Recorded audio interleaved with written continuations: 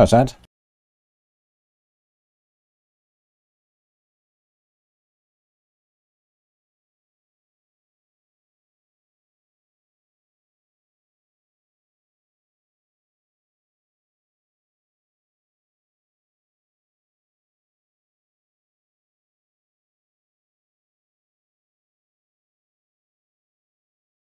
Alright, welcome to the stream, everyone. How's it going?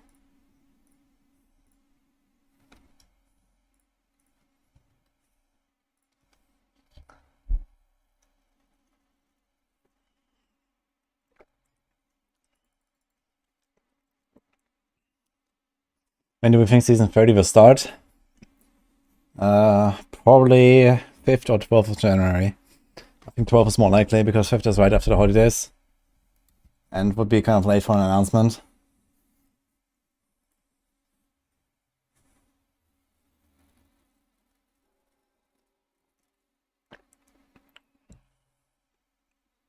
Hello, Doffer. Hello, one on YouTube, hello on Twitch.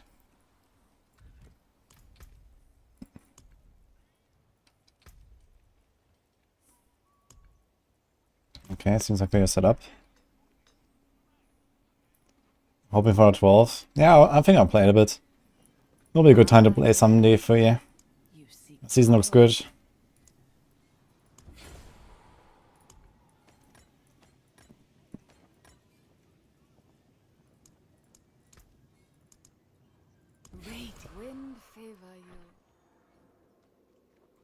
I'm not sure yet what I will play. I haven't really decided on any builds or anything. I want to try zombie bears, they'll have 50 though. That'll be fun. I really like zombie bears. It's gonna be pretty powerful now. So I might do some witch doctor. And today is the time, guys. Yeah, level 47 Tears of Blood. Getting there. Also had to get some new potions.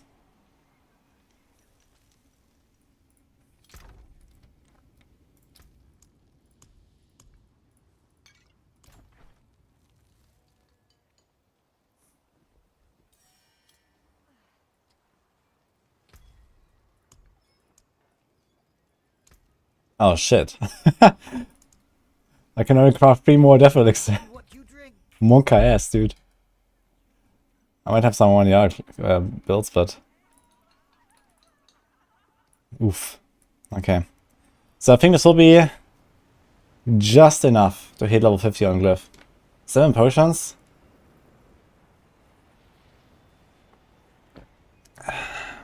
So this is nearly 5 hours, right? 4 potions are 3 hours. So no, it's nearly, it's like 5 hours 15. So it should be pretty much plus minus exactly enough. If I don't proc anyway.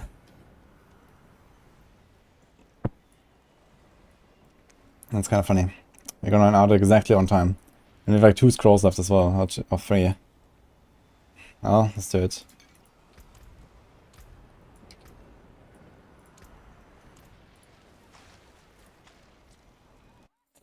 Just do it without potions. Well, I mean, like, last few days of the season, we're gonna do that probably. Just gonna kill off our character. Actually, I could do it on the other rogue, I just realized. I don't have to sacrifice this rogue.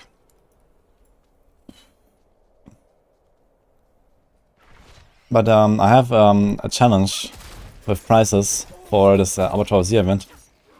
Hardcore, no elixirs, no uniques, no Tears of Blood Glyph. So yeah, I might actually go on the other rogue and just like kill that one off. At some point. Wait, where's my... I didn't exchange all the skills apparently.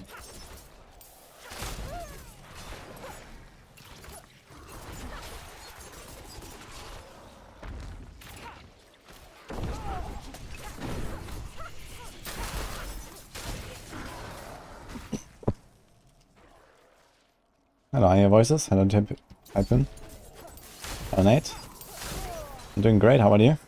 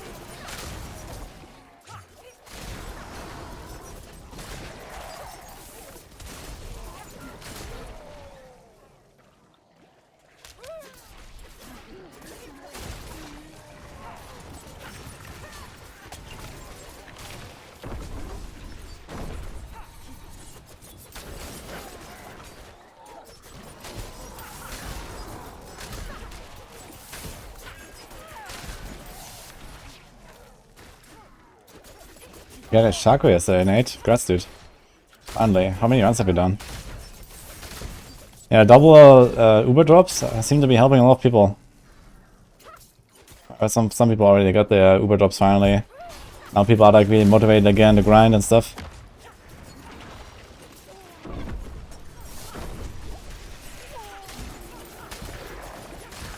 Who else got like some Uber unique they were waiting for since the double drops?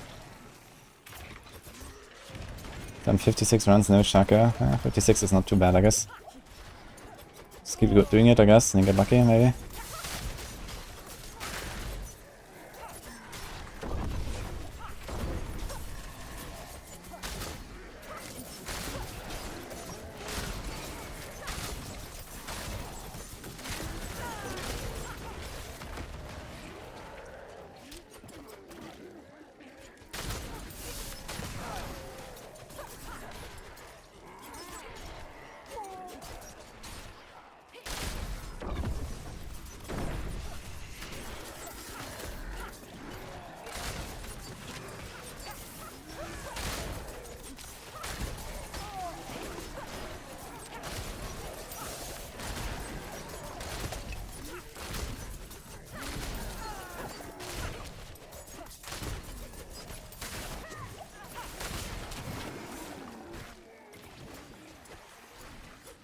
$3,000 runs? Wait, really, Nate?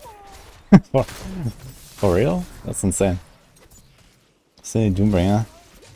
Okay, I guess it's just like a figure of speech. He didn't do that many, I suppose.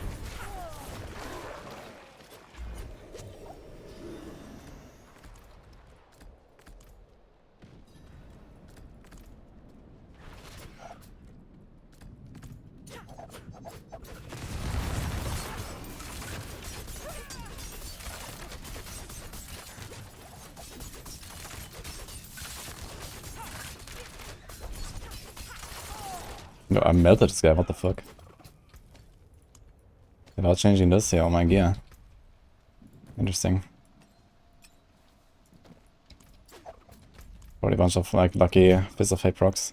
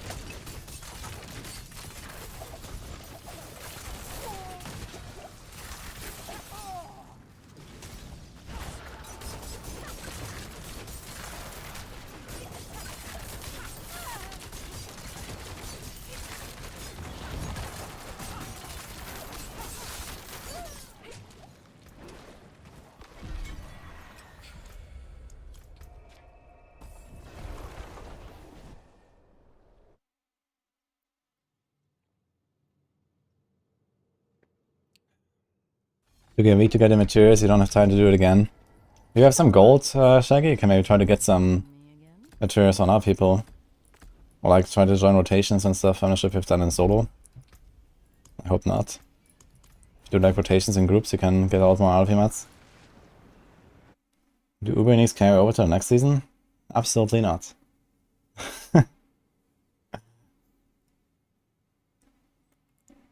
How much percent increase in damage is 22 common points? Yeah, it's around triple or quadruple or so. That's a lot.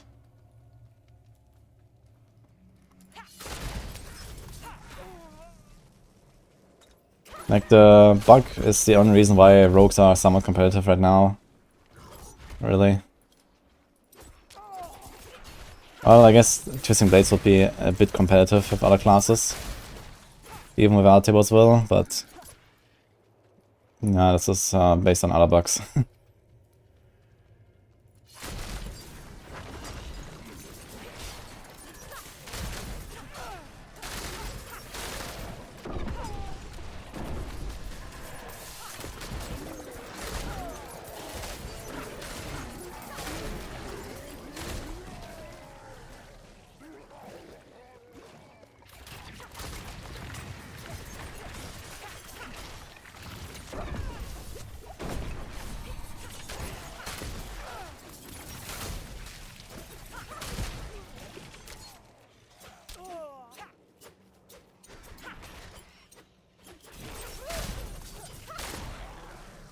Hey Thunderbolt, what's the best way to farm gear post 100? Mostly high tier 9 dungeons. Well, people also get a lot of gear from Duriel, but Duriel, you know, it's like you can only do so many of them. So usually, if you like want to spend your time best, then you just farm like T100 9 dungeons. You get pretty good loot there.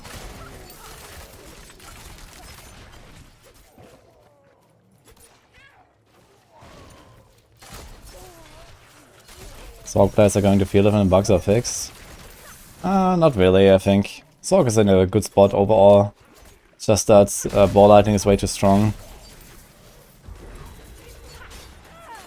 And I guess to some degree Blizzard. As far as I know, there's no bugs with Blizzard, so it's just like a really powerful build. Hope they're gonna tune that down a bit as well, maybe.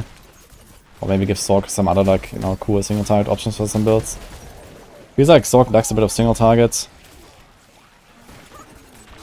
on some builds. Like Fireball, Frozen Orb, like this is still not really fixed. Charge Balls also doesn't feel great on single target, to be honest.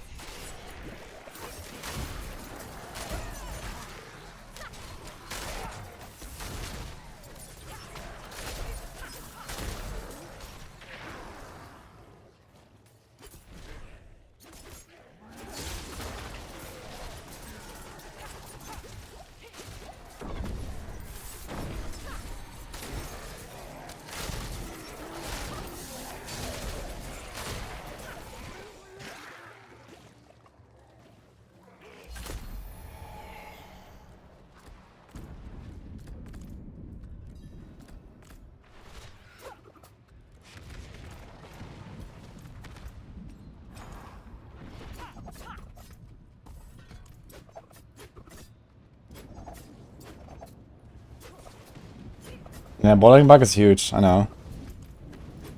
And the thing is that I think a lot of people like maybe underestimate like how good the other builds in Zork are.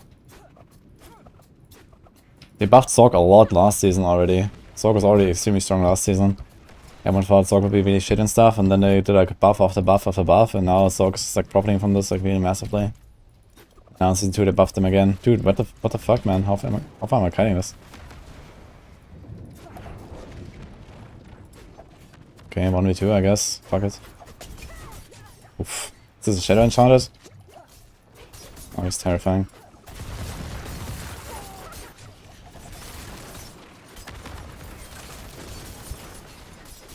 Yeah.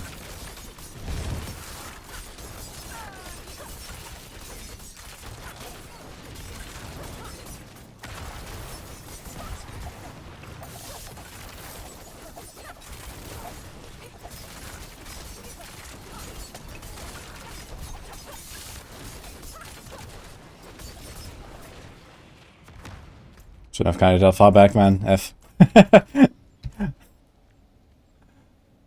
Hello, Changtan.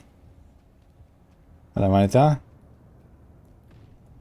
If you're getting 3 resist on the boots, where do you get the other 2 if you're a Shaka? Well, you either get it on your chest or on your jewelry. Or you can try to do some shenanigans with instances. That's somewhat some people are also doing. So you have to decide on, like, you know, what do you want to sacrifice.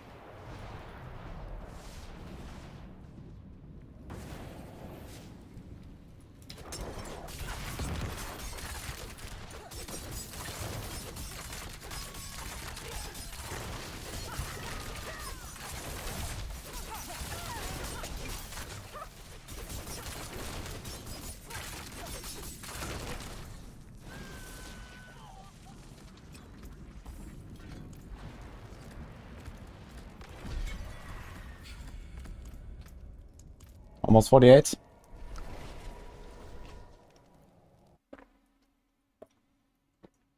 Did I change anything on the rogue build since the last video?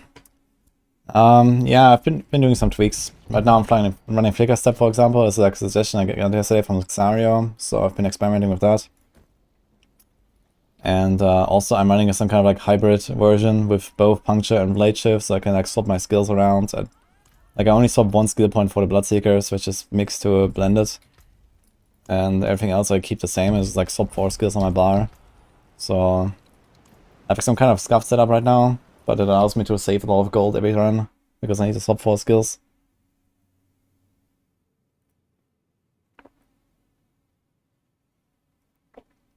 How is it possible to with just a 9k armor? Well, I'll tell you a secret, it's actually 7.9. The answer is disobedience.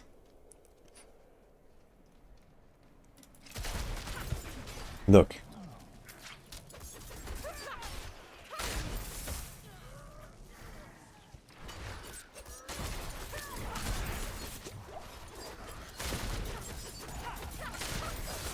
this guy invisible? Where's the second champion? And here, now it follows me, man.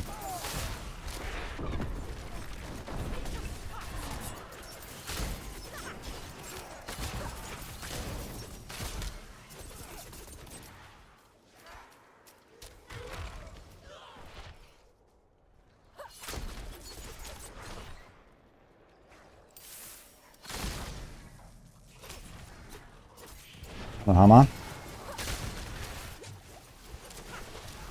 Wait. Oh, this guy escaped F.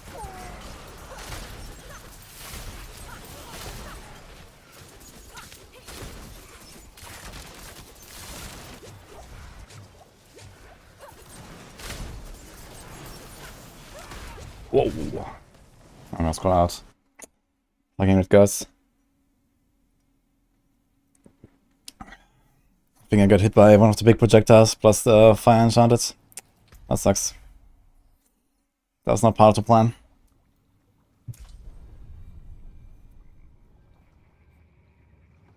I've beaten the game story mode, now I don't know what to do. Well, after the story, the game starts. Which is, you grind to level 100, you get good gear, you perfect your gear, you perfect your build, you beat all the challenges in the game, do the season journey. I mean, in World Tier 3, there's like extra activities that open up, which is Nightmare Dungeons and Hell Tide. And you can do those, get your gear, grind to World Tier 4, then you can grind to level 100. There's like a lot of stuff you can do, basically.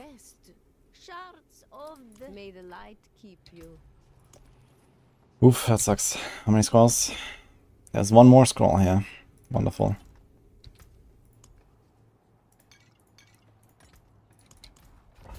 Oh, the shitty start today.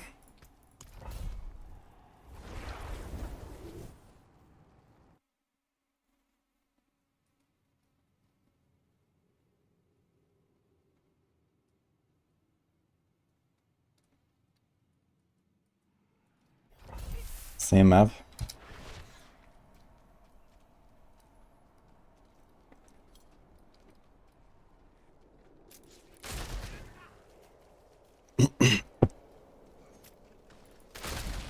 It's also not exactly a very tame monster type here. To punish us.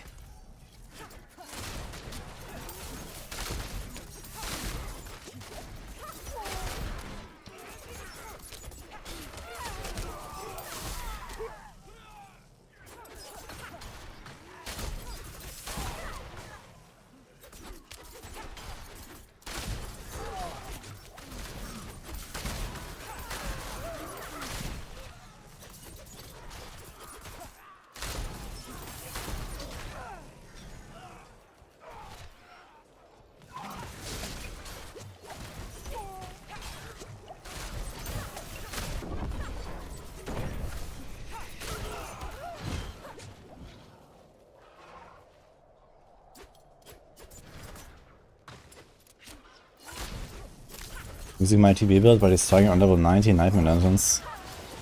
That sounds like you're missing something very important. It has nothing to do with attack power. Attack power is a number you should never look at in this game. It means nothing.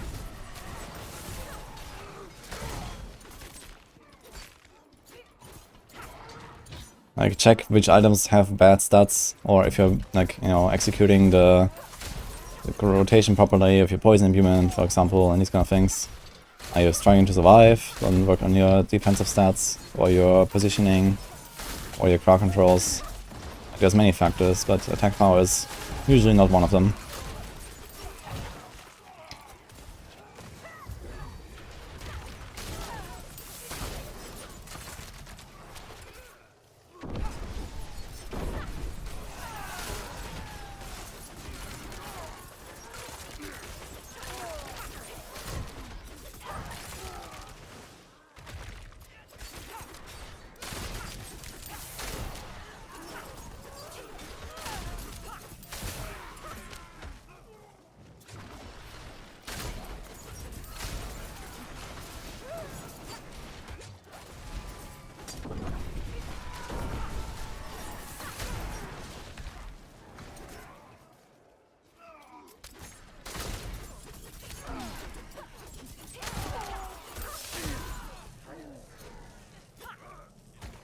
I'm still playing Flicker Step setup right now. I think I'm gonna keep going with it until I hit level 50. I mean, it's just like some more hours, basically.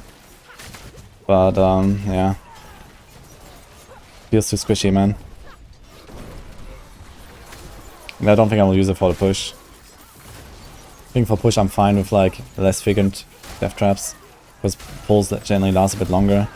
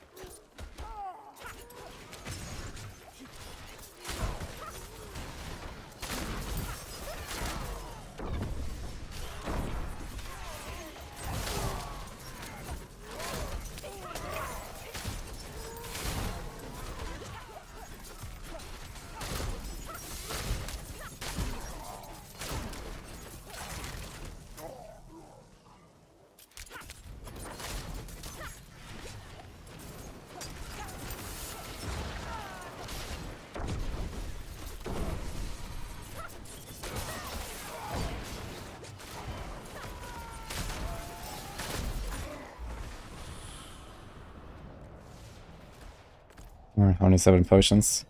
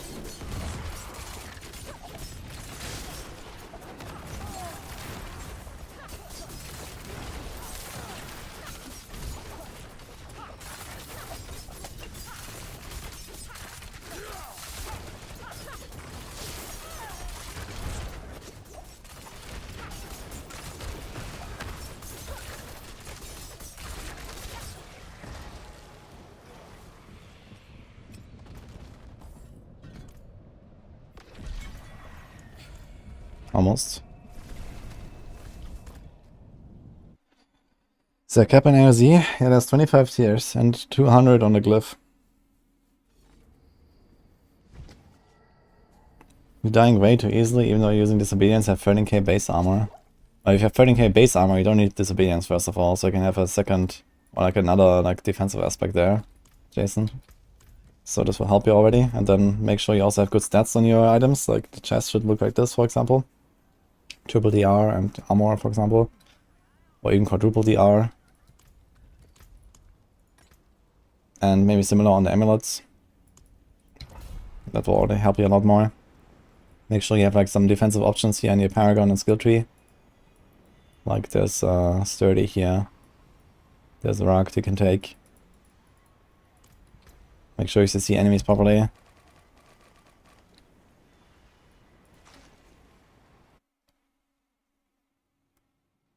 Does Rogue utilize any snapshots?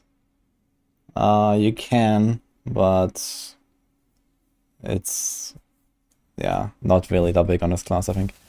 I think some people do the elements snapshot. Instead of Fist of Fate, you can run elements aspects. That might be a bit better. And I think some people do like accelerating aspects as well.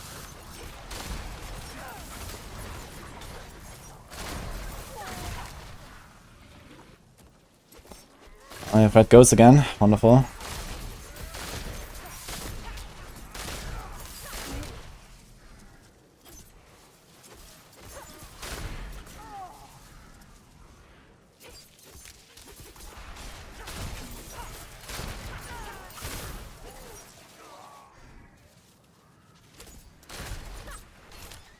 Any elites?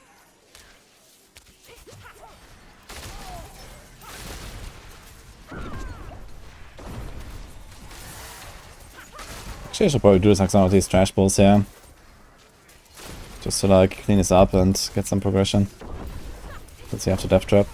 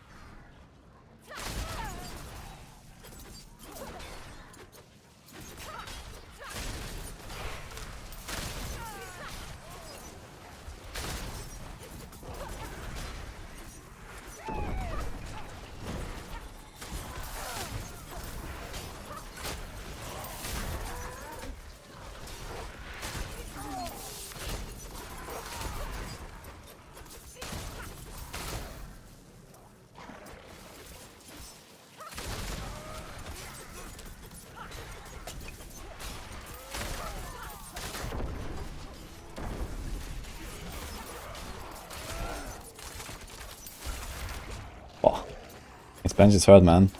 Like 2/3 of my life or so, this is probably why I procced earlier. It fucking hurts.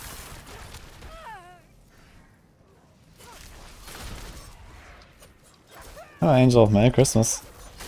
Thank you. It's almost here.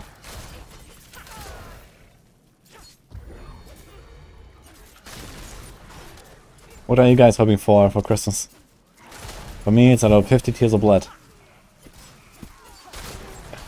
Merry Christmas.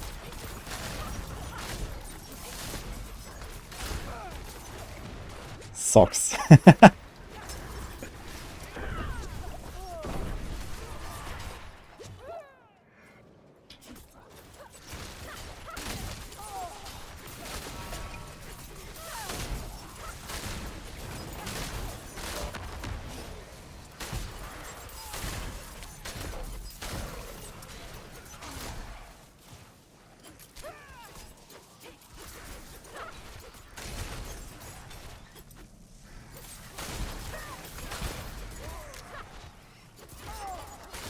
Your vibe is very hype buying stuff.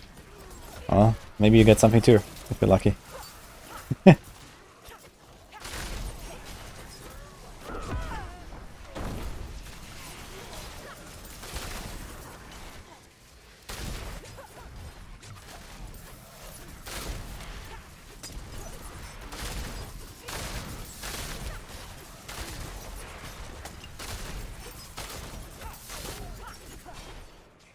Is a protection. Kind of tempted to take it, man. Against all these fucking red ghosts. I think the red ghosts are generally more dangerous than the bloodseekers.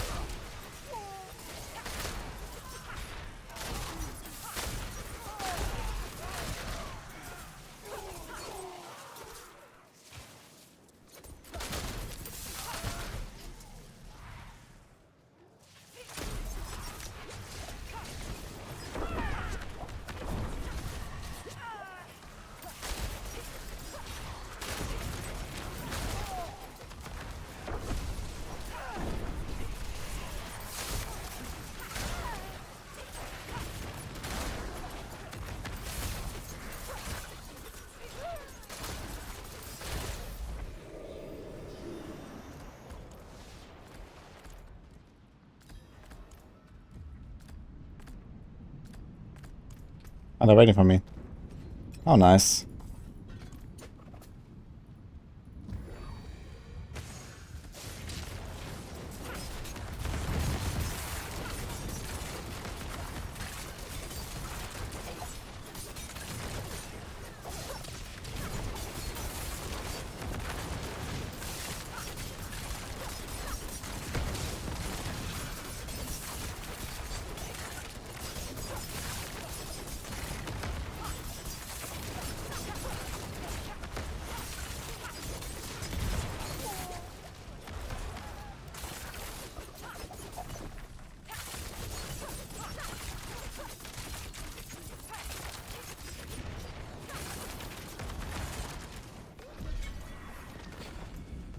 You go, 48.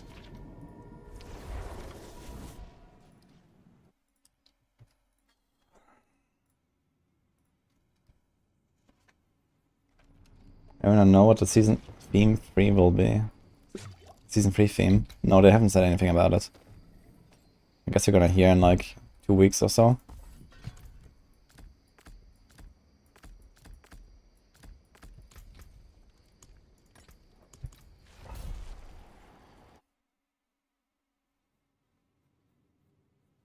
No, that's so Glyph for 50, by the way.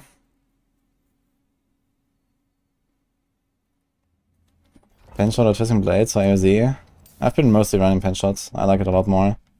But the builds are, seems like, equal in power. That is okay, by the way. You stack Roughing Presence. That's not the worst, I guess. You got a lot of stuff for your folks.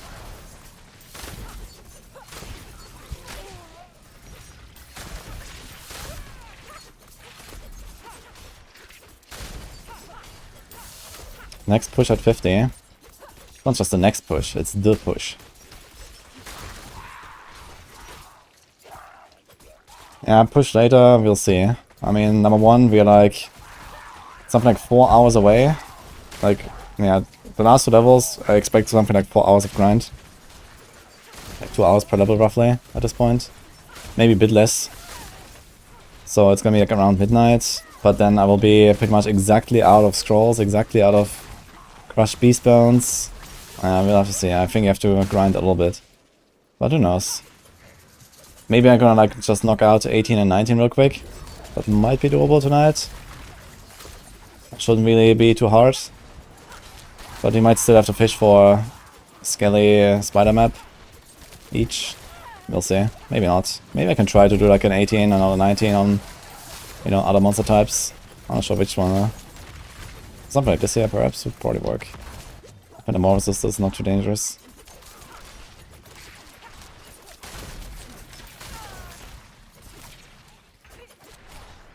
The highest I can do it with a rogue at 50. Yeah, I mean 20 has been done with tier 50 glyph.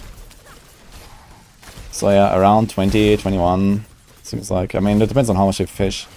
The thing is, I didn't use the visual exploit, so I don't have infinite attempts. Plus I'm on hardcore, I'm also limited by scrolls, I'm limited by other materials.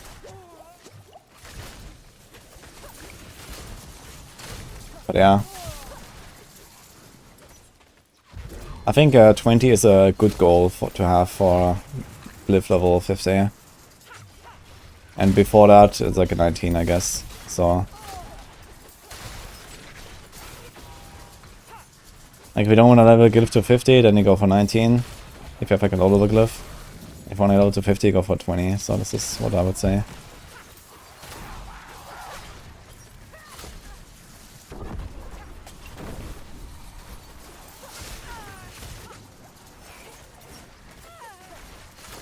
Oh, shit.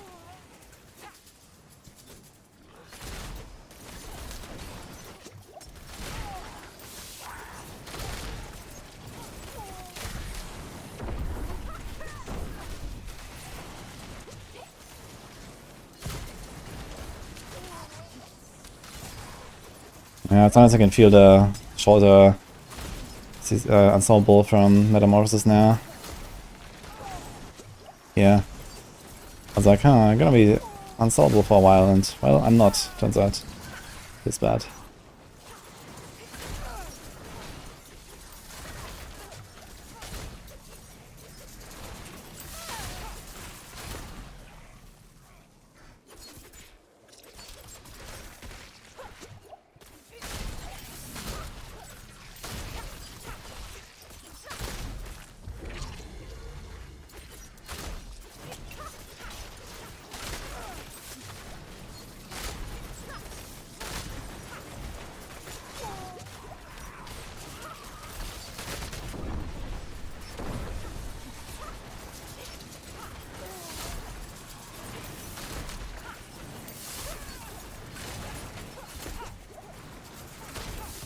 Oh, didn't see the explosion.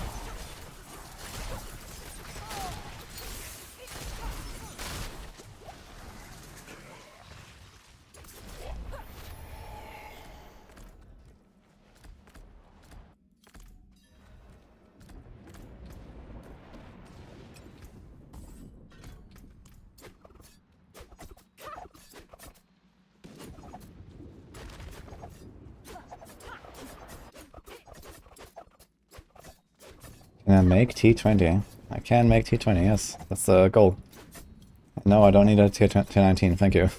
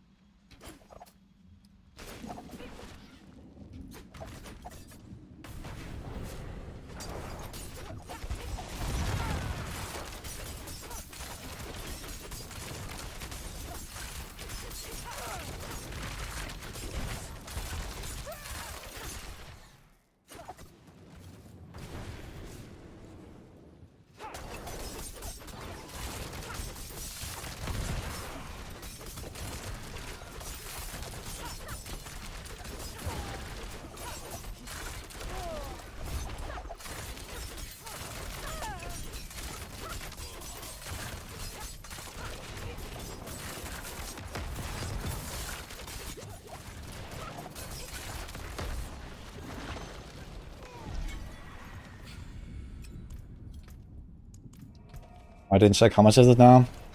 It's like over 300,000, I think, per level up. I do around 200k per hour. What am I gonna eat for Christmas? Actually, I don't know. I guess I'm gonna go out with Nini. I mean, it's just us here right now, so we don't have like big family gathering or something.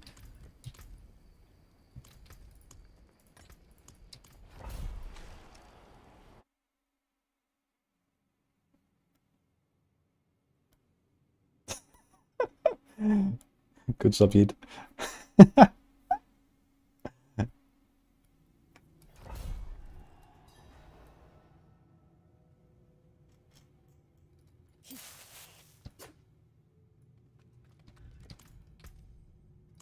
We got foreign banned for talking about things that could improve the game. Have the discussion with other players. Really?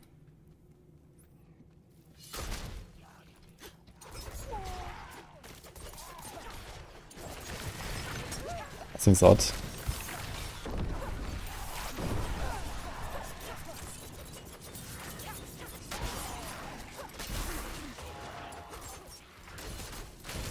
Ugh, he actually hit me. He was already poisoned up. Okay.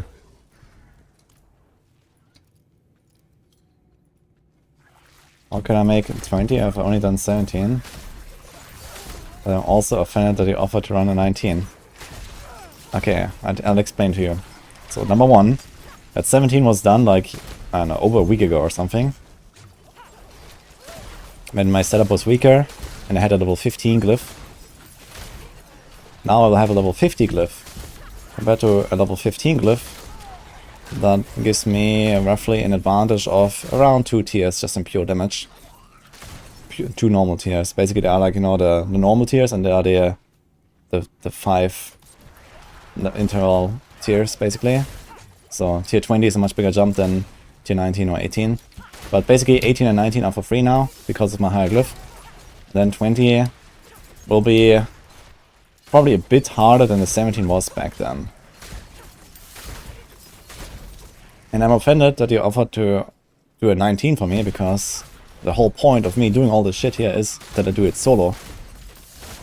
So obviously I don't want to have a free 19 run just to unlock a 20, which, you know, first of all, it will not be hard to do a 19, because a 20, if that is a target, is many times harder than a 19, because of the HP scaling at every 5 tiers. So I can do a 19 easily anyway, and I wouldn't do it solo if you carry me.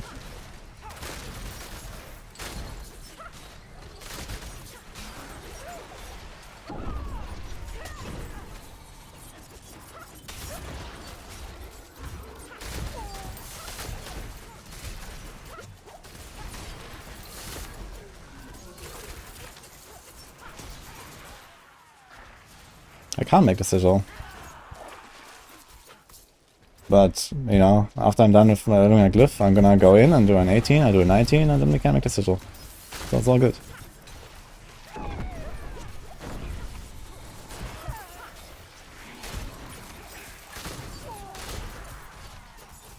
I don't think it will take longer than like an hour or two maximum to do 18 and 19.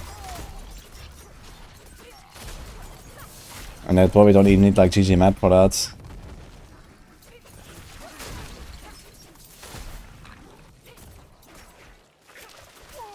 No, I can't make it 20s as well. Yeah. I will make it.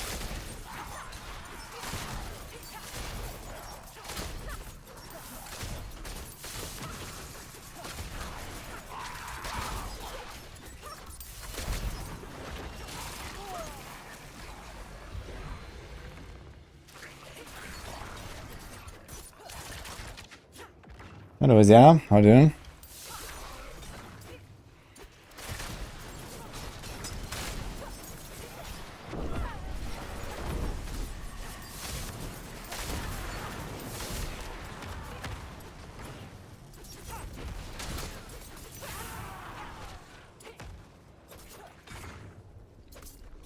Two-minute ads?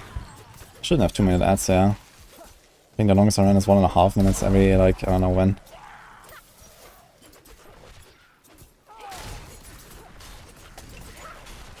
Not sure why I get 2.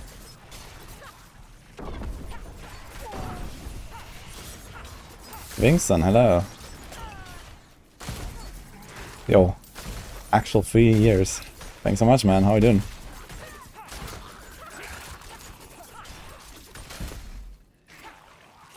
Hello, Philip. Happy holidays, yeah.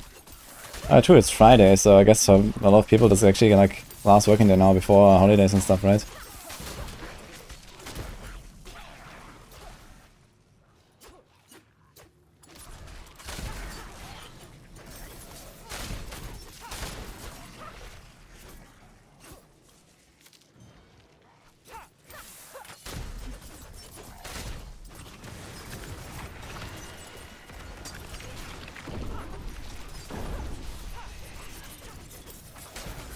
Whoa.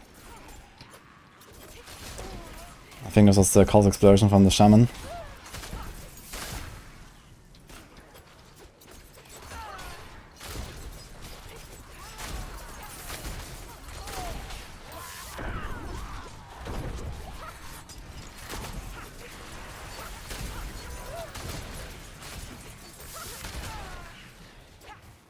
And why doesn't then go there like it's the end of the world?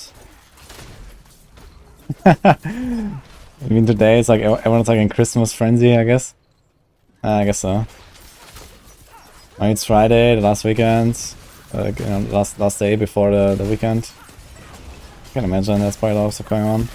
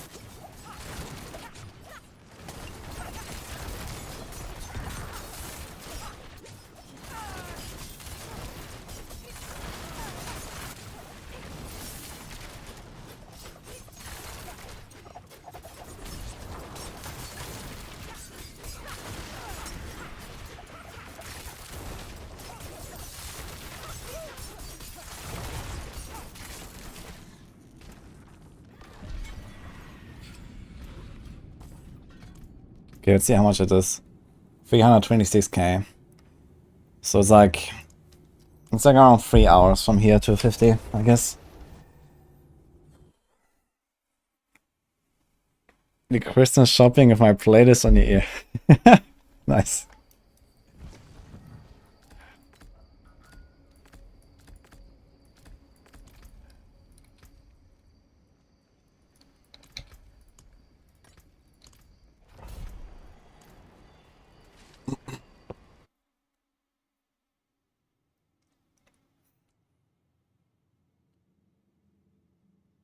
Oh, I've had a big gift.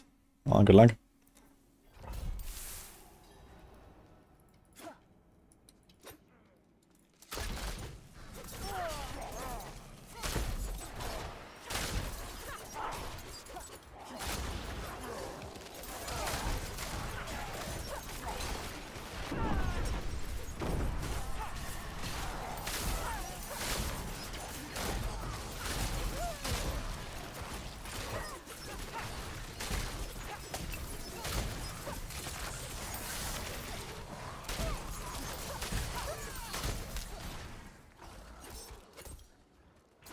If both D3 and D4 were populated, which I would rather be playing?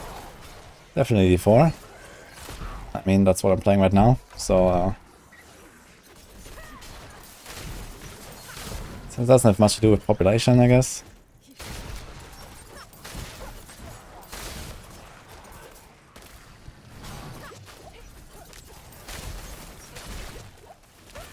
Yeah, I've played so much D3 in my life.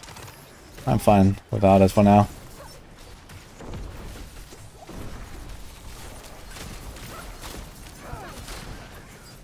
Honestly, I don't really feel the urge much anymore to blast a lot of D3. I did a bit in the season 29, I'm gonna do a bit again in season 30 and, you know, whenever the new seasons come. But, I mean, the D3 times are over, basically, and that's just how I feel. You know, I'm not really that interested in, like, making daily 1 or 2 YouTube videos for D3 and all that. You know, I'm gonna do that for D4 now, and it's just way more enjoyable. You know. Progress, we call it.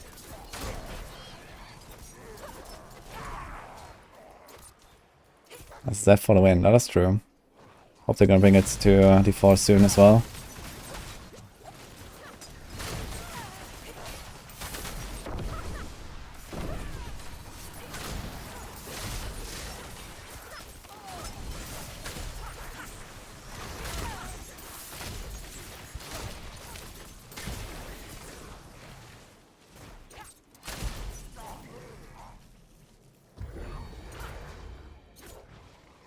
What do I play if Blizzard announced that D4 is dead and shuts down the service? Well, I guess we're gonna play a lot of PoE.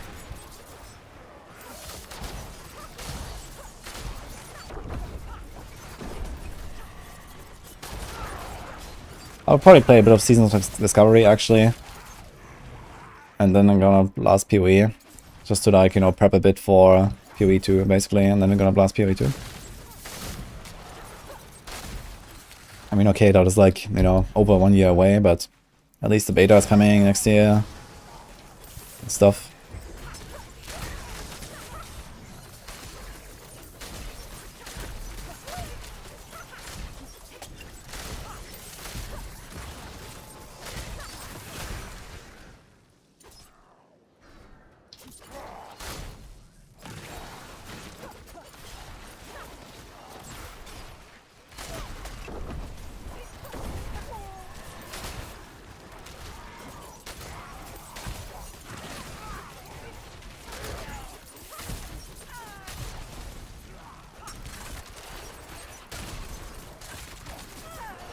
It's gonna be kind of weird next season to like play this video game and only shoot like 5 arrows and not like 27 every time you press your skills.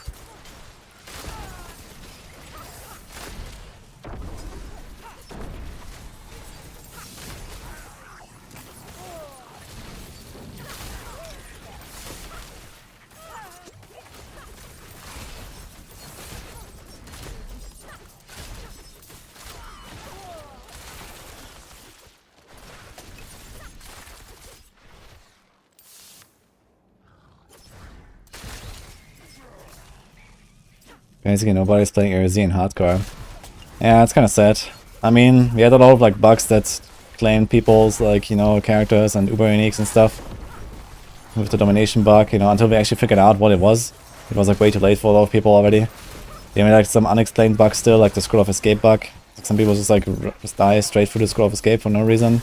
We hadn't figured out why that happens at all.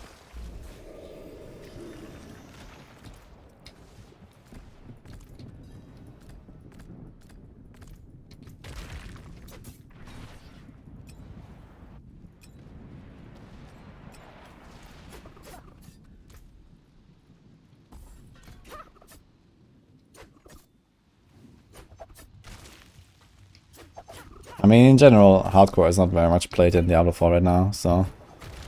I think hardcore would be way more popular if they removed the cheat elixir. It would certainly be a lot more fun for those people that actually try to have a challenge. And even if it doesn't become more popular, it will be more exciting for those that do play it. Hope they're gonna change their stance eventually.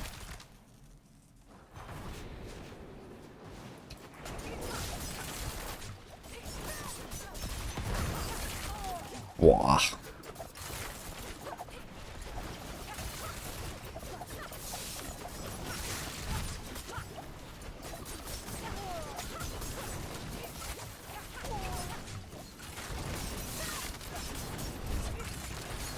Double fire enchantment, man.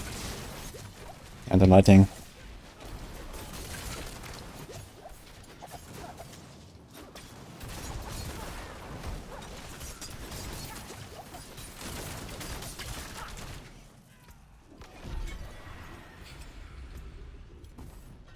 These bloodseekers don't mess around, man.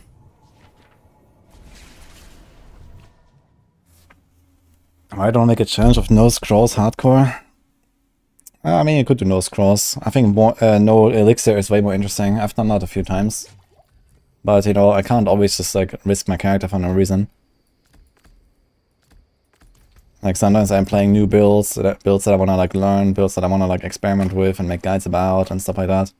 So, like, if you play builds I've already played before, just for fun, sure, you know. I don't mind if I rip at some point. But right now I still have a lot of things to learn in this game as well. And we're not there yet to have played everything and know everything that this game has.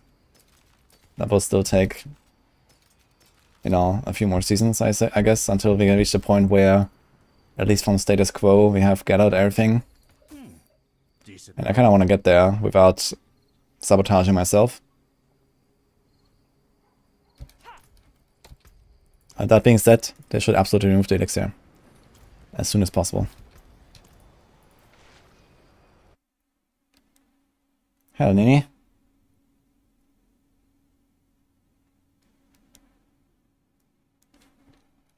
In D3, unless you're shorting, you can't even die in hardcore. Yeah, exactly. I mean, D4 has the same problem. Like in D4, you can die even less than in D3. And in D3 was already hard enough to die in hardcore. Still people do. Still I did, you know. So, that's just how it is. I mean, in D3 you can definitely run into situations where you can die. In D4 you can't, unless you're a Pepega. Especially in Season 2, where everyone has Metamorphosis, and everyone is like perma-unsolvable. As long as you're unsolvable, you cannot die. In D4. And I mean, okay, Metamorphosis is gonna disappear again, and then not everyone is gonna be perma-unsolvable, but you know, some classes are pretty much perma-unsolvable. You know, Barbs are pretty much perma-unsolvable with their shout and whatever. And you know, other builds as well have like unsolvable on demand all the time. As long as you have an unsolvable, you cannot die, basically. Which is a huge problem. So in the end, you know, hardcore is just all about attrition right now in Diablo 4. It's not so much about playing the game well in every single situation, it's just about attrition with your resources. Like, you know, for example right now, like I'm running out of scrolls, I'm running out of G-Death potions because of the AOZ grind. So I'm just running out of resources to actually, you know, continue. And the worse I play, the faster I will run out of these resources. So this is also a somewhat interesting mechanic right now. But on the other hand, it's just a grinding mechanic that like you can outgrind your resources and just like, you know, keep going basically. If I played more, I would not have this issue. You know, if I had prepared more before AOZ came out, if I had more scrolls, if I didn't waste so many scrolls on my wudijo, etc., right? I would have more resources now to actually keep going AOZ. But yeah. So it's kind of like a weird limitation and doesn't put enough of an emphasis on like actually playing the game well in every single situation. If there was like more competitors in the game, if there was like actual reason to like, you know, be the first to push to tier 25 on hardcore in the world, you know, if there was something like that, then this whole attrition like mechanic basically would make a lot more sense, I guess. With like running out of resources faster than other people or slower than other people. But since there's not actually any real competition in the game, it's just like some artificial limitation.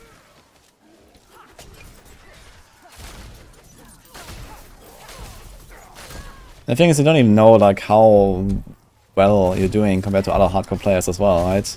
We have the unofficial AOZ leaderboards, and this is literally it. Like, other than that, we don't have any information. Like, how well am I doing compared to others? Who knows?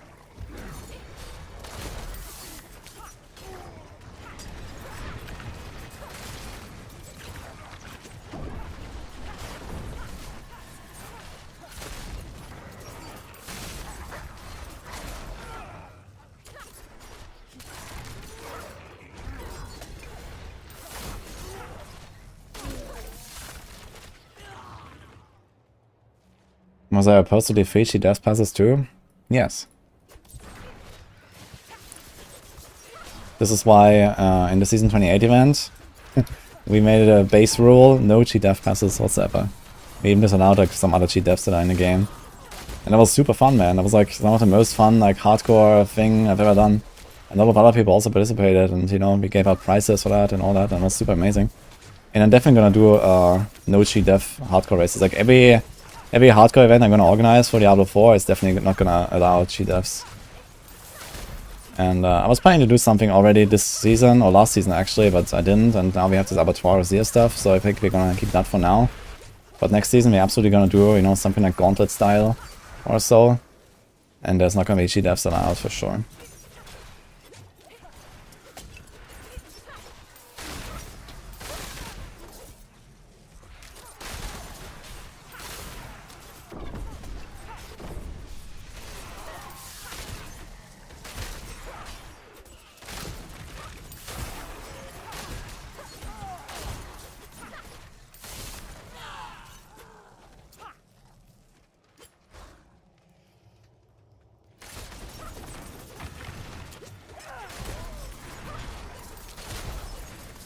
It's gonna be tight with my potions.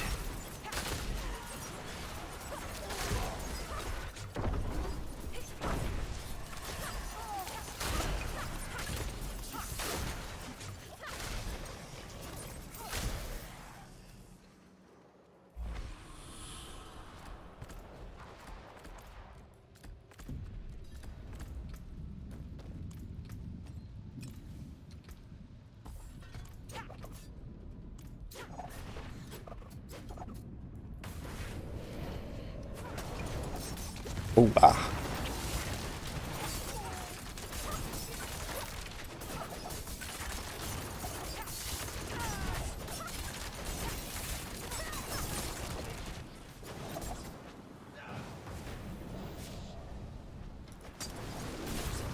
I guess there's a stalker and a rogue. I don't really wanna... Oh, actually we can kind of like this. The stalker didn't teleport, that's funny.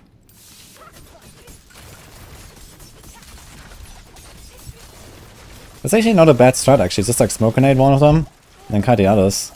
Usually it will stand still. Should try this more often.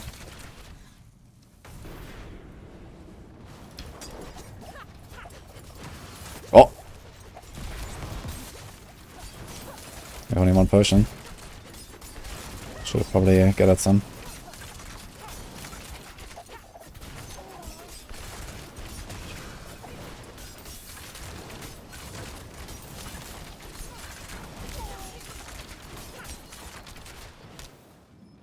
It's fine. Dude, what? Okay.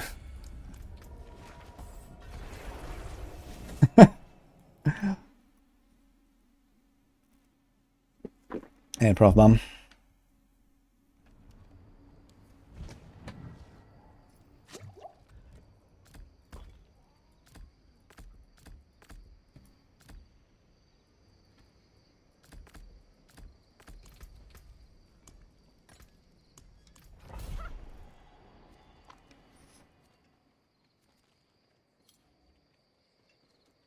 The thing that happens when you move G-Dev is that 95% of the players just do brain-dead, easy content and overly defensive builds the whole time, and it's boring as hell. Well, first of all, 95% of the players play softcore. Anyway. So, removing G-Dev doesn't really interfere with them in any way. And then there's also the thing that if there are leaderboards and there is competition and there is racing and, you know, all that stuff, you have a very real reason not to play an overly defensive build that is super boring and slow.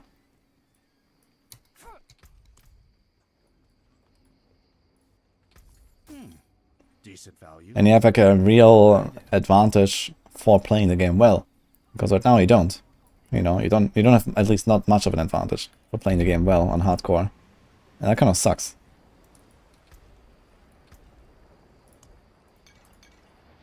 Oh shit. I just popped my access twice. Well.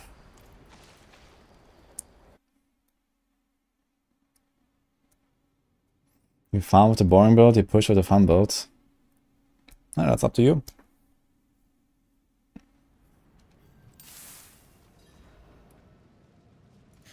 Good luck, beggar face.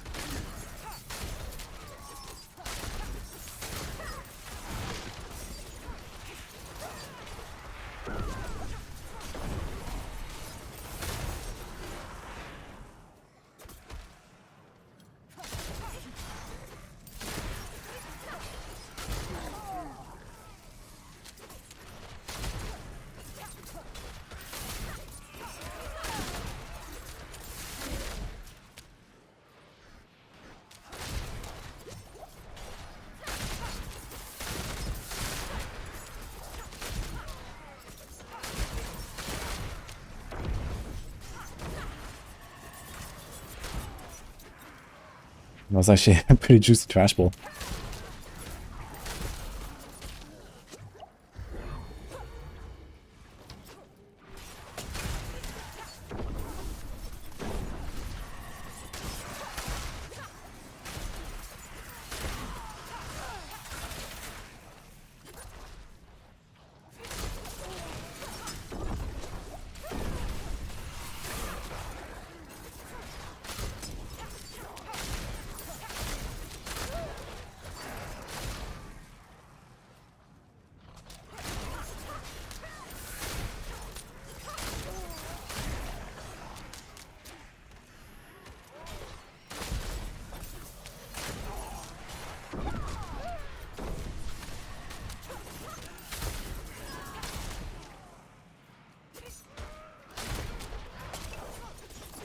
Oh shit.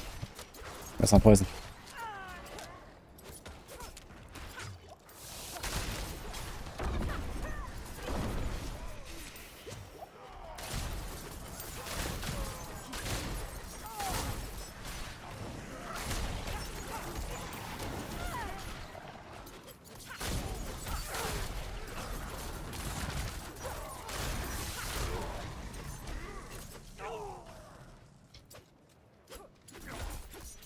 So some kind of pen shot DT combo builds. No, the death trap is just there for pulling. I don't have exposure passive or something. But I have flicker stab.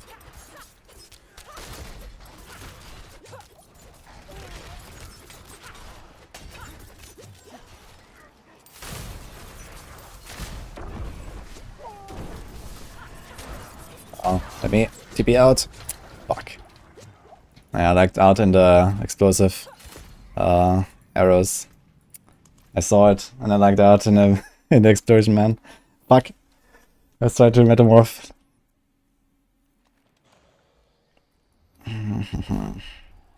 Sweet game. I think I'm running out of G death pots though before I can. I might have some actually. Let's check. If I have something maybe here.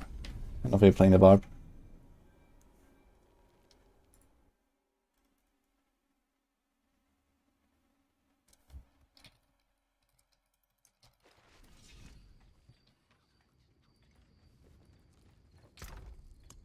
Four.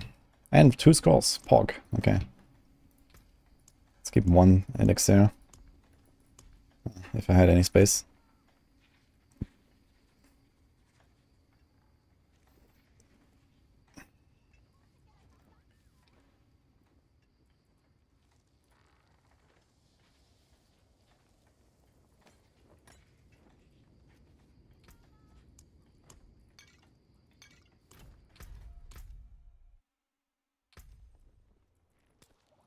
Let's see, take this one as too.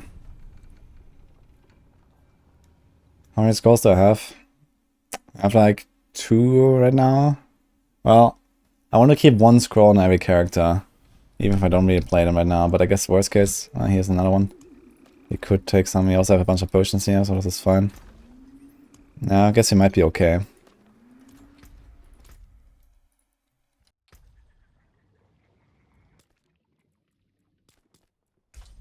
Let's see if this guy has anything, actually.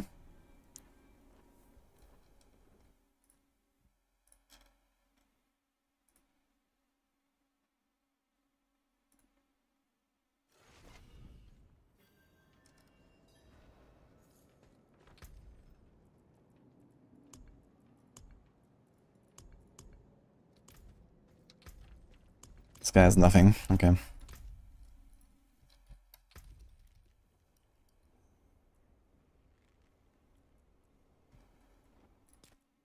Check this one.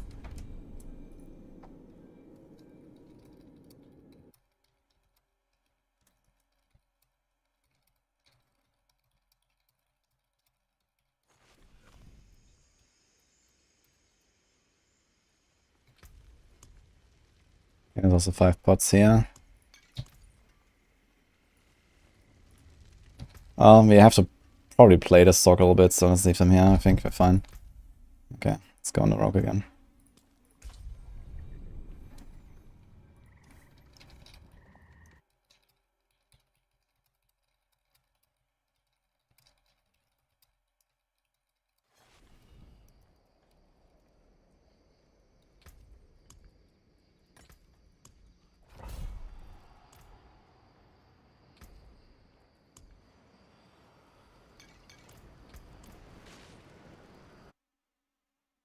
Beast in the Eyes is good for death pots and scrolls. Wait, how come? What's so good about this there?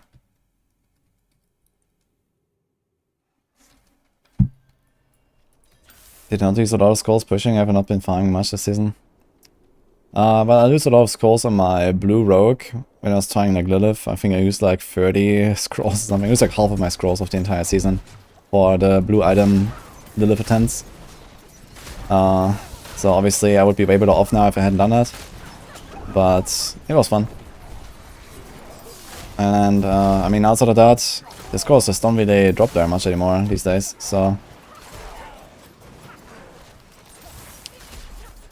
For the pushes themselves, I don't really need that much, but you know, like if you do like, I don't know how many runs I had to do. It was like 7.5 million, or let's say 7 million XP I had to grind, so it was like 350 tier 14 runs.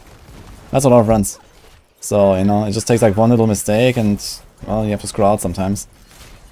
And 350 runs, that does happen, you know, from time to time.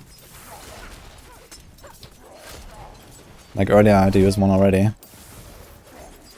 Yeah, and the pushes usually I don't need very much, because you know, you don't really play that many runs in the push, you know. For example, last time I did my tier 17 push, out of 100 runs I only played 5. And the rest was just fishing. So it's not that bad anyway, in pushing, because there's so few runs you can actually try. It's more about getting a sigil powder there.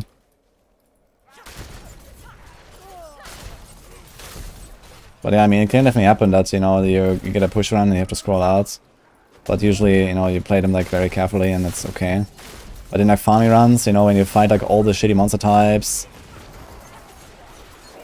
and you're like, you know, constantly like under stress basically, about break, it can definitely happen that you do make mistakes and you have to scroll. Yeah, seriously, man, what the fuck is going on with these vampires?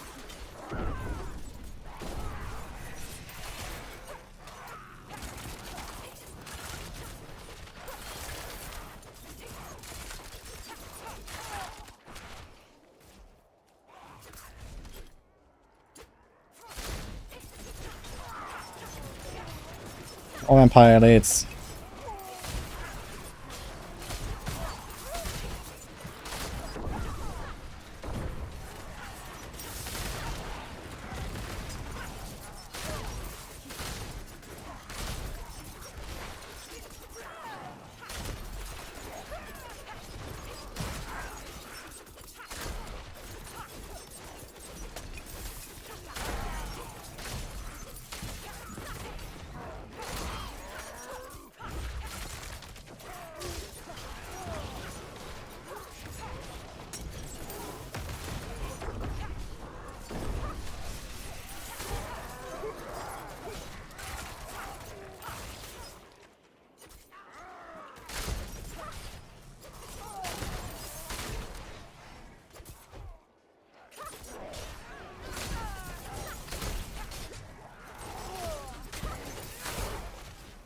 Yo, that was extra prime.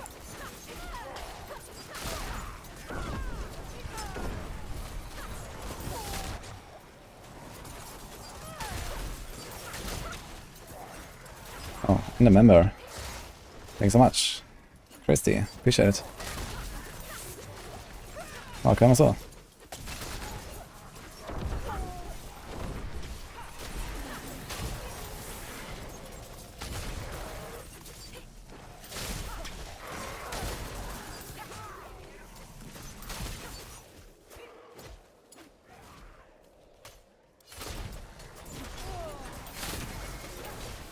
Yeah, a million needs and beasts in ice dungeons, so more chance of dropping scrolls. Also, Mercy's Rage is top tier.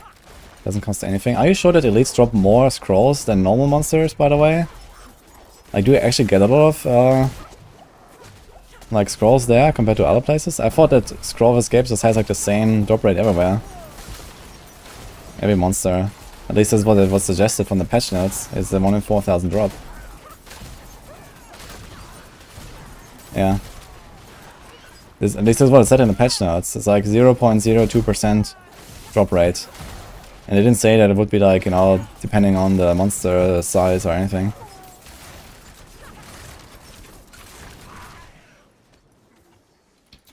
Well, who knows, maybe. Maybe this is just like the base drop rate and then it scales with like the, you know, rarity of the monster and the size of the monster and stuff. That could be. Because if it's like really 1 in 4,000, sometimes I get like back to back, like, you know, 2 scrolls. I've actually found like 3 scrolls back to back sometimes, like, it does happen. So maybe at least do that more.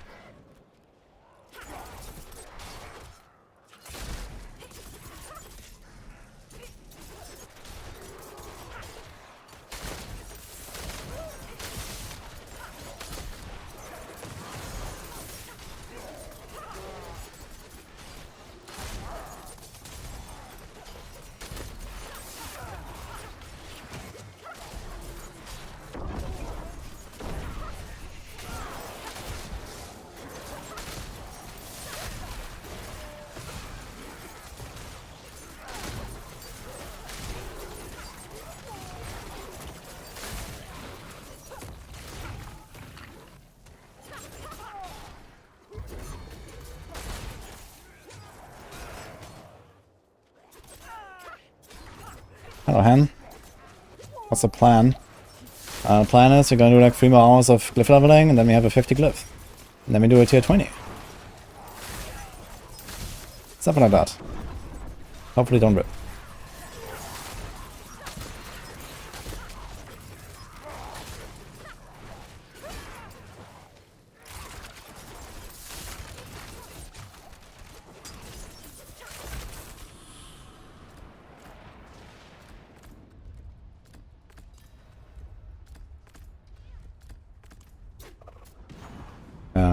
What? Okay.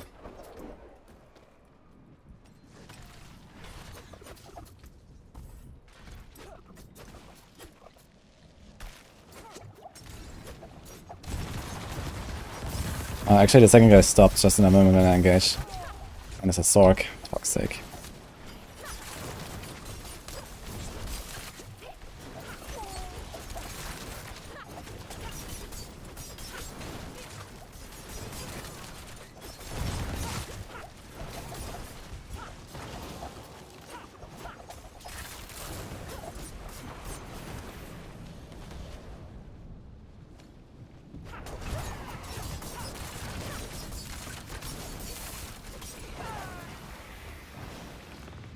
More explosions. This was actually a very slow run, man. Look at us, 8 minutes, what the hell? These vampires.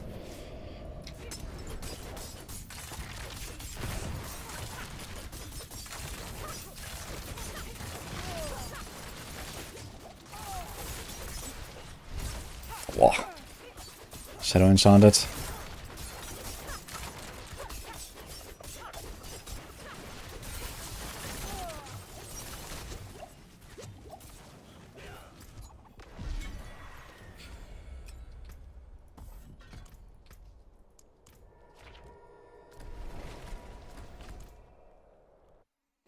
How do I become a member? There should be a button somewhere, like on the stream, under the stream. It's called join. It's basically the same as like subscribing on Twitch. I'm not sure if you're like familiar with TwitchNet, but this is where I used to stream a lot. Well, I still am. But for the last decade I was there, and now we're also on YouTube. But for YouTube, the join is basically like a Twitch subscription to support the streamer, basically. And you get the emotes and get some other stuff. Get a nice little icon and a color.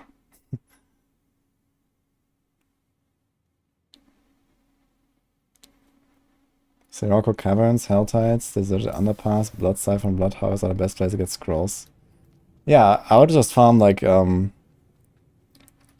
burrows, honestly, because it's also good to crush beast bones, which are the most rare currently in the meta, I think. The Nightmare Dungeon meta. For the elixirs, at least I need a lot of crushed beast bones, I have all the other stuff. And you also get lots of spiders there, so you should have really high chances for getting scrolls. I'm gonna try some blind burrow farm maybe for like an hour or two and just see how that goes. Although I'm not 100% sure if I still need crushed beast bones for my instances. I also need it for some instances, but I'm not sure which one. Maybe I don't. Okay, here's like the GG map. GG monster type at least. Let's see. A really bad map.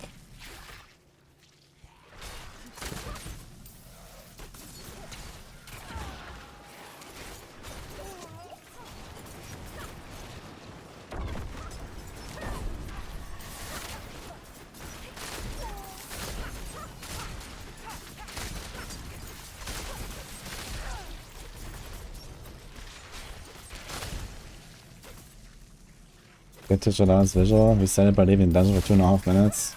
Get 30 per run. Yeah, okay, but then doing the resets. I don't even want to do the reset strats on like Nightmare Dungeons, honestly. That's a kind of... I started doing it here in AOZ, but I also don't really want to, honestly. Now that they removed the... or like lowered the cost of sigils. I never wanted to do this like reset strats in Nightmare Dungeons.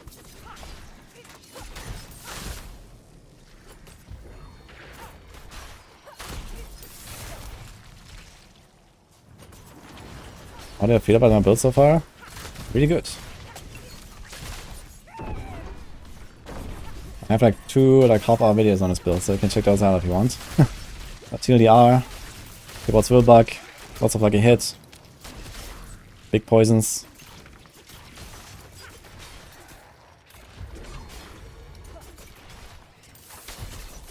Bit of death trap for pulling stuff.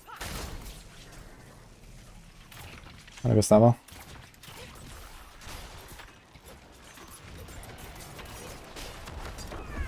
Been doing 17, you count from 19 constantly.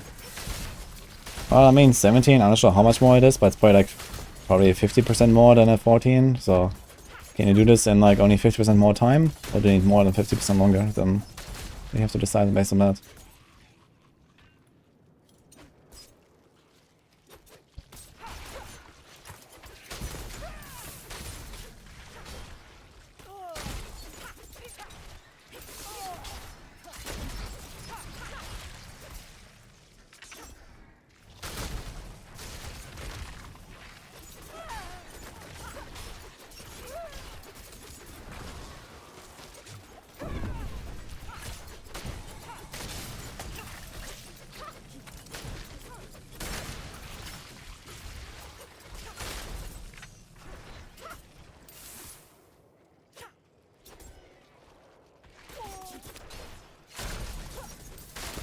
You gotta play the game they gave you, not the one in your mind. I don't mind being idealistic.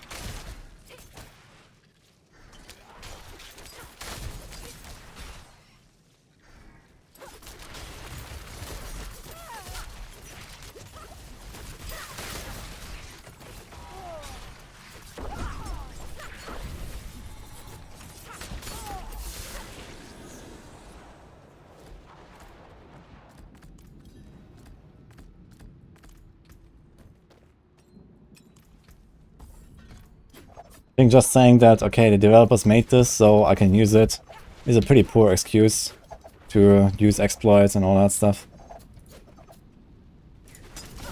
Wow.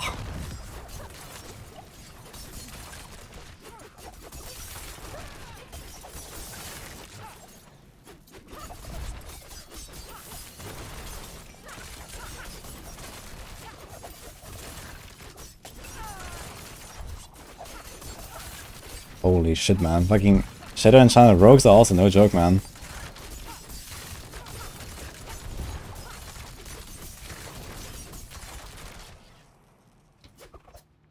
Hello, mister. Finishing Glyph tonight.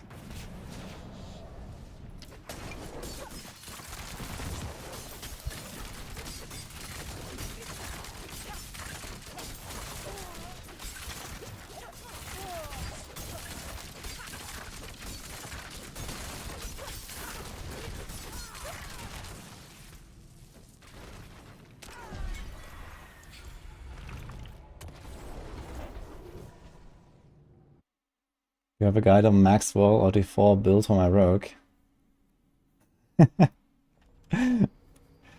I didn't write the penshot guide, this was Dark Side, but he put in the poison variant that I'm playing. Well, pretty close to this at least. Otherwise, I have a video on this. 2 videos.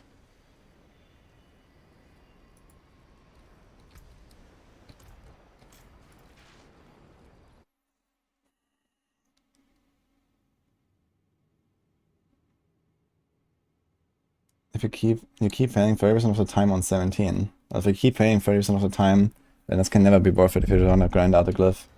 You want to do a tier that it can do 100% of the time.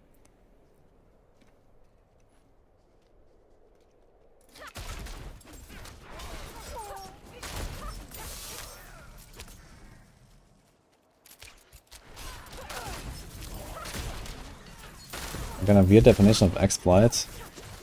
Really? Is it an exploit to use a sigil to escape a rift?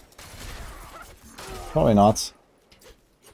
I think it's more of a thing that should be changed at some point, but it's like a fundamental game mechanic that's just like stupid.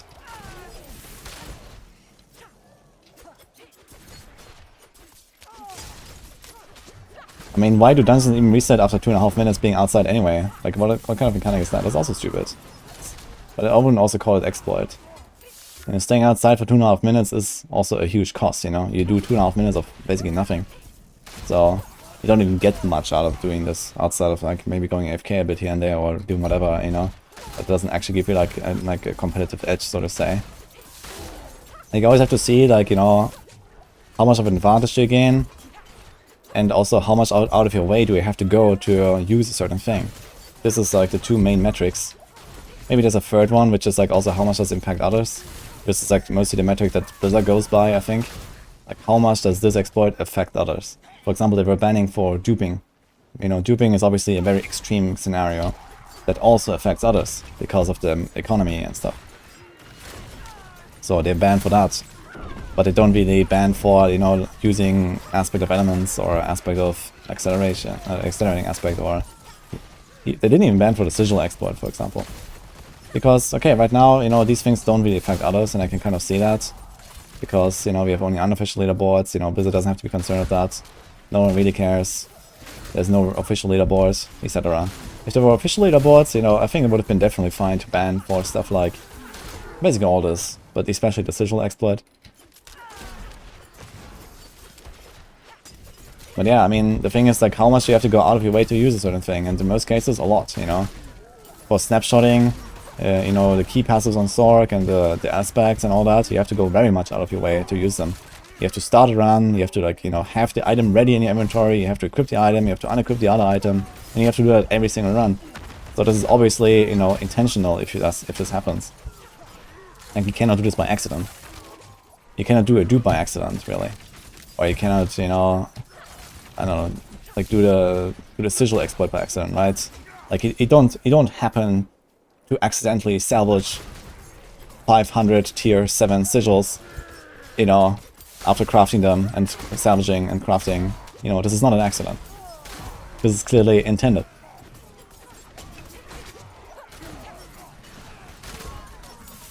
But what you can do on accident is going outside of the run and staying there for 2.5 minutes and then going back in. You know, and I mean, you can abuse that, but on the other hand, you know, it can happen very easily on accident. You know, it has happened to me on accident, even situations when I didn't want that. It's reset my run, I was like, oh fuck, and I didn't want it. You can open another sigil by accident inside another run, and this is just how the game works, you know, it just kicks you out, which is stupid, but this is how it works. And that should be changed. But it's not really much of an exploit, I guess. And technically you also pay a cost for it, which is sigil powder. Although not very much, I guess.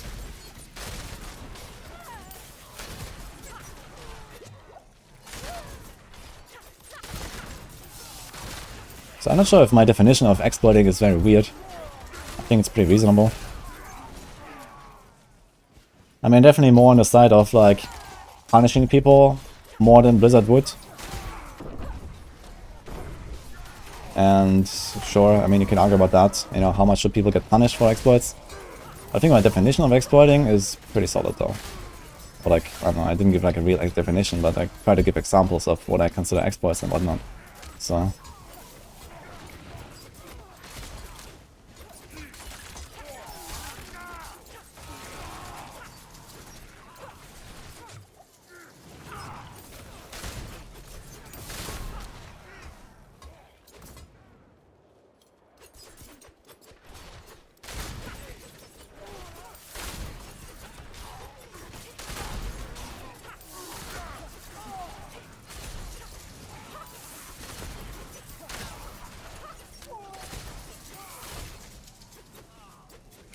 to get punished for leaving dungeon for 2.5 minutes and going back in?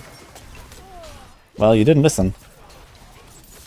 This is exactly one of those examples where I mean this is not something that should be punished, or not something that is really an exploit. I disagree that this is how the game should work, But I don't think that leaving the dungeon for 2.5 minutes and going out is like necessarily a huge exploit. It's just a game mechanic. For some reason, I don't even understand why, but for some reason the game reset the dungeon when you go out for 2.5 minutes. Which is really weird in the context of, you know, limited sigil powder, you know, like in AoZ pushing, right? Like sigil powder kind of matters. I mean, less now, but it did matter a lot more before they changed it. And I was saving a lot of sigil powder using that. On the other hand, you still have to pay the cost of chilling outside for 2.5 minutes. And I mean, you can go around and do a whisper or some shit. But it's not exactly the same as doing the thing you wanted to do all along.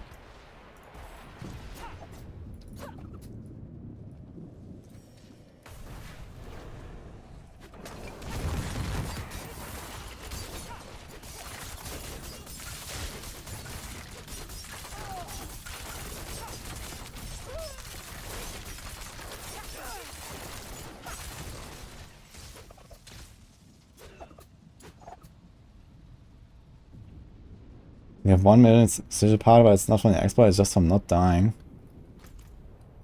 Did you have 1 million sigil powder before Abattoir was here, or did you just like, you know, group farm the Glyph to get 1 million powder? I mean, if you're like, you know, a group leech all the time, especially pre-patch, I guess. Yeah, people got a lot of sigil powder from there. Which is also a thing I disagree with, you know, this whole like group leeching should not be a thing. But it is. But you can hardly, like, you know, call this an exploit, it's just how the game works. And you can't punish people for it. But it's a really shitty way of how the game works, you know, it should not work that way. For many reasons.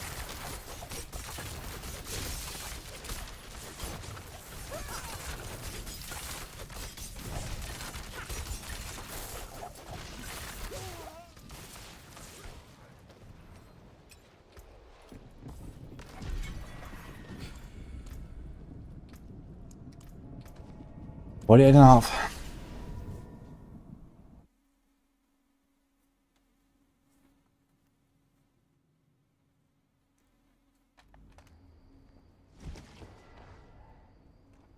Nate, maybe try to go on my actual YouTube channel, not on the live stream. Maybe you can find it there.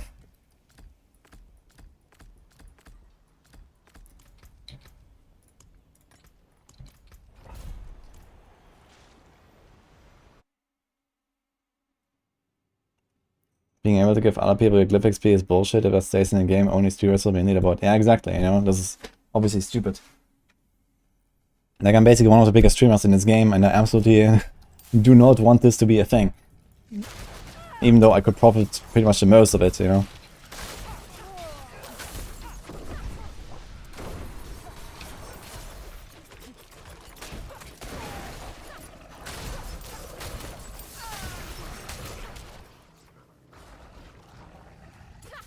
Carry should not be allowed on leaderboards.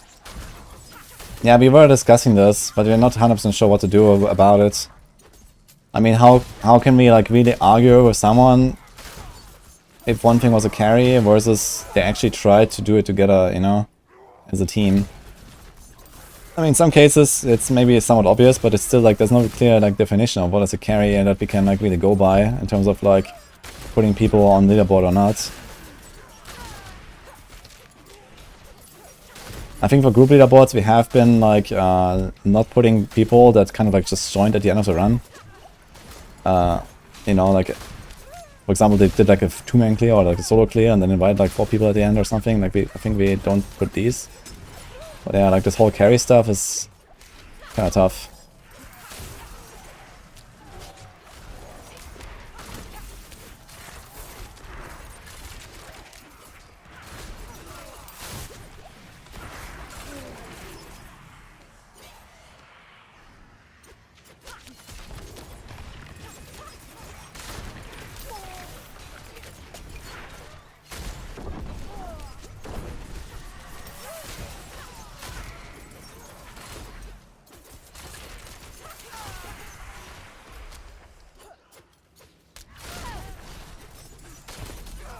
Gonna carry a guy T20 later for 400 million. If you post that on leaderboards, I'm gonna cry. Yeah, I'm not sure what to do.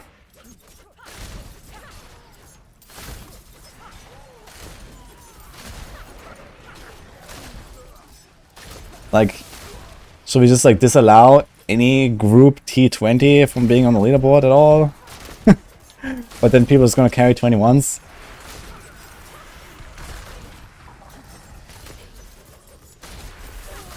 Should we make some kind of like wishy-washy rule, like, yeah, you have to contribute to the run in a meaningful way, but I mean, how do we determine this? And how can it still, you know, not be a carry anyway? Like, you know, you can contribute, but it can still be carried. So, I don't know, man. Like, ultimately, I would be the happiest if we just didn't have any of the group leaderboard stuff. This was just kind of like something I didn't actually consider would be a big thing. But it turns out with this achievement and then all this bullshit, suddenly people are putting their like tier 20 runs everywhere on leaderboard, and it's like really bad. Like, you don't even have like the technology to like make group leaderboards properly right now. So it's never the intention. This was just like some, you know, hacky stuff that Silent Assassin put together for us real quick for the leaderboard. It was mostly intended for solo.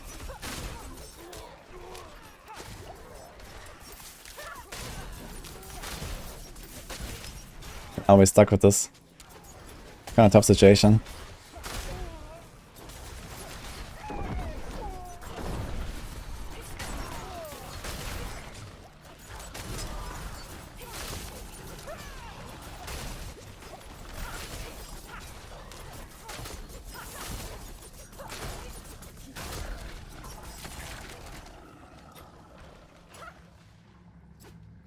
This guy isn't gonna enter the dungeon until Seeker's almost dead. Yeah, then he's certainly not gonna be allowed to have his clear submitted. If he's not even in the dungeon, not even like in the fight or something, then this one counts. That's for sure.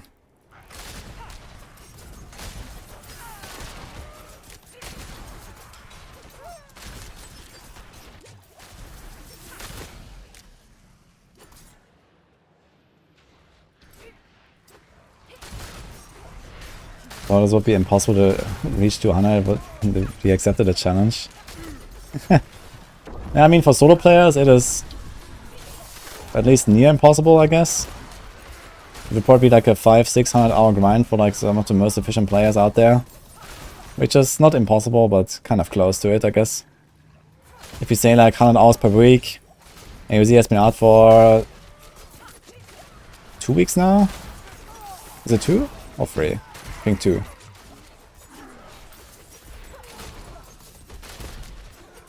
And it's gonna be out for another 4 weeks. So yeah, like 100 hours per week, 600 hours. It would be doable to do a 200 solo, I guess. But yeah, it would be really tight. And you have to blast like all day, every day with a barb and be good at the game.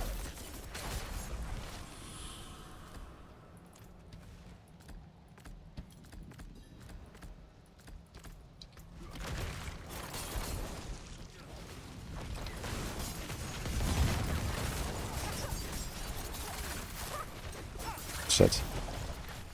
I said too much. I shouldn't have pressed the... This was kind of stupid to press the thing.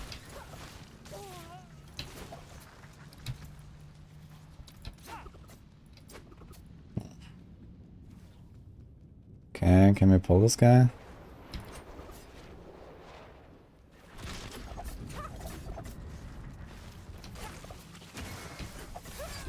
Oh, for fuck's sake. Fucking Sorg, man. Was that a teleport? Fucking Sorg teleport on me, I think. I think double teleport. Like the FX and the normal teleport. The normal teleport one-shot me. I wanna see that. What happened there?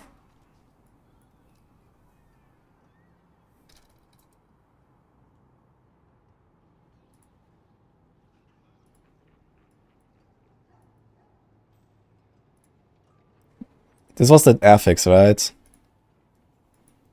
Yeah. Wait, was it rogue? Wait. How much HP did I have? It was a rogue, actually. It was not a Sorg. He shadow stepped me. Fuck. The shadow step got me. Oh man, I should have engaged him with concealment. That was stupid. But he was still too close to the other guy, so I want to cut him a bit further. I should have engaged him maybe from the left and just fight him in the corner here. Maybe this would have been better. That was another scroll, guys.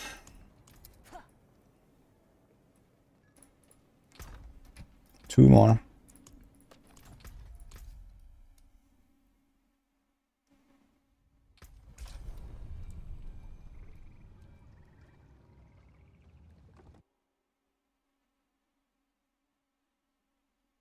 Yeah, I was a bit surprised by the teleport. And he hit me with something, so I wasn't full HP. Like Shadow Step without Disobedience up takes like 80% of my life or something. So I can survive it, but I need to like be very fast to get my buffs up.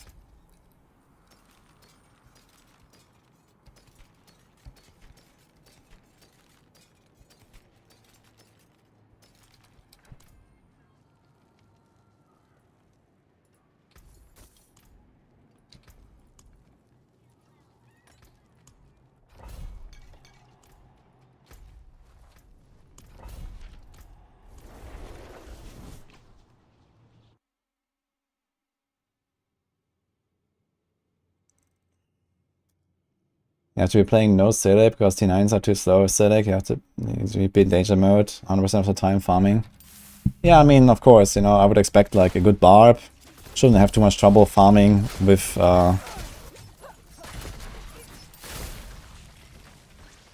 like a Banishlord's Talisman instead of Selic.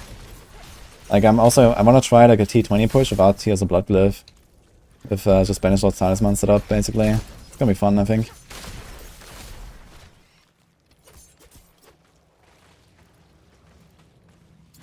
I can always close the game, we can't wait 5 minutes for the potion. Well, I mean, I could wait 5 minutes and I would also save my sigil, and I would actually save my elixir. So it's just a trade I make. Actually, after, like, you know, re-evaluating this and all that, probably more like 3 minutes, I still do the reset. It's kind of stupid, honestly, that your debuffs disappear. But I guess they don't have the technology to make the debuffs like persist throughout game sessions. Like the elixirs could also persist and stuff.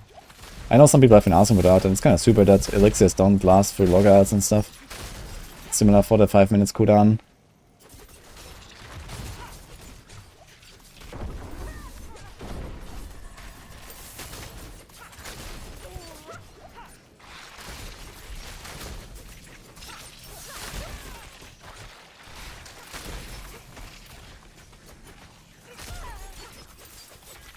Netflix announced a 4th movie to the Beverly Hills Cop. What the fuck? I remember watching those like 15 years ago or something.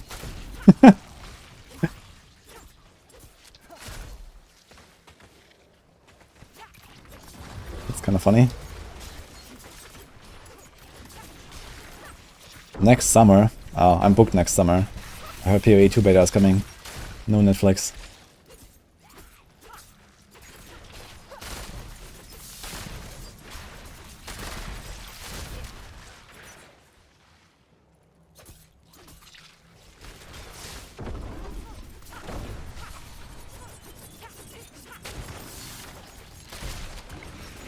Have we talked about the rumors that the expansion will be $100? It has to be wrong. Yeah, I mean, there's no chance the expansion will be $100.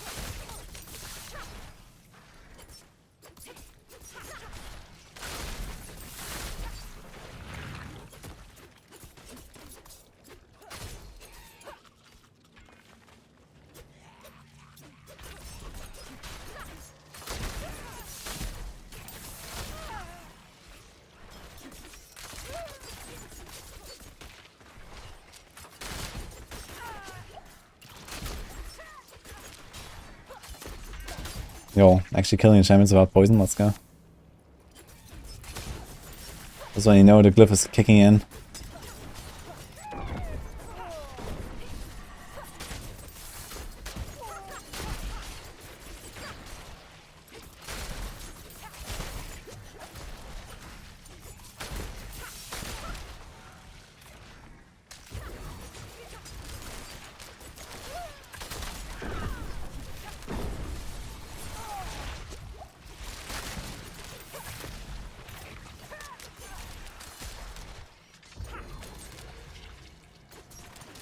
Not jerk up.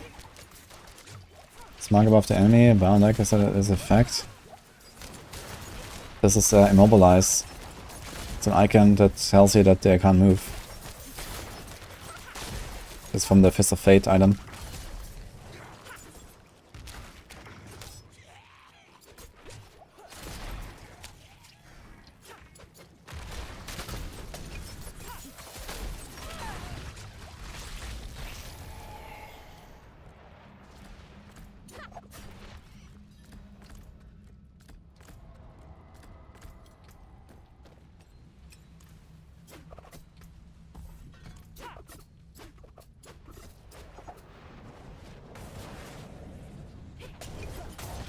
Yeah, this is the Shadow Step again. This time I has full HP. Hurts a lot, man. Now watch him Shadow Step me again when I have Disobedience up. Does he do it? Oh, there's nothing, man.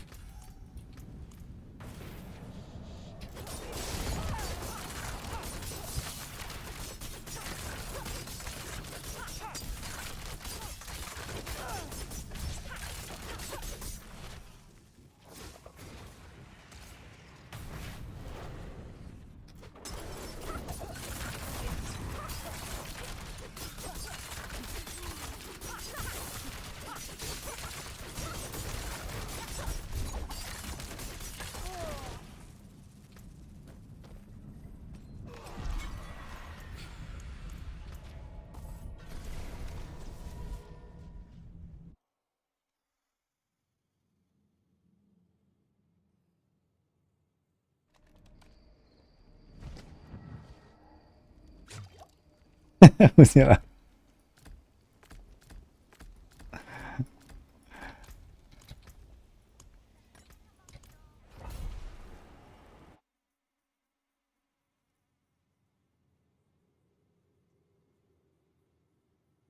Scary thing of AZ is that farming is actually more dangerous than pushing, because you fight all dangerous mobs in farming.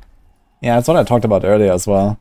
It's like, you know, like I need my scrolls, my death elixirs much more now for farming, because, you know, I had to do like 400 runs or something to get my glyph up. You know, and in those 400 runs, you're gonna meet like all the shitty monster types many times. And in pushing, you fight spiders and skellies that do literally nothing. So yeah.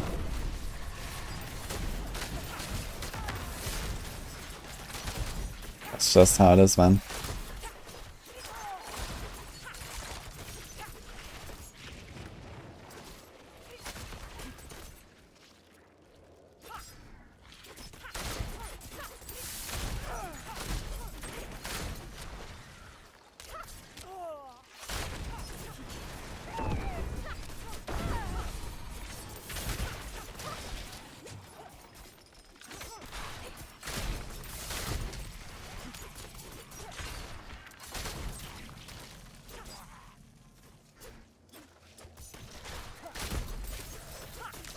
That's the way the cookie crumbles in any game where pushing is involved, you can afford to fish.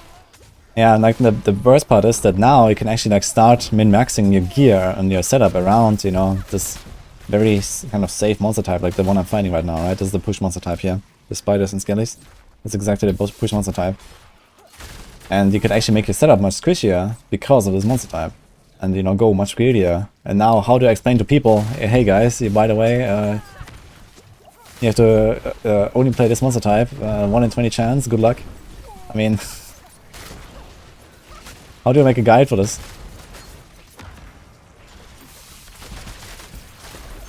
It's a struggle, man.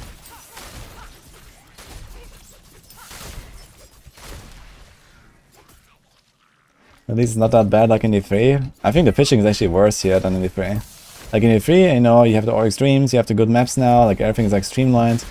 It's not that bad anymore in E3. I mean, it can get pretty extreme, you know, with like days and days of fishing with like 1,000 keys and stuff. But it can be the same here, honestly, if you really want to get that juicy RNG.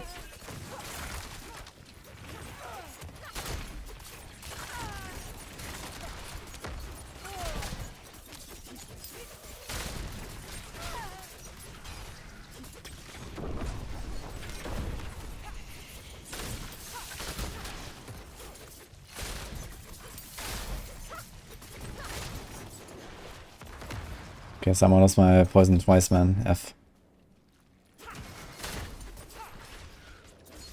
Remember the Woody Caves? The Woody Caves were fun. Maybe Return of the Woody Cave, man. The caves are actually good in this game here. So, sometimes the caves are pretty nice.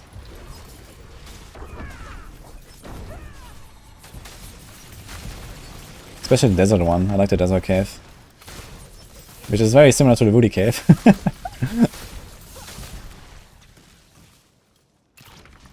Fist of Fate. Every unique drops randomly, but Fist of Fate can also be found from Beast in the Eyes and one other boss. I'm not sure which one right now. We check the exclamation mark boss loot.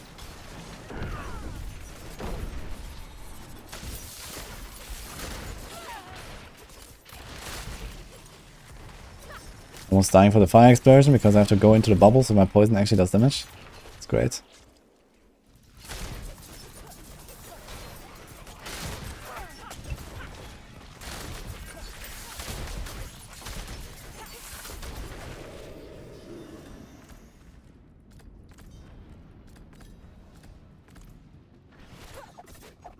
Yo, another new member. Thank you so much. Nocturne Dodo, appreciate it. Oh.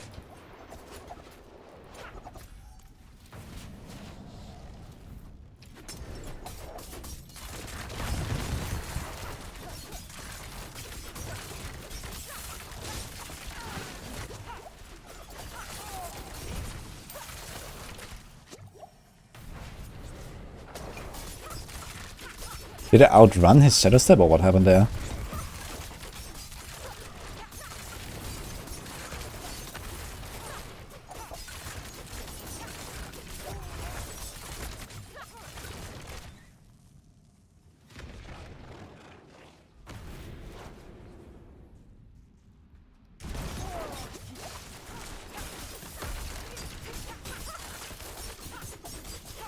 F.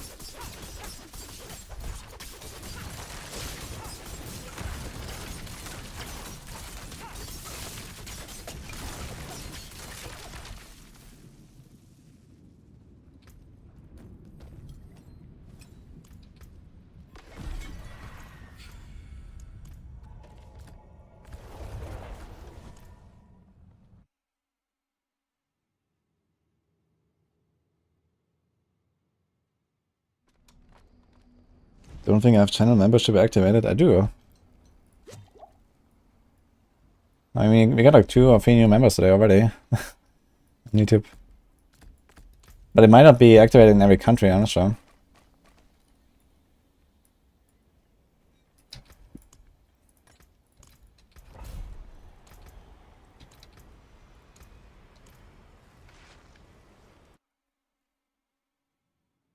Good luck with the Doom Grenade. Join button currently does not appear on most enabled channels on iOS inside the YouTube app. Oh, this is like an iOS bug? What the fuck?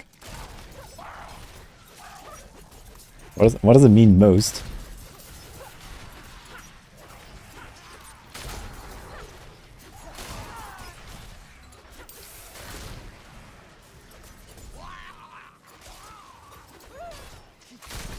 The rogue is so flimsy. I mean, that's kind of the intended design of a rogue, no? Squishy, fast, high damage. That's how it should be.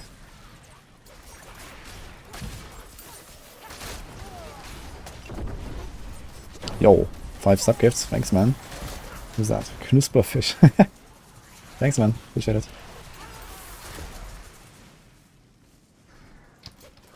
YouTube is despair, no music. Yeah, we'll see if I can find a better long-term solution and actually play music on YouTube. On the other hand, there's also a lot of people that just enjoy not having music at all and just have their own music. And if you want music, you can still watch on Twitch, so there's that, I guess.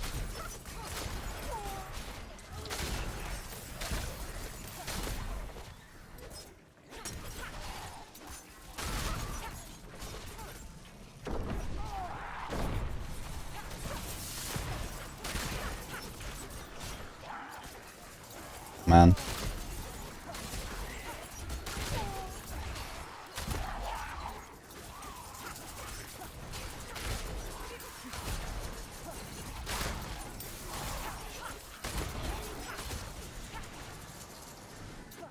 You can't have any music. No, you can have music. I mean, you can play from like, you know, certain like, you know, copyright-free playlists and stuff, but then I would have to play like a different playlist on my YouTube that I play on my Twitch, and I mean, then things get really weird as well. I mean, that is possible, but also pretty scuffed, I think. So I'm not sure if I like that. Like, I actually want to know what everyone is listening to, you know? I want to have the same music in my ears that everyone else is having in their ears. I mean, okay, it's just, well, not true anymore for a YouTube stream, I guess, but still, you know?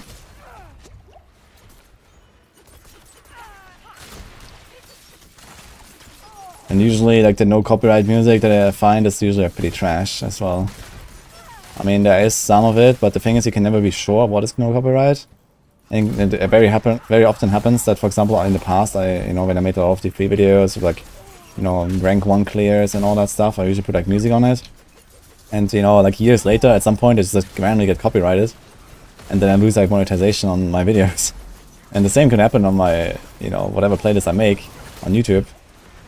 And like, you have to like manually verify every single song in your playlist. Like, I have to go and like, basically the way to verify it is you take any song, you upload it unlisted on YouTube, and then you wait like a few days and see if it gets flagged. Yeah, and then, you know, I have to do that for like 1,000 different songs to understand if they're copyrighted or not, or when they get copyrighted. And then I have to, like, if that ever happens, I have to go to my playlist and actually find that song and then remove it. And like, I don't know, it's like complete shit show, man. YouTube and music copyright. So I'm sure other people do it if there's like a better way to do it. But yeah. That's the way I found, at least. That works, kind of, but, you know, it's like extremely time-consuming, extremely annoying. To try to build like an actual library of music that may or may not get you flagged later anyway. And I mean, okay, I don't really care about like some 3-year-old video randomly getting demonetized, you know, because it gets no views anymore at that point. So that's okay. But either way, you know, it's just a stupid system. So I rather just wait for the technology that you can do like multiple audio tracks, maybe like on Twitch. That would be cool. This, YouTube doesn't have that technology. Maybe intentionally, maybe not. But yeah, that would be ideal, I guess. Like on YouTube there's only one audio track, which is the same for the live stream and for the VOD. And on Twitch you have 2 audio tracks. You have one for the live stream and one for the VOD. And on the VOD there's no music. This means I can play anything I want on Twitch. And it won't be saved to the VOD and I'm not in trouble. Because basically for me it's like almost impossible to know what is copyrighted music and what is not. Like, it's just, I don't know, there's no good way, man. If they would make it easy somehow, then sure, you know, I could maybe try to do something. But I just want to play video games, you know?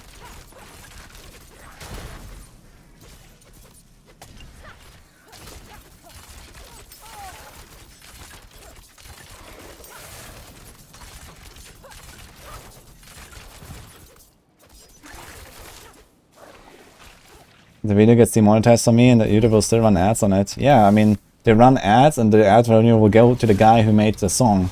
Like, it's actually really stupid, right? Like, I make a video, like a Diablo 3 video, you know, like a rank 1 clear, you know, like a huge achievement in a game that 500,000 people watch because it's a huge achievement in a game. I put some random song in there to have some background music, and then my video gets demonetized and all of the ad revenue goes to the guy who made the song. And not to me, who actually did the achievement and the video and the editing and everything. It's actually a really stupid system, man. But this is how it works. Yeah. Strong lobby, I guess.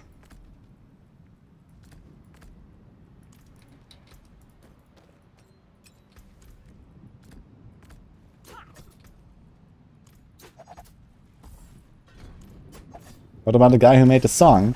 Yeah, but the thing is, I could take any other song and the video would still get as many views and it would still be as big of an achievement and as big of a video as it was, you know? The song has no relevance to the success of the video, You know, I could take any other song. That's the thing. You know, why do they get, you know, like 500,000 views income that has nothing to do with them making that song? You know, it's just like coincidence that I used that person's song. Just make your own music, XTD business. Oh yeah, exclamation mark Spotify, by the way. Now we don't have that problem anymore. At least in the VODs. But, you know, the point is that I did all the work in order for that video to perform well, you know. The music has nothing to do with it.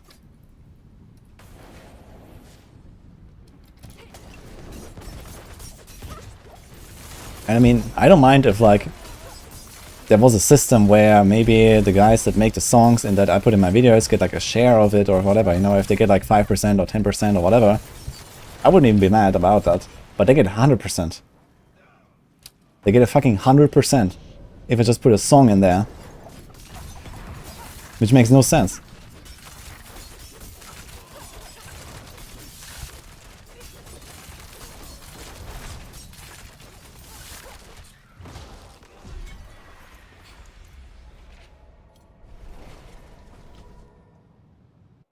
Finally came around, went to Spotify. Yeah, I'm playing on Spotify right now, Winston.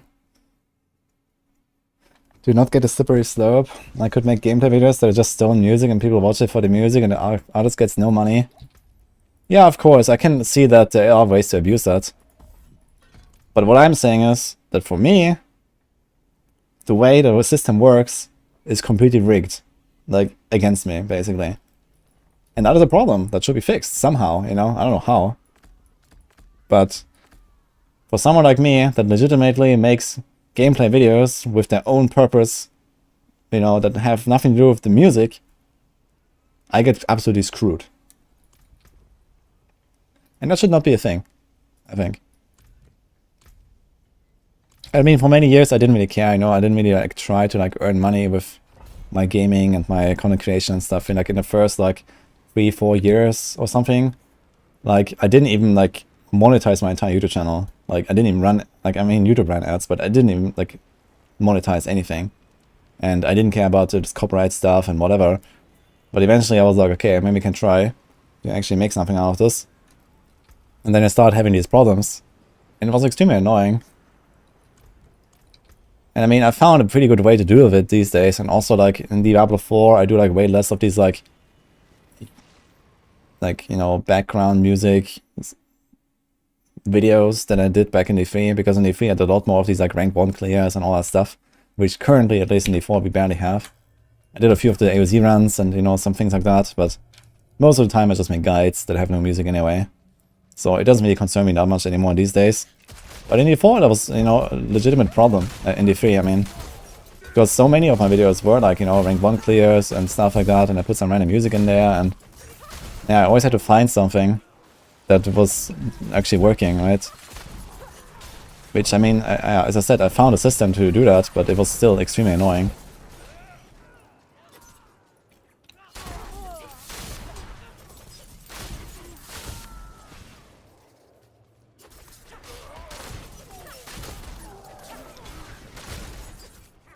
How much gold does AOZ drop on completion? I'm not sure if there's any gold here. I think I'm going down in gold all the time.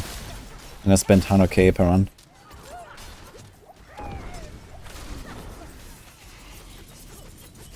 Wow, that's a kind of big one. Okay. We have bandits here, so I'm not sure. Are there arsonists? There's admonishers. What are the ranged daggers here? Looks like WoW Classic Hardcore SSF really will be SSF. That's cool. So you have SSF in WoW and in Diablo 3, but not in Diablo 4. Good job, Blizzard. It will only be a matter of years, guys.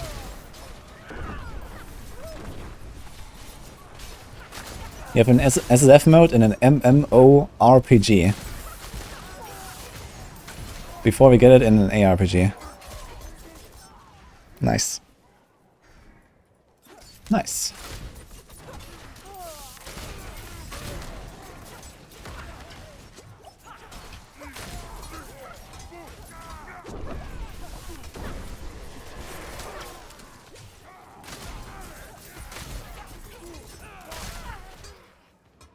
When the 5 comes out, we're gonna get SF mode. Yep, I'm counting on it. In D4.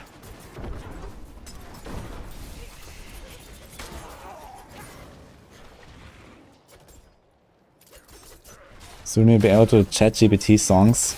I mean, we are able to do that. But as far as I know, YouTube does not allow to use any AI generated stuff. At least, like, I heard at least that you are not allowed to use AI thumbnails. And I'm pretty sure you are not allowed to use AI songs or something either. But who knows? I mean, it's kind of inevitable that this will be allowed, I think. It might be just right now that people are like protesting and stuff, but I mean, ultimately this is the future, I think. And it's gonna make so many things so much more efficient and so much easier.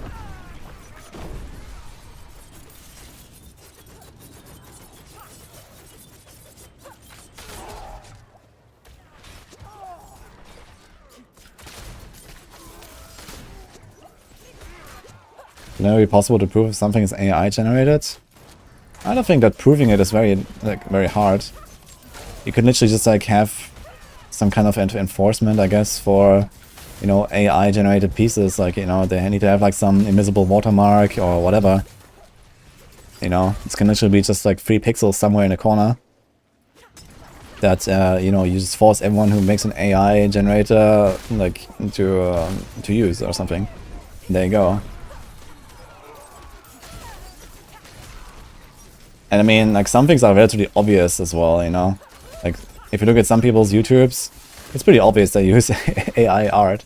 But apparently it's not allowed by YouTube. So if it ever gets, like, proven, I think they can literally just close the entire channel.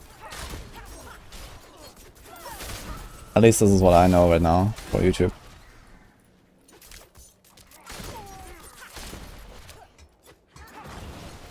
Steam has a similar rule. There was a game that used AI for all of the voice acting. Wait a minute. That is not allowed? Isn't that like a thing in WoW Classic right now? Isn't that like an add-on that literally gives like every single NPC like an AI voice? I see that all the time in like the clips in like WoW Hardcore Classic. I mean, honestly, that's a really stupid rule. Like, games are so shitty when they don't have voice acting, I think. And having AI technology that allows shitty games to have voice acting is actually a huge boon, I think. And I think that rule will not hold up very long. It's just like a cheap, efficient way to make games better, I think. Why would you not use it?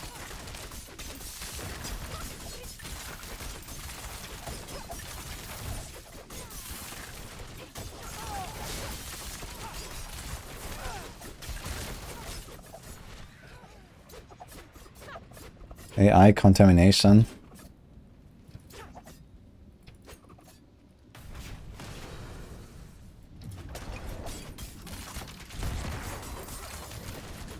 I don't know, I mean, just give it like another 5 years or something and AI will be like everywhere, man. With or without rules. So, can't stop it.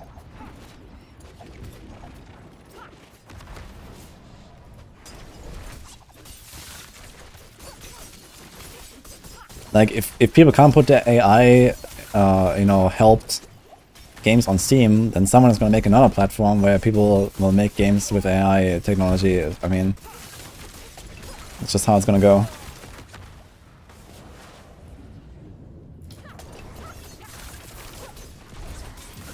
Ooh, almost killed myself with teleport.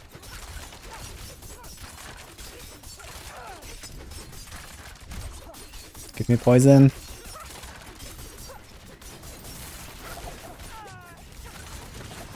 Oh my god, man.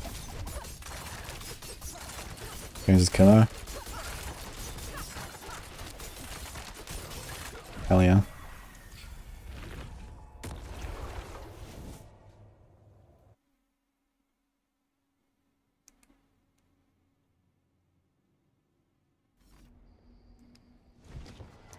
The rule on Steam is you aren't allowed to use anything that you don't own copyrights to. Because a lot of AI is trained on others' work, anything produced by it can't be on copyright or something. Yeah, but I mean, that gets into like really muddy waters, right? Because how do you prove that this AI trained on like someone's work? Like, is everyone who ever makes any AI like obligated to like keep a record of every single piece of training data they ever use? Like, what if you just unleash that AI on the internet? It's gonna go and find stuff on its own, and like, who knows what it's gonna be training on, right? Like, that is not happening, I think. Like, how?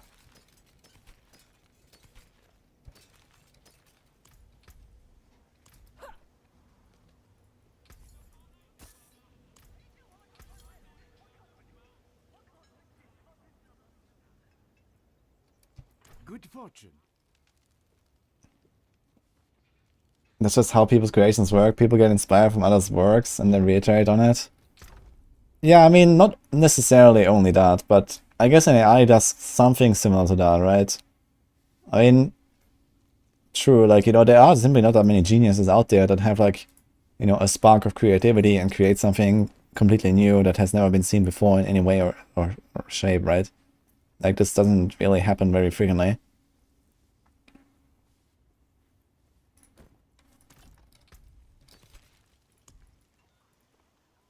And, yeah, I mean, I guess AI works in a very similar way then as people. Oh, thanks for playing Antipala. Would people watch AI playing games? Yes, actually. AI game streamer is going to be lit. AI generated wudijo pushing GR 2000. Yeah, I mean, I can do that, you know, like in a year or two, we're gonna have like AI generated Woody, and then whenever I go on vacation with Nini, I'm just gonna like let the AI version of me stream. No one's gonna notice. It's gonna be perfect. How are you gonna tell?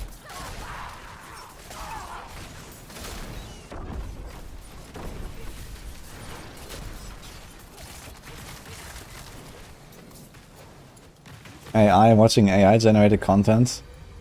Yeah, I mean, that will happen. I mean, ultimately, why would AI, like, if you have, like, you know, self-sufficient, like, you know, autonomous AI, like robots or something, why would they not, like, want to spend some free time somehow, you know, play games or watch games? I can see the appeal. Why would they not want to have fun?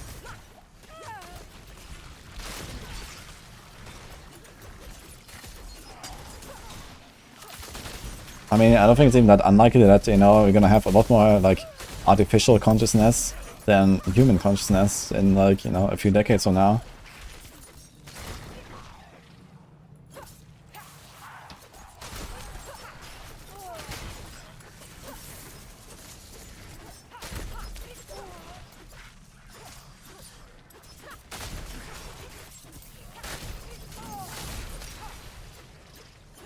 I mean, the thing is that I guess AI wouldn't really like consume things the same way that us humans consume it, because you have the option to, like, you know, literally like upload, you know, files and like, you know, manuals and, you know, video, sound, or whatever, right? You don't actually need to like watch it in real time necessarily, right? There are AIs that can just, you know, watch a YouTube video in like 0.2 milliseconds and give you a full summary. Like, you don't actually need to, like, you know, actually consume content in real time as an AI. But I think that will happen anyway. You know, some things just happen in real time, right? Like a game, watching a game. It happens in real time. So if you wanna be there in real time, you have to, like, they have no other choice. But yeah, I think that will happen.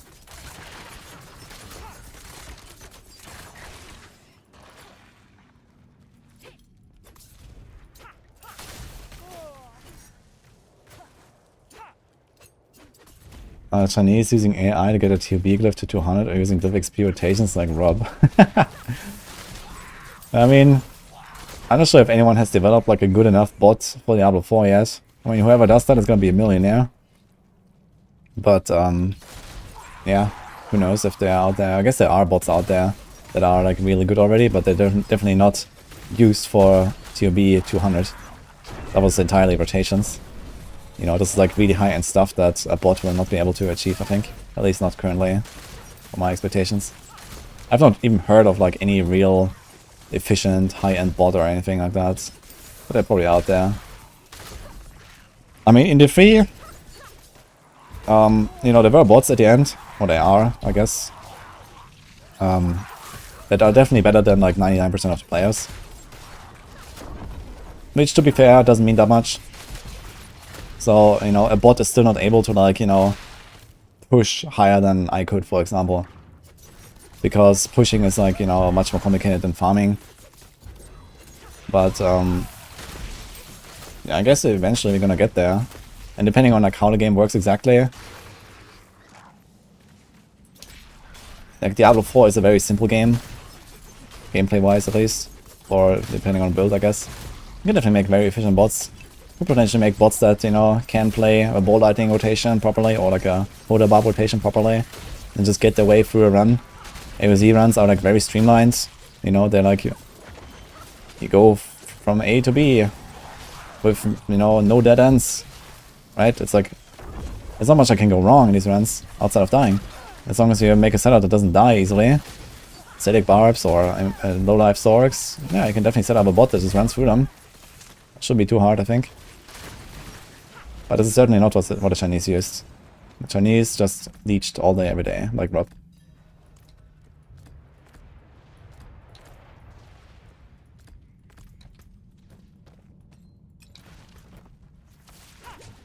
Just a bit more efficient, I guess.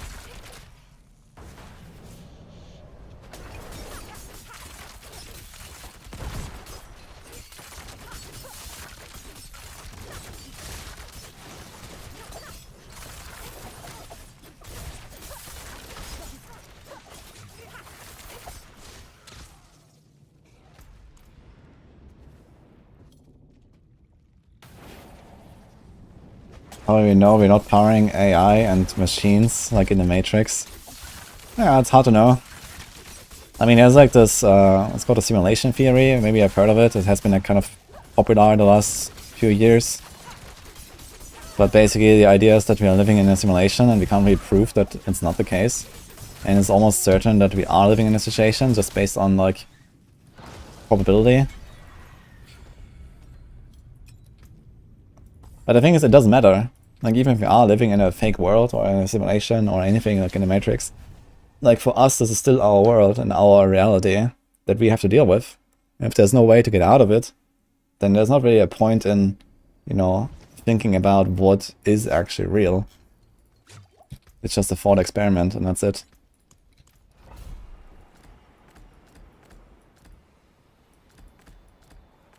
Even if it is true, it doesn't matter.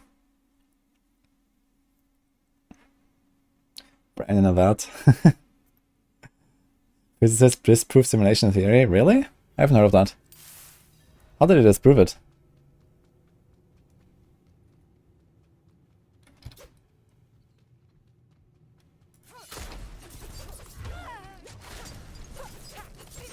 I haven't been following it that, you know, that closely or something, but I've read about it, and, you know, it has also been part in, like, you know, movies and stuff. I remember actually, oh, it was a Black Mirror episode, actually, right? You've seen that. That was a really cool one.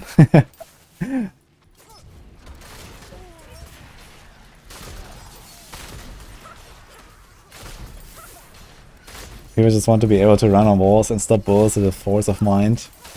I mean, it sounds pretty cool, no?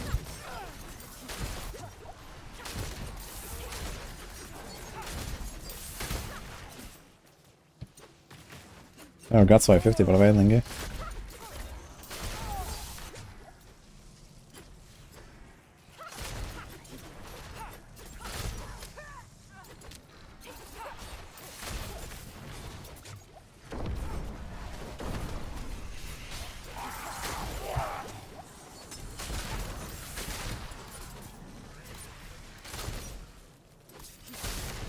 I had a bottle wish.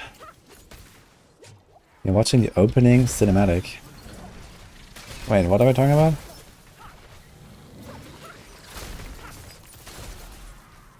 You mean on D4? Oh, enjoy the build.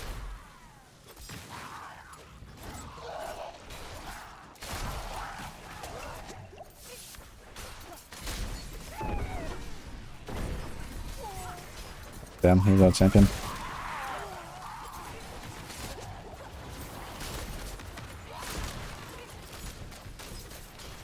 Ooh.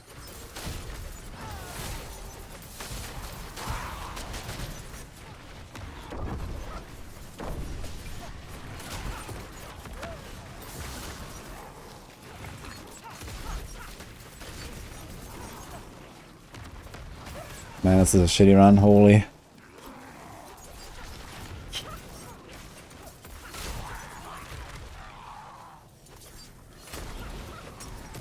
Look at all these poison explosions here. Every single minion.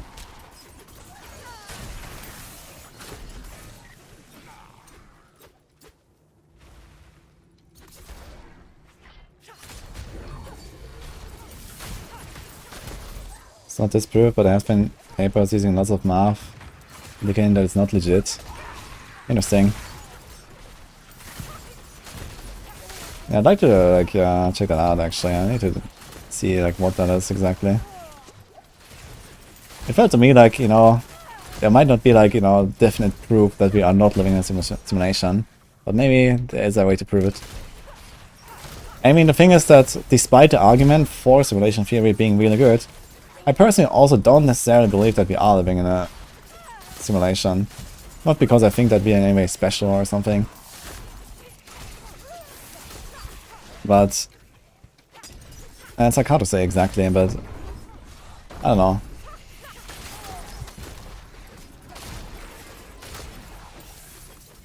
Would someone really set this up? Even if it's like, you know, kind of like a thing like, okay, everything that can be done will be done moment.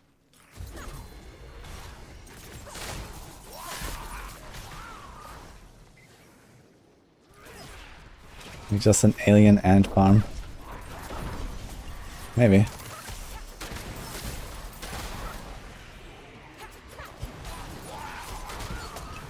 This is like a very ineffective one though.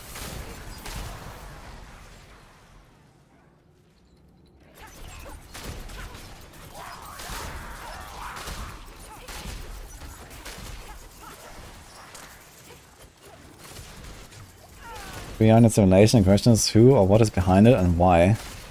Well, it could be just for entertainment, no? I mean, it's basically The Sims version 69,000.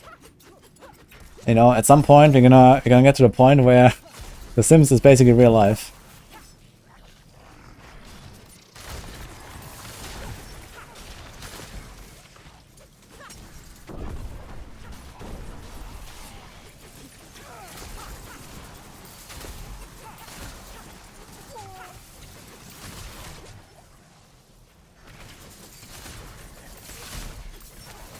Heck, even GTA 6 is gonna be almost real life. Look at that shit. Have you seen that trailer?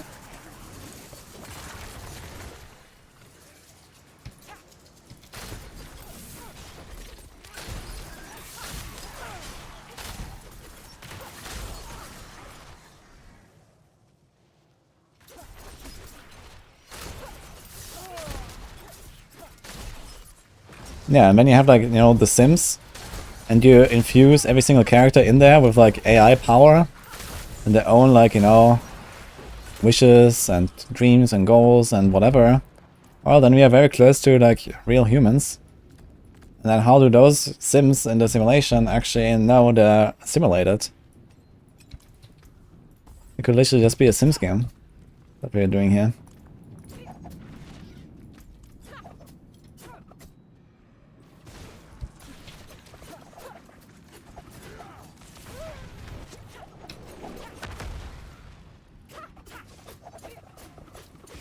I'm gonna be real tight with my potions.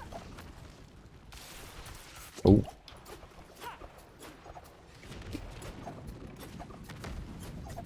Dude, why is this guy following again? He stopped. Now he stopped again. It's a rogue, Monka. Okay, I have no choice. This took too long here.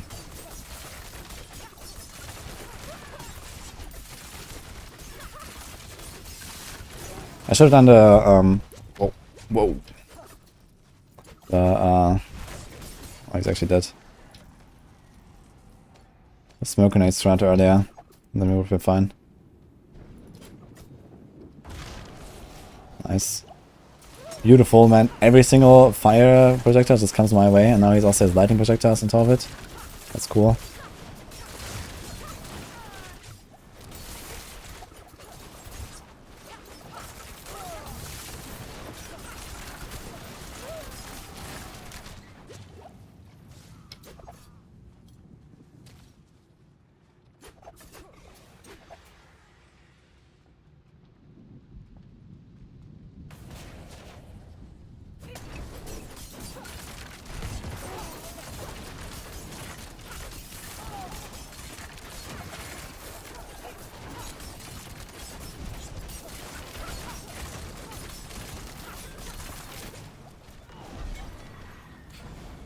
$49. Need 336k. So it's like, I don't know, 12 runs left or something.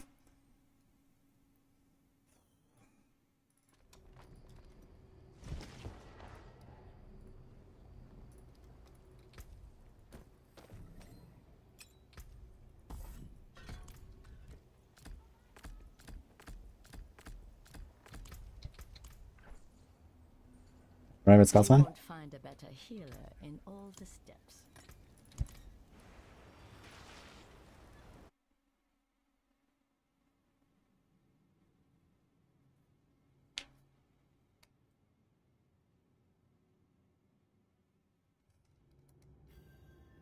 New class will be a combo of Witch Doctor, Paladin, and Monk.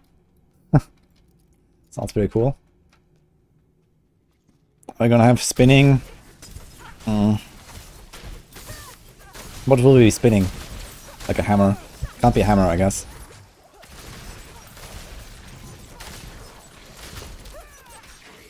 Spinning frogs. Let's go, man. Blessed frog, dude. Let's go.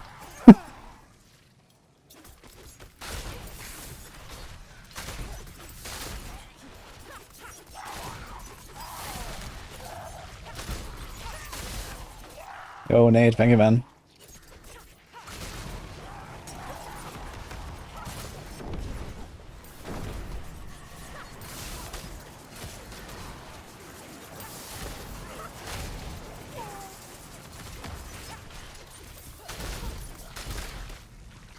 Rebel Moon, I have not watched that, what is that?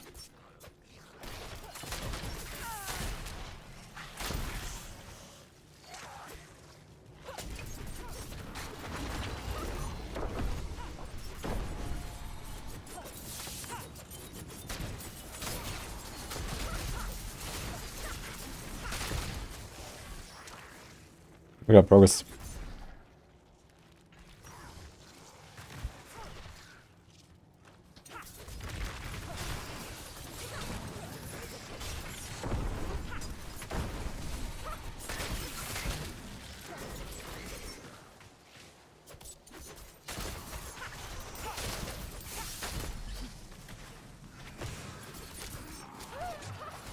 The gift horse armor was a sign that we get a Holy Dragoon with a lance. Oh man, a lance class. That'd be kind of cool, actually. Like some kind of like long range melee class. There's a lot of shit with holy spells. That'll be badass. But it doesn't really go much with the theme of the expansion, I feel. Unless it's like some Sakarum stuff or whatever, but I don't know.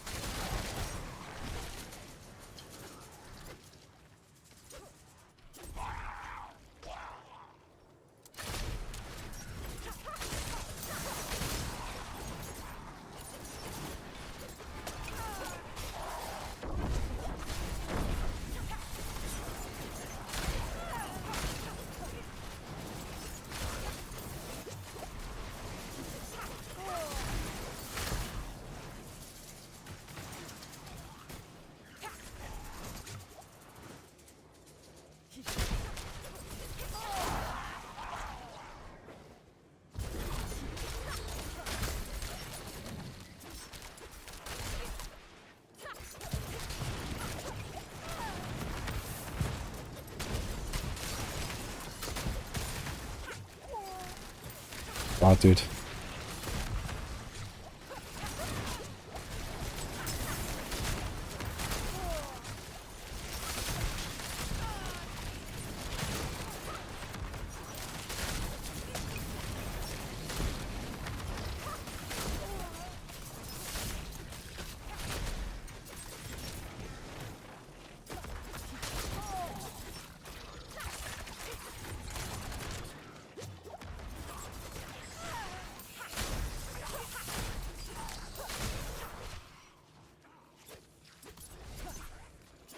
I'm not sure if they said anything about the new class, what kind of theme it will have and stuff. There was just some leak that was called Spiritborn, but I'm not sure if that's actually true. It was just some random leak.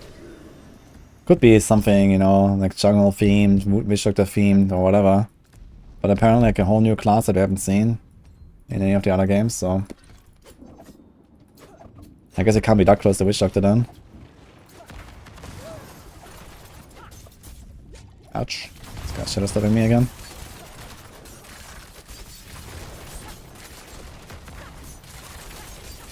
Hello.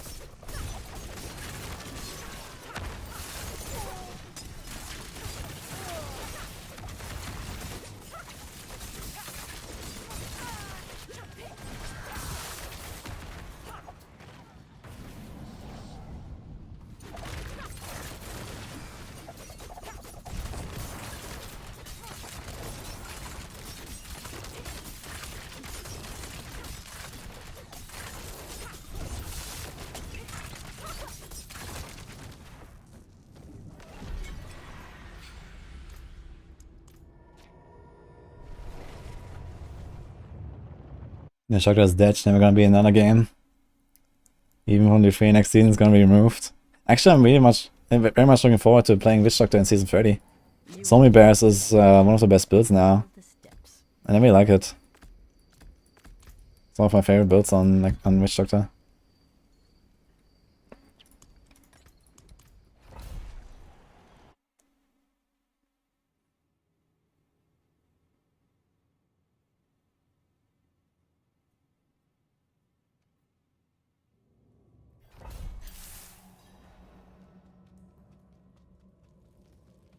Yeah, the only hint I have at the new class is that one of the guys working on it told me I will like it very much. That's the only thing I know about the new class. That is like confirmed.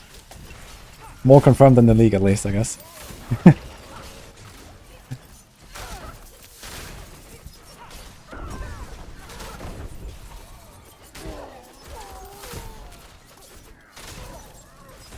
It's a bard.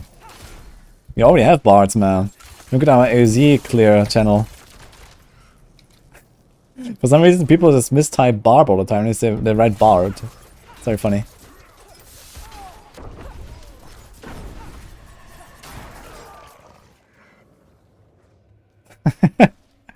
Bastard knows.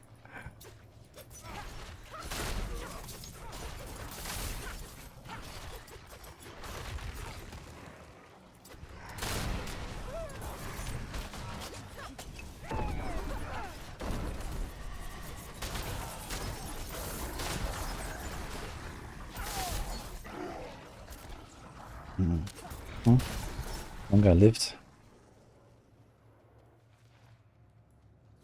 Is he coming?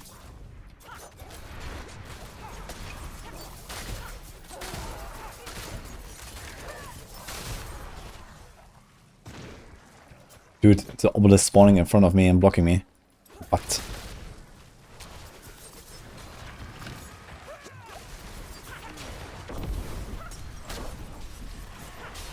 Why do I have to fight red ghosts again?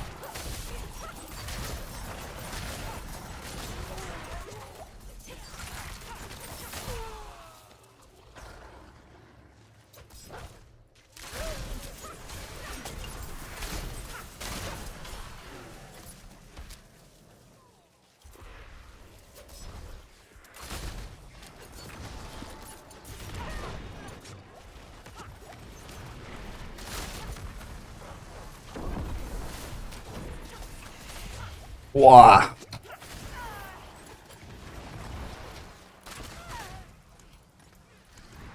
Fuck. I walked into the red beam.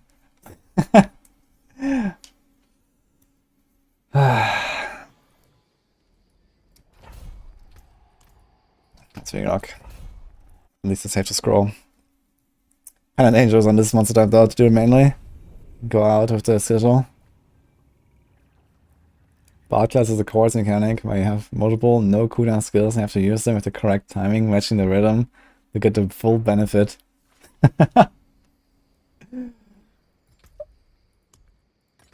Sounds like walking Arsenal on crack, basically.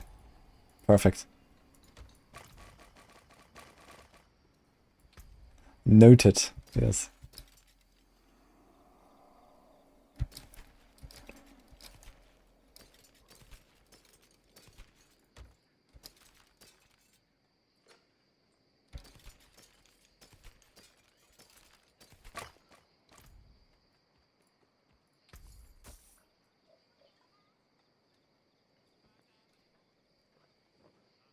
That's pretty good. Close distant. Also more item power. Malice.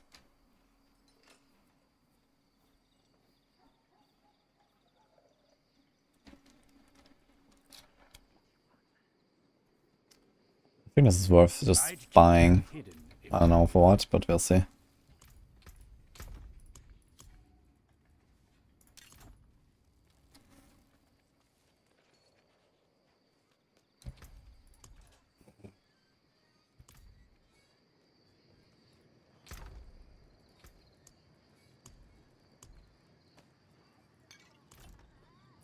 How many runs do we need? Like 12 I said or something, so just craft like 10 of these.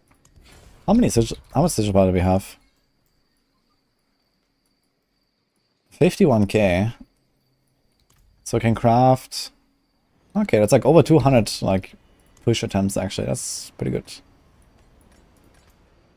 Oh, we already opened one. Let's go.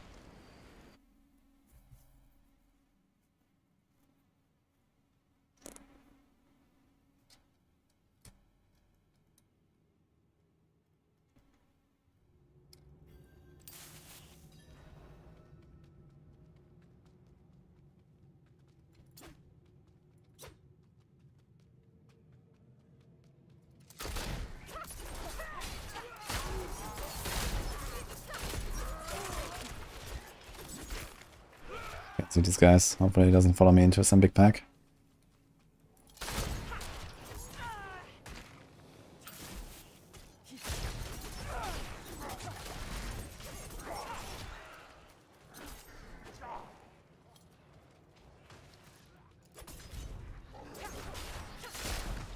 Any elites here? Hello?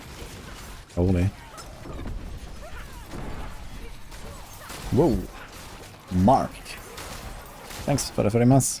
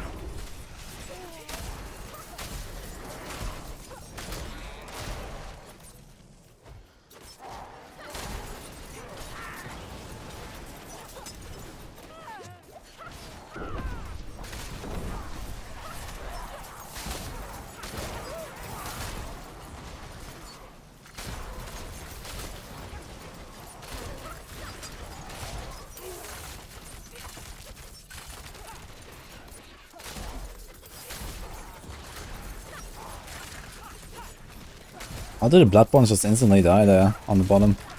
What happened? Oh my god, man, look at this thing.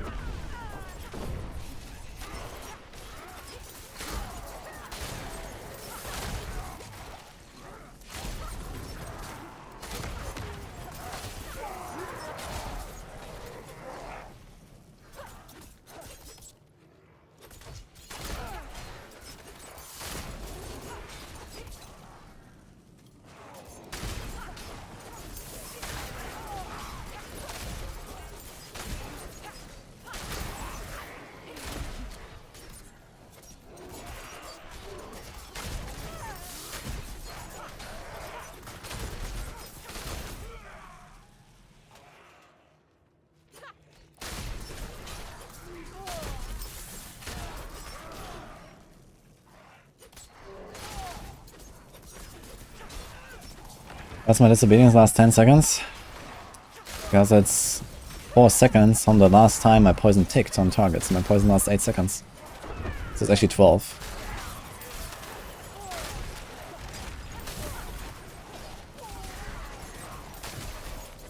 You shoot into a pack of poison. Poison lasts 8 seconds with tracker glyph. And then you run.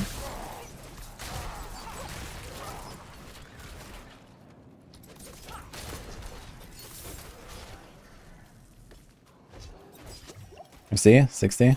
Now it goes down. Now we shoot one more time. Not blast these guys anyway.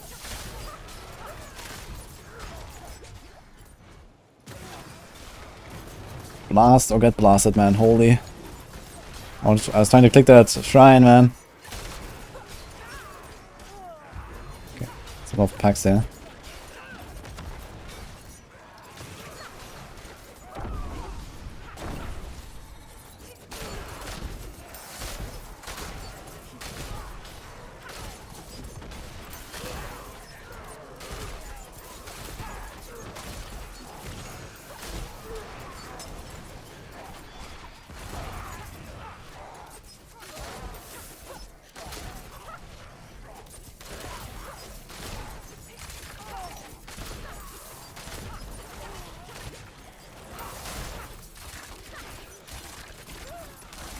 Could have saved it for the bloodseekers, but I think it was good invested into this pack here of the shrine.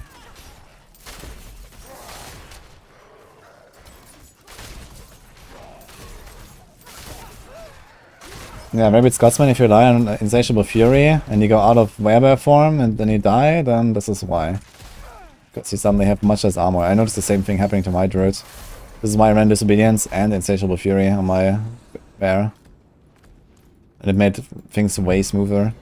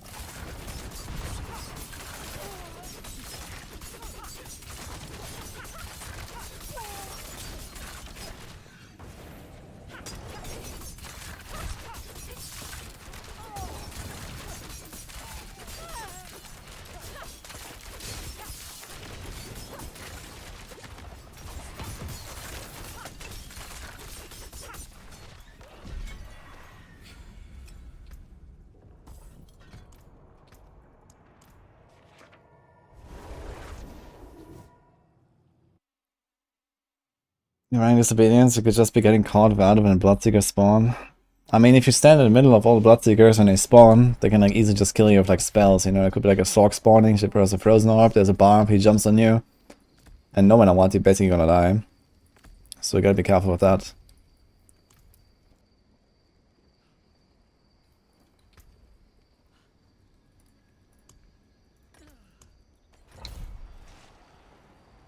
Now I run, okay.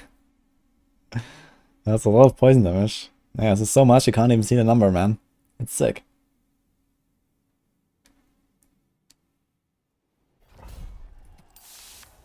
Yo, enjoy chocolate, by the way. I like them, Dodo. I should get one too, actually. King wants a Glyph is 50, we deserve one.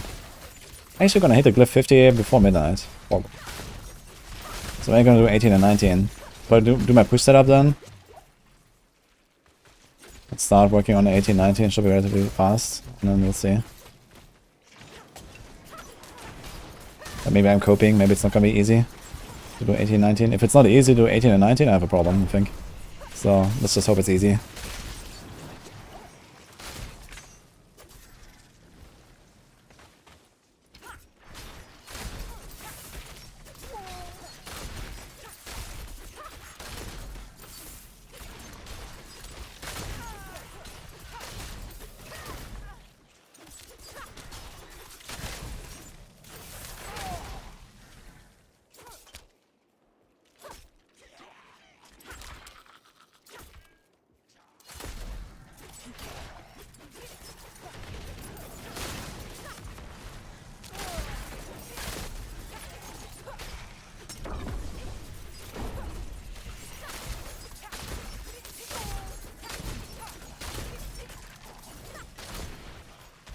Oh, this guy wasn't even like marked.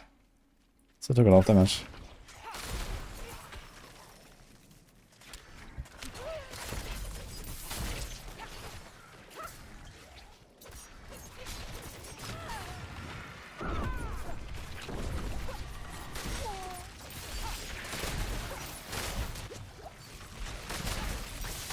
Sandust, thank you too for the sub.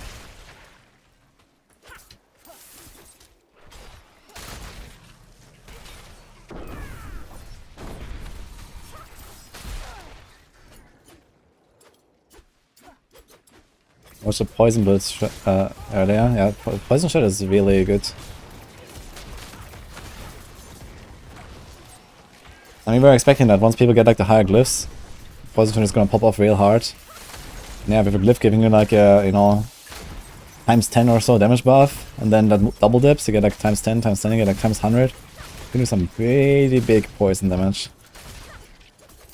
You can probably get to the point where we like can potentially, you know, nearly one-shot like elites on 25 or something. That'd be crazy.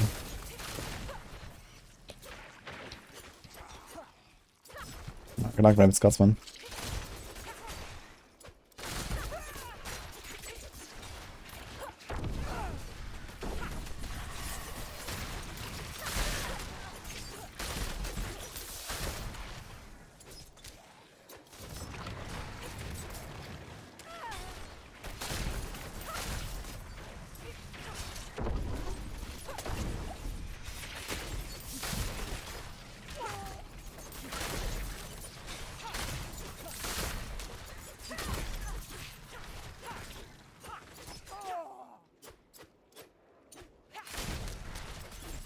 And what time wird Banshee der Dodo und Asmund?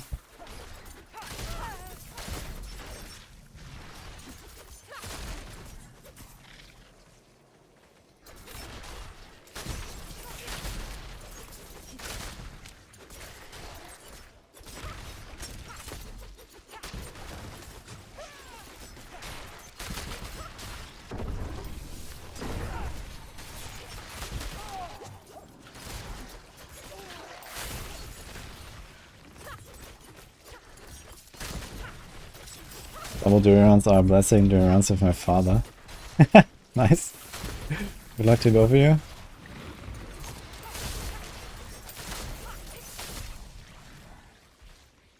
Did you get anything cool yet?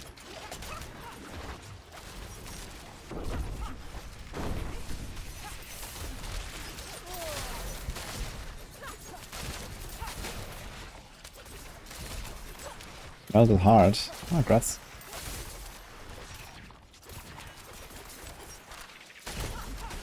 And a doom. Nice. It's actually pretty wild, man. Like, with 4% average drop rate, if you have a full team, every 6.25 runs is one drop for someone in the party. Like, basically every 10 minutes you see someone getting an Uber or something if you just do back-to-back runs.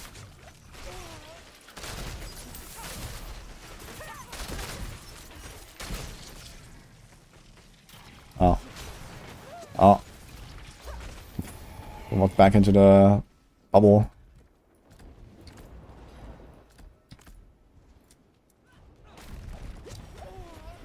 Oh shit.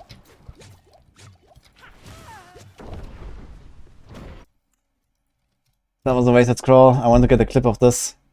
I pressed on my clip thing because I needed this. And then the guy hit me while I was running away. Damn it. How much time do we have? Can I go back in?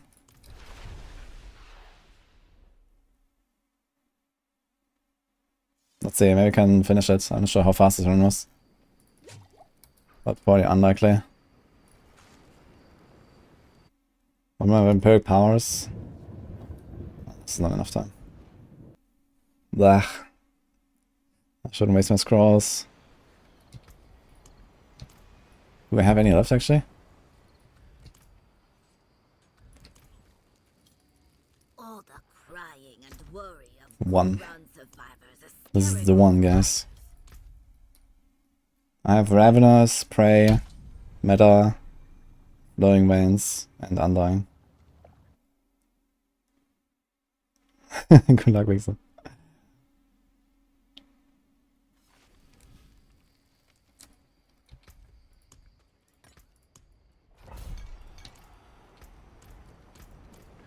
Way to waste a run.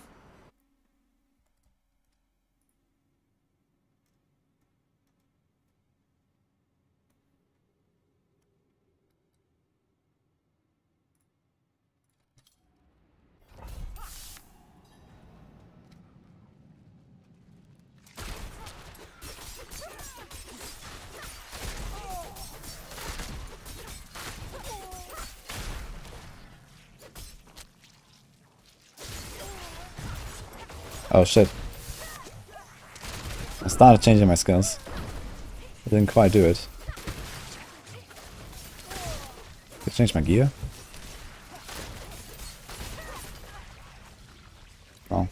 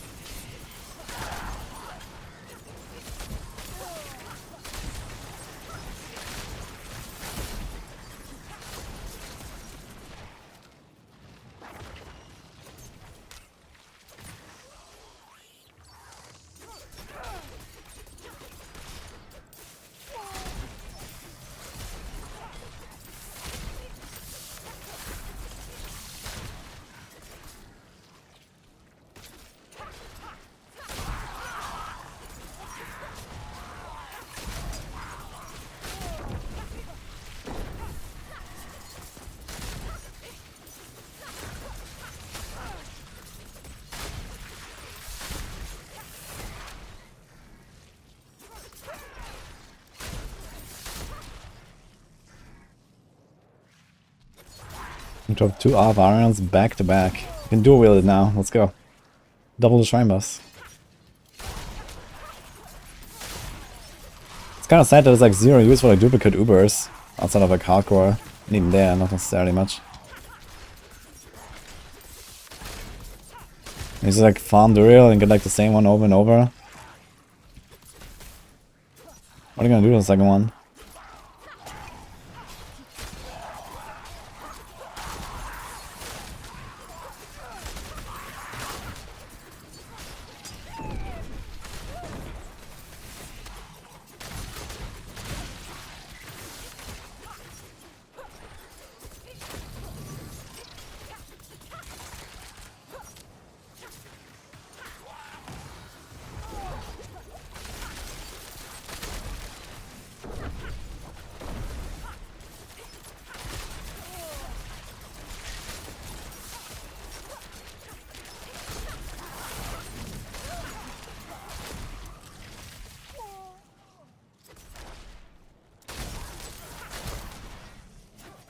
Hello Mike. What's the best way to power level an alt? Either get carried by someone, but if you do it yourself, I suggest you always do the full season questline first to unlock your metamorphosis. Like from level 1 to like 20 or something, this is what you do. And then you can run domain tunnels if you care about going fast, or more blood harvest if you need the blood to get your powers up. If you don't have leftover. And then once you're like level 40 or so, you go tier 3 and you start blasting diamond engines.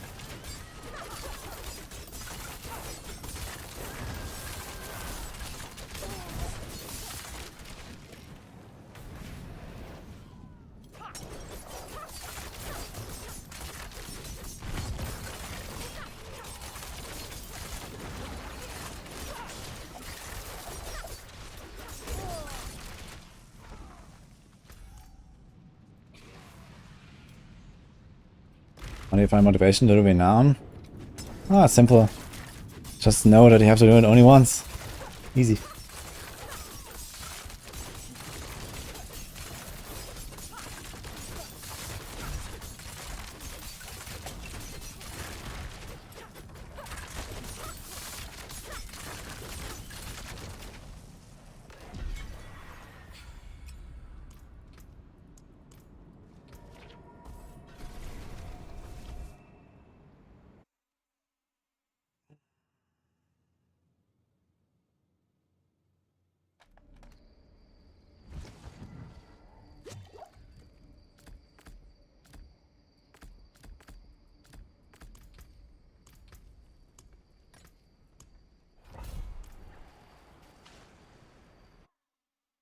Helps in next season. Let's also do.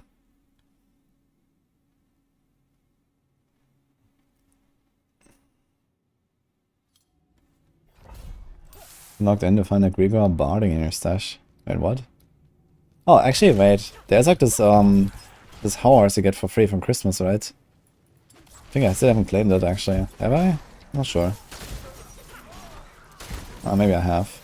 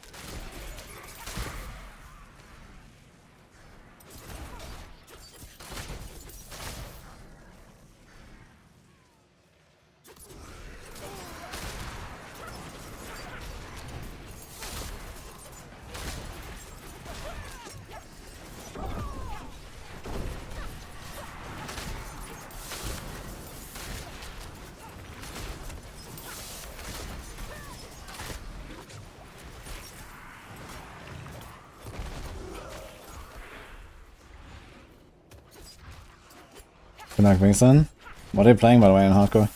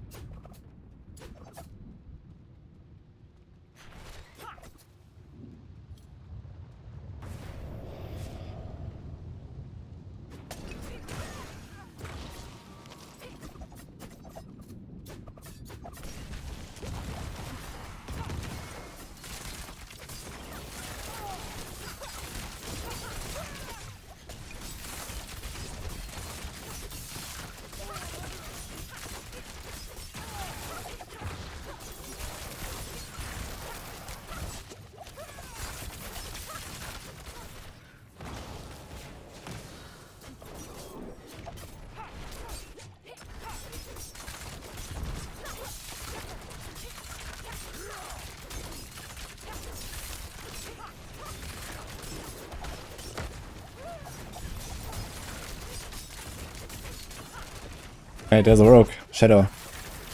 What is this rogue shadow doing here? But the guy is not actually attacking me. What the hell? These fucking shadows do so much damage.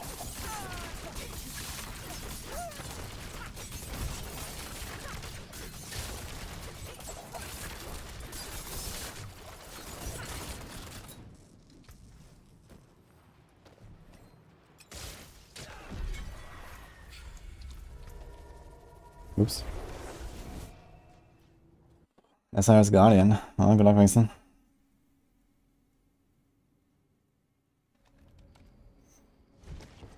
Hello, Damien. Hope you too. I have a pretty good day today.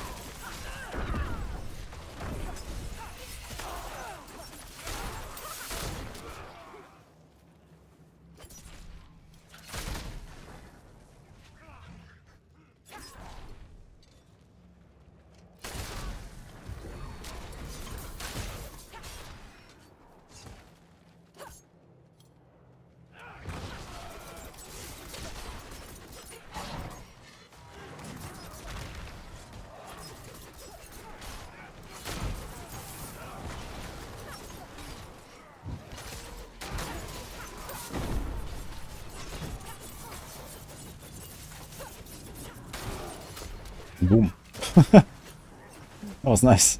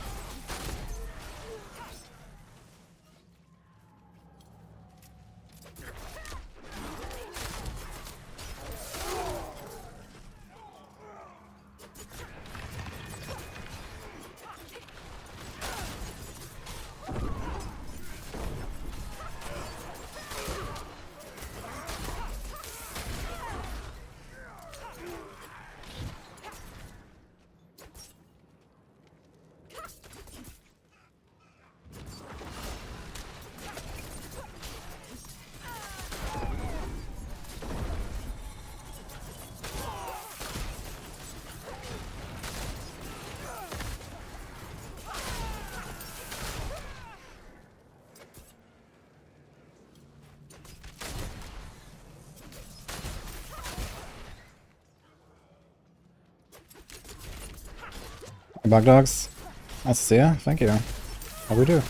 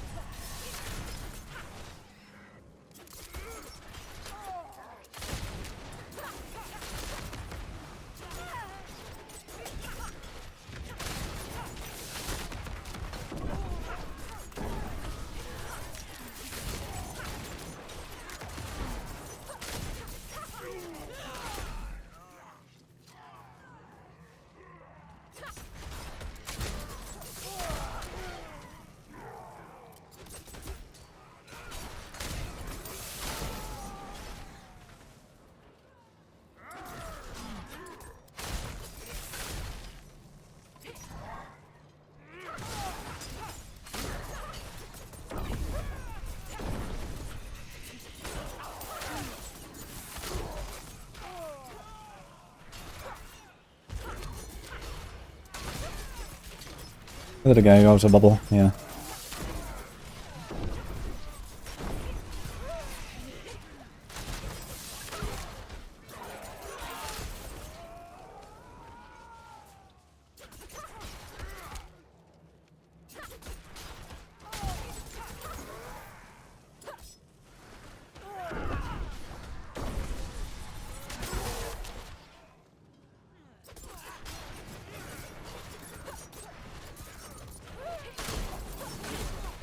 I can't dash on this guy, man. What is going on?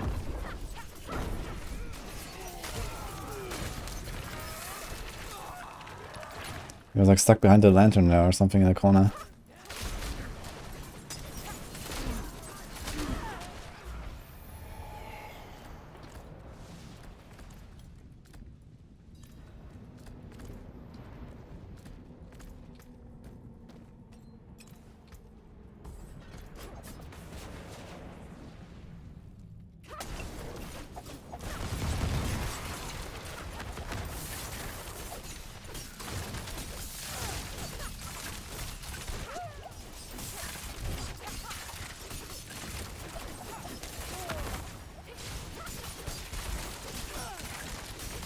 Is it enough?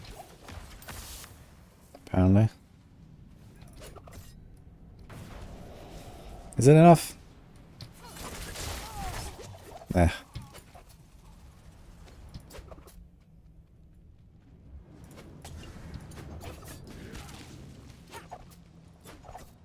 Smoke grenade for the win.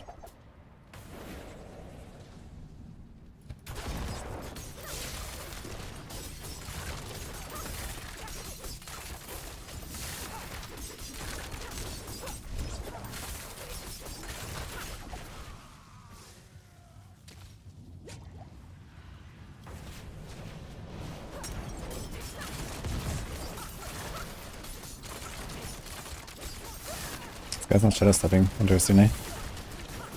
Even though he could.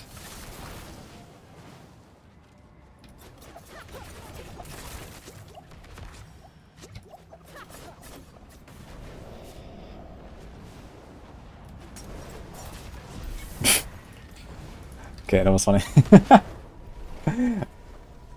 I was waiting for him to die from the poison. I was like, is the poison out? Maybe it was like taking like a little bit and then the shadow still died. Can I explain the basics of this build? Well, I'm playing combo points. Penetrating shot is big for AoE. There's an aspect for it called trick shot. It's this one where you get these side arrows in 90-degree angle when you hit a target. So it scales with the amount of targets you hit, basically. And for single target I have rapid fire, and it scales a lot of poison damage. And with death trap we pull in enemies for the AoE damage to like get them closer together for a penetrating shot.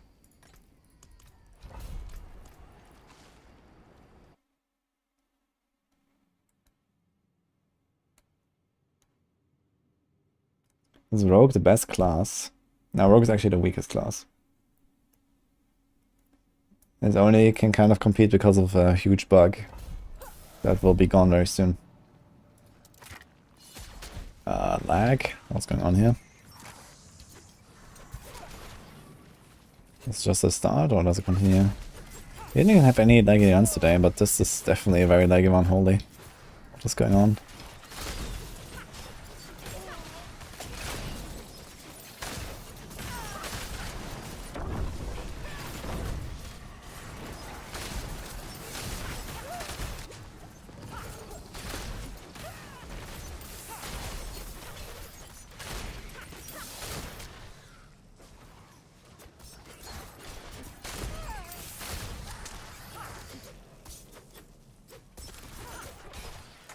Oh my god. We are a mess, man.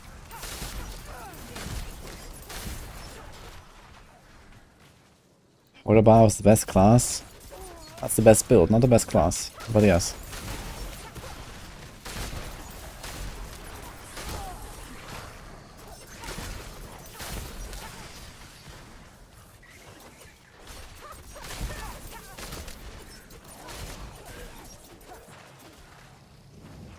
Do I use macros? No, and I would not recommend that to anyone for any reason. There's still a chance they can ban you for them. Although that is like relatively unlikely these days. But I don't want to have anything to do with macros. And I'm not sure why in Shred builds, more than any other build, you would need a macro. That seems kind of weird to me. For what reason?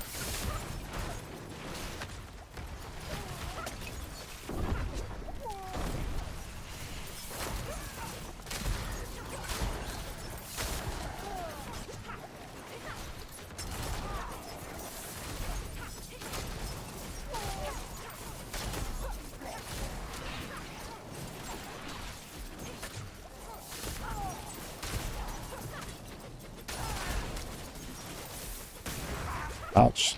What the heck, man?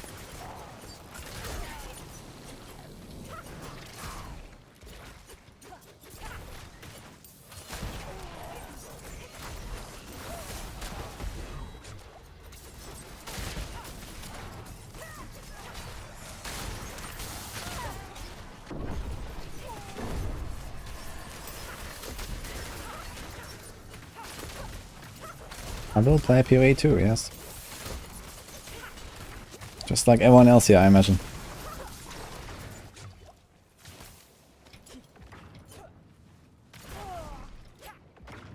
I'll play season 30. I'll also play season 30. A little bit. At least a weekend or so, I think.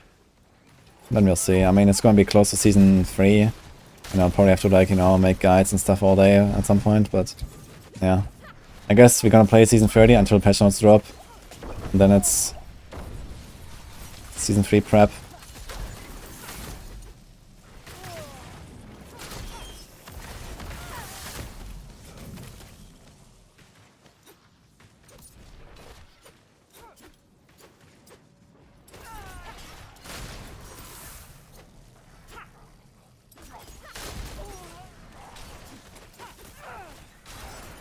Macro should equal a permaban? I'm not really sure about that in 2023. They used to ban for macros back in Diablo 3, but that was like, you know, many years ago at this point. But there are legitimate reasons to use macros as well, you know. Not everyone has healthy hands. Not everyone wants to have unhealthy hands. You know, there are definitely like reasonable applications for macros, I think. But yeah, if it's like about like, you know, playing the build for you or giving a competitive advantage, then it's a problem. Then you can ban people for it, I think.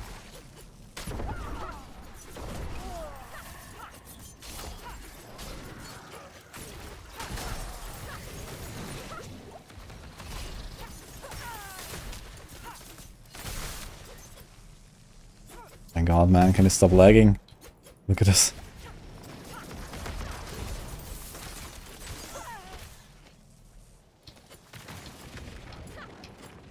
Why do you think you need macros for Shred? Who says that?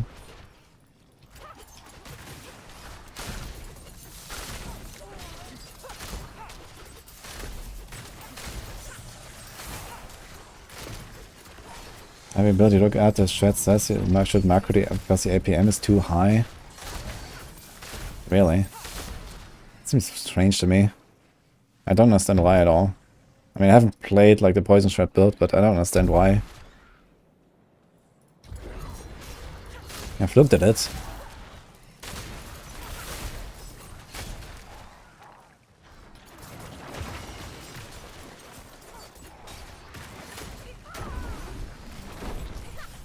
You know, Aswan Soda, I think you need to get out of your bubble a little bit.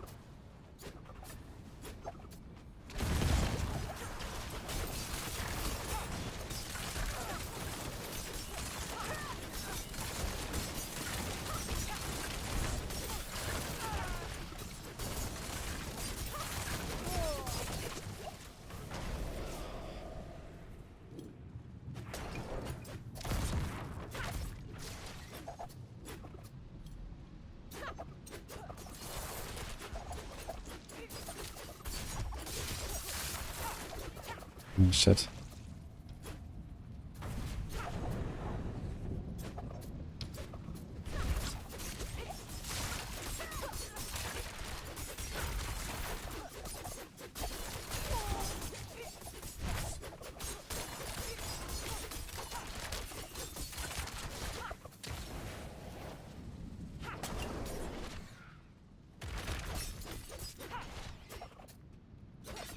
Are you serious, man? What is this?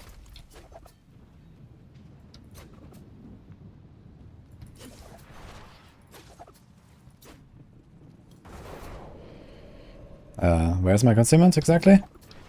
I pressed concealment, it just didn't become invisible. That's cool.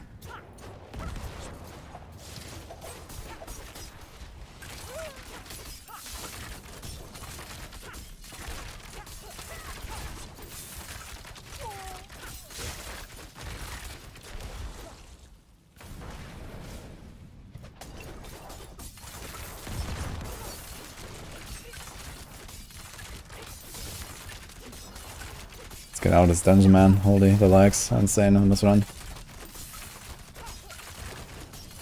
Hope we don't get like any push attempts where we have lags. Once we start doing that, it's gonna be annoying.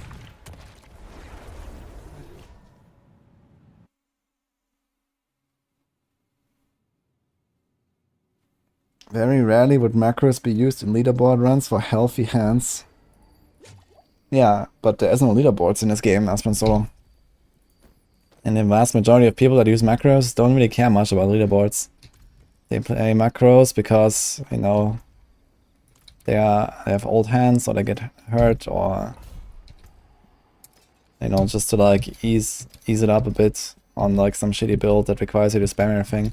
Which, to be fair, like Diablo 4 doesn't really have any builds that really require like spamming.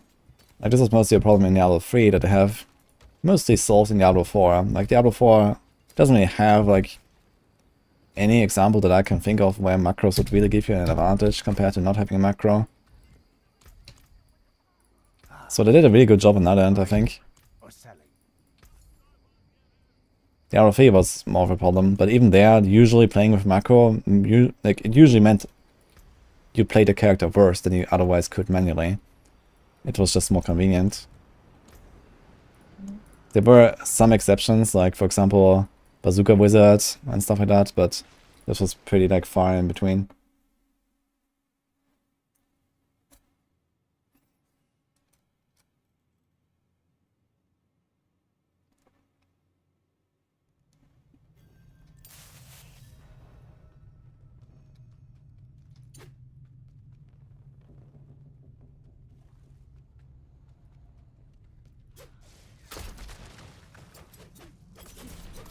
Oh shit, wait a minute. Okay.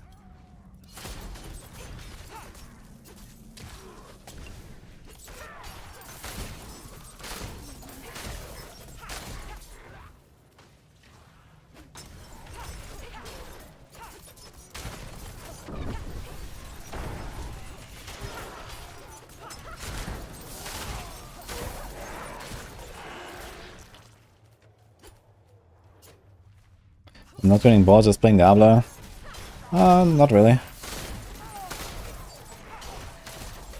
I always keep myself busy.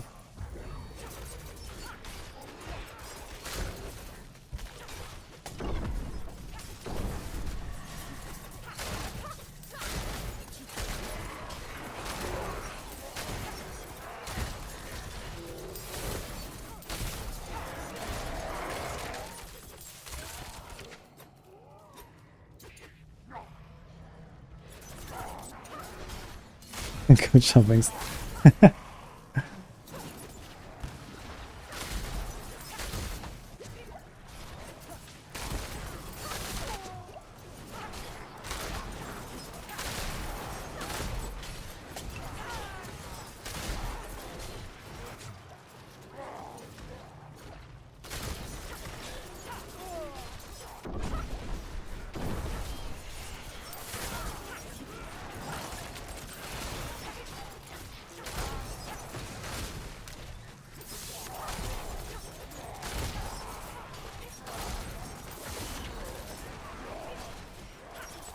Oh my.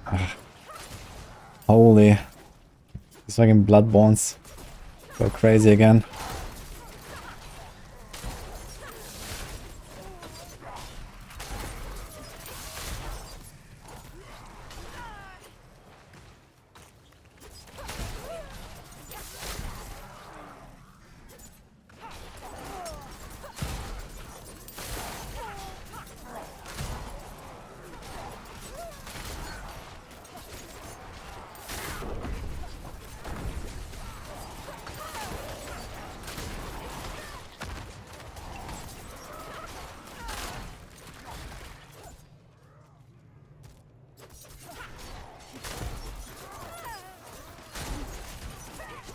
Bro, these guys straight up jumped through the wall, man.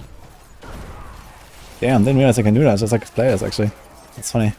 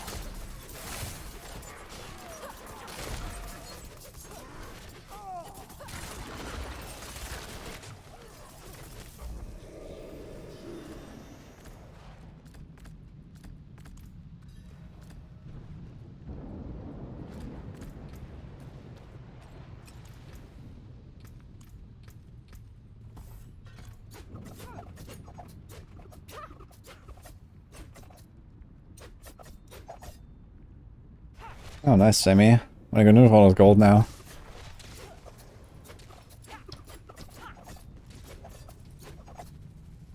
I guess incense is in high demand right now because of Abattoir. Some of them are really good.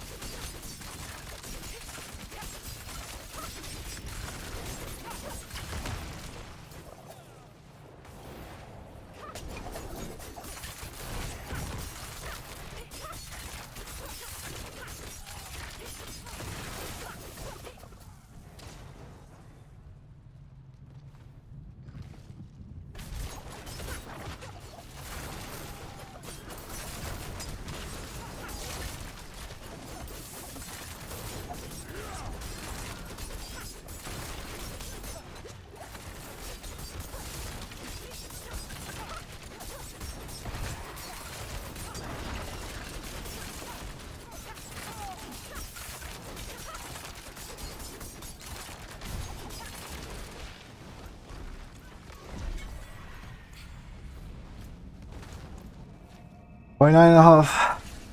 Thanks, Aria. Do you know that the non-elite mobs of extra health effects give progression similar to elite mob? Pretty broken. Yeah, I don't think it's like similar to an elite mob exactly, but I think in general that the progression scales of the health of the monster, and minions have quite a lot of health. It's similar to, maybe it's similar to XP, I want to say. Minions give 60% of the XP of elite. So it's kind of the same, I think, for the progression. I think it has to do with like how much XP they give, or how much health they have, or something like that. And yeah, they have a lot of health. So it's pretty valuable to kill them, for sure. I always kill off the minions.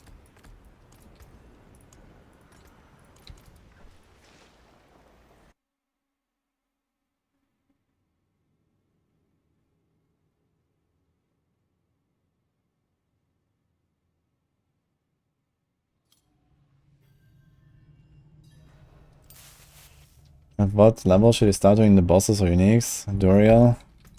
I mean, Duriel is the hardest one of the 5. So you probably want to be like level 100 or close to it. But if you have materials, you can also just like join any party and there will always be someone who can like easily kill the boss, I guess. And then someone can just carry you. As long as you bring the materials as well, I guess. To do that, you should do it in party because it's much more efficient.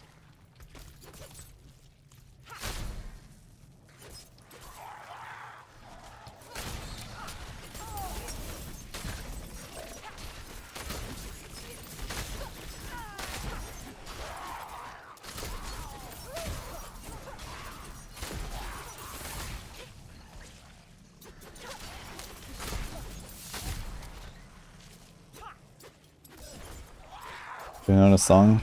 Not by heart. I need to look into like setting up commands so that can automatically read out my Spotify somehow. I guess that should be possible, right? Spotify might have the technology since I'm using it now permanently. I'll look into that.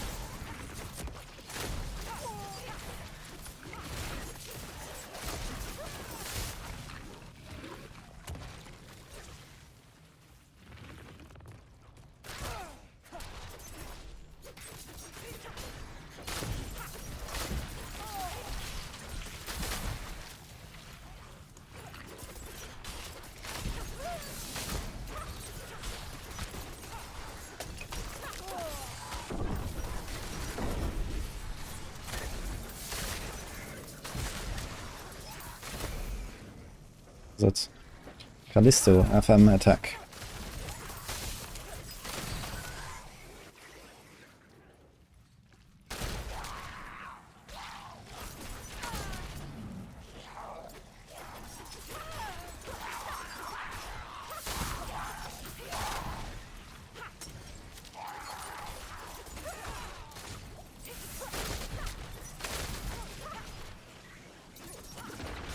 Dito?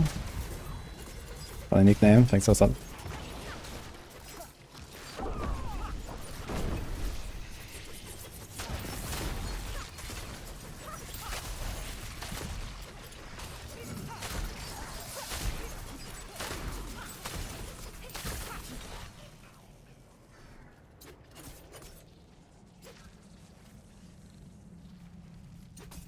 Yeah, sorry, in case you weren't aware of this, I'm pretty sure that similar to XP, you get 60% of the progression of an elite from killing a minion. So it's a lot, and sometimes they have like, you know, 5 minions with like 3 elites or something, and the minions give you the same as the pack. It's pretty nasty. You always want to kill minions every time you see them, everywhere. I mean, not when you're level 100 and, you know, grinding dungeons or something, but yeah, for leveling and stuff, you always kill every single minion. They're insane. It's like Diablo 2, basically. It's very much Diablo 2.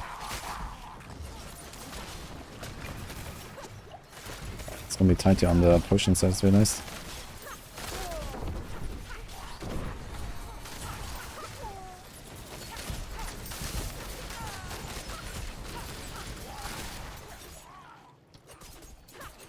How do I not get bored of this game? Ah, I have goals. I need to reach them.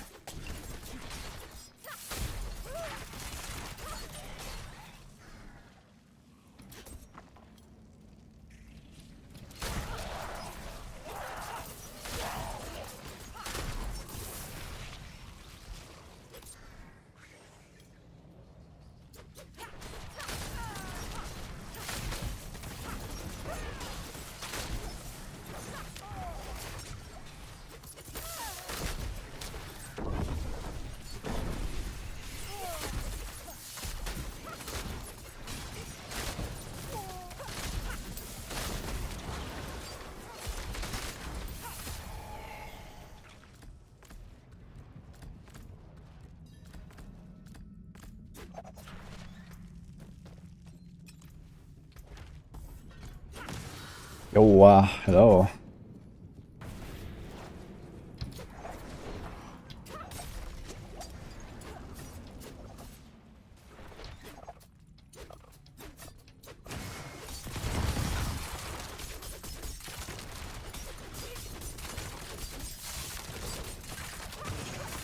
Where's he going?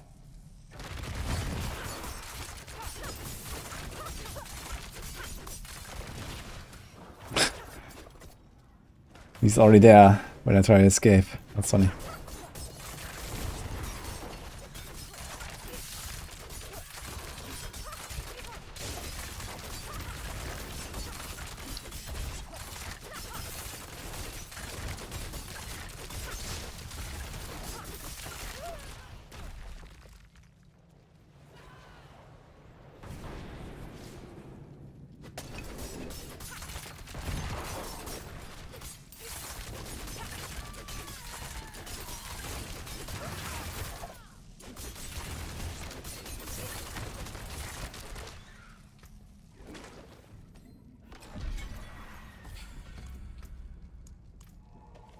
Almost.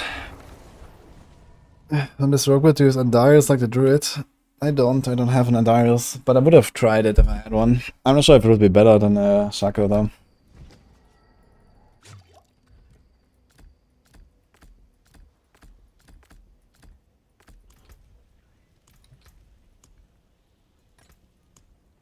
Okay, I think this is the last time you have to pop elixirs. We should be done after this.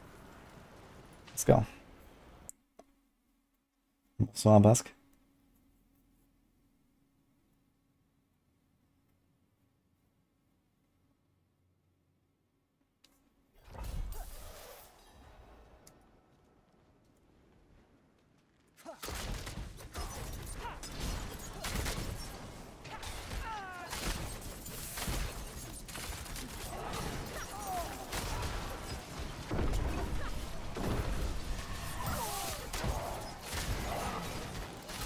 Oh, his elite there hasn't even dropped his barrier. Holy, these knights, man.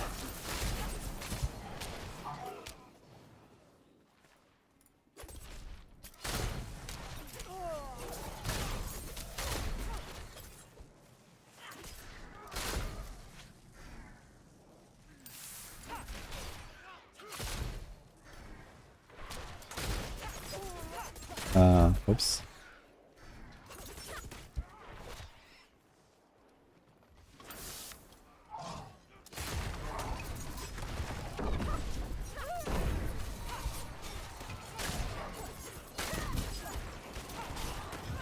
The entire lead pack is dying before the champion, man. Holy.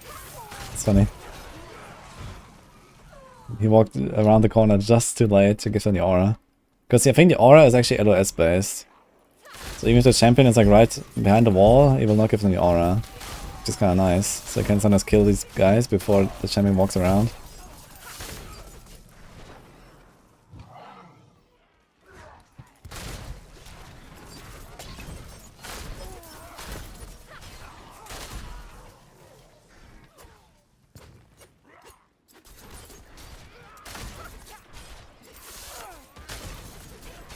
Thanks, J-Rockets. That's not possible, unfortunately. I mean, some other people have done Andariels with this build. But I mean, all of the top clears, they all run Shaco. So I think Shaco is probably still better, but it will definitely be interesting to see. I'd like to try it, at least. To see how good it really is.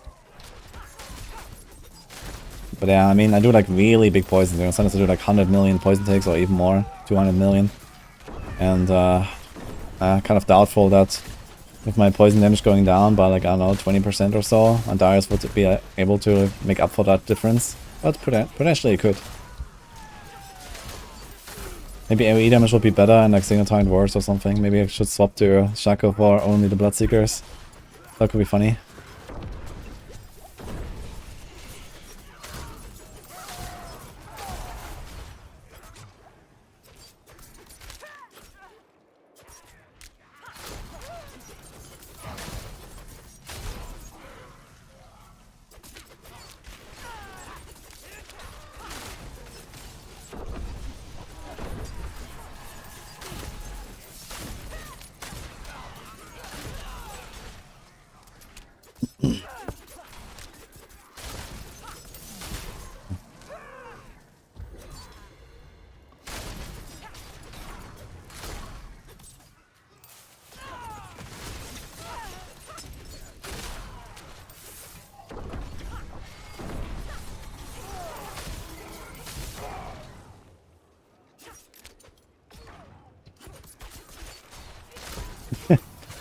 Thanks, Eden.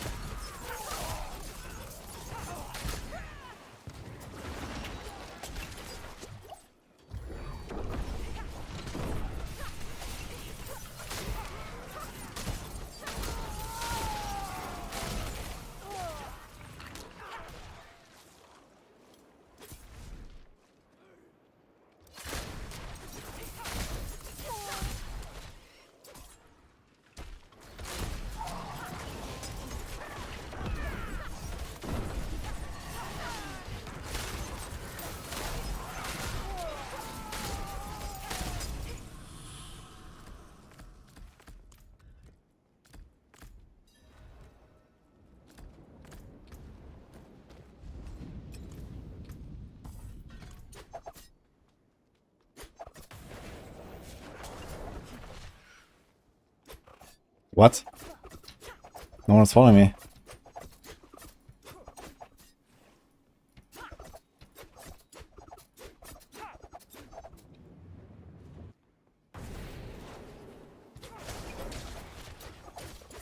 The fuck? Oh, here they come. Now this guy comes along. What the hell? They're all like almost in the same room, man. What's going on?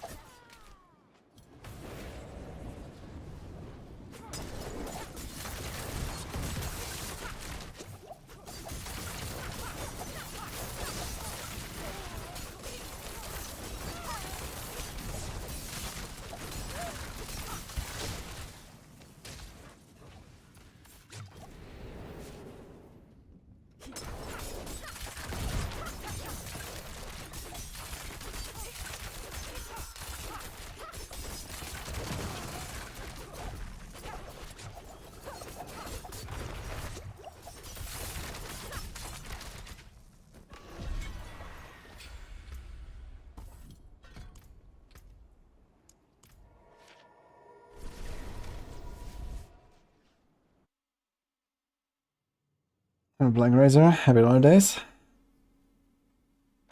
Last guy took a little nap. Yeah, that was kind of strange, yeah. I was trying to like smoke grenades, pull them, like one guy or something, or maybe two. And then I did that twice and just no one followed me. That was funny.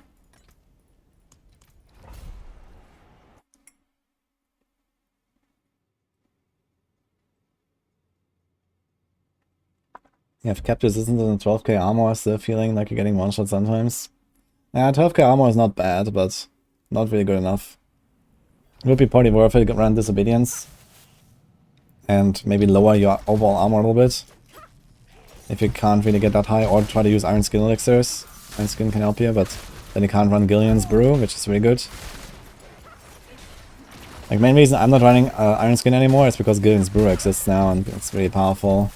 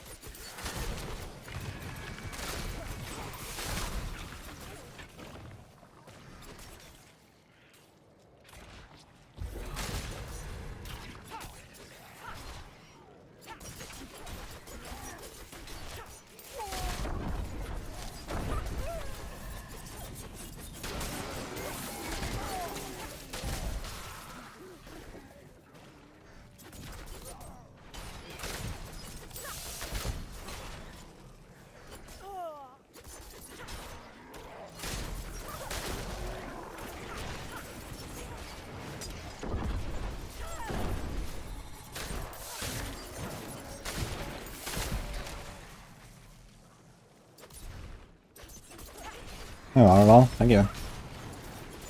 I'm planning on changing AZ, I'm not sure. They didn't do any changes now, before the holidays. I kind of thought they're gonna do it after the holidays, because then it's like pretty close to like season 3 already, but there would be like another, you know, 3 weeks or something, nearly. Where they could make like one more patch and like, you know, change how everything works. But yeah. I was expecting a lot more patches, to be honest. Somehow they didn't do that.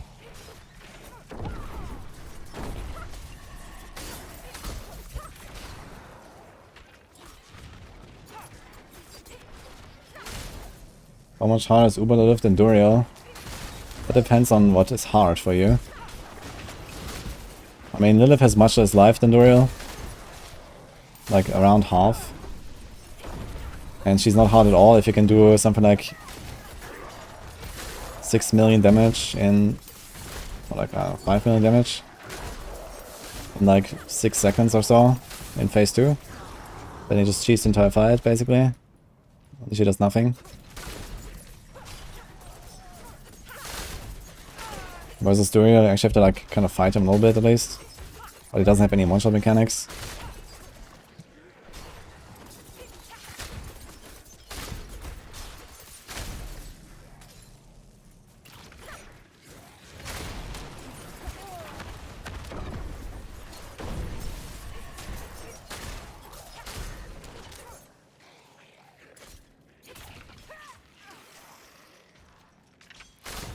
And most people that defeat Lilith right now just like cheese the fight with enough damage, which is very easy to do right now.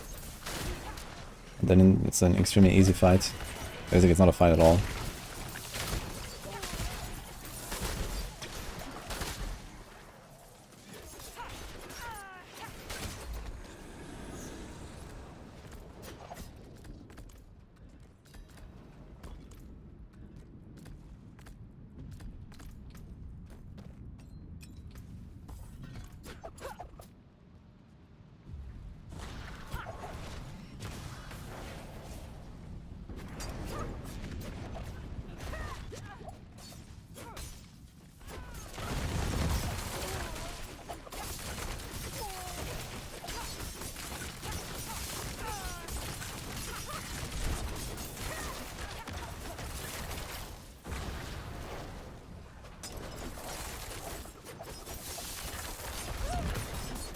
Ugh. No poison proc.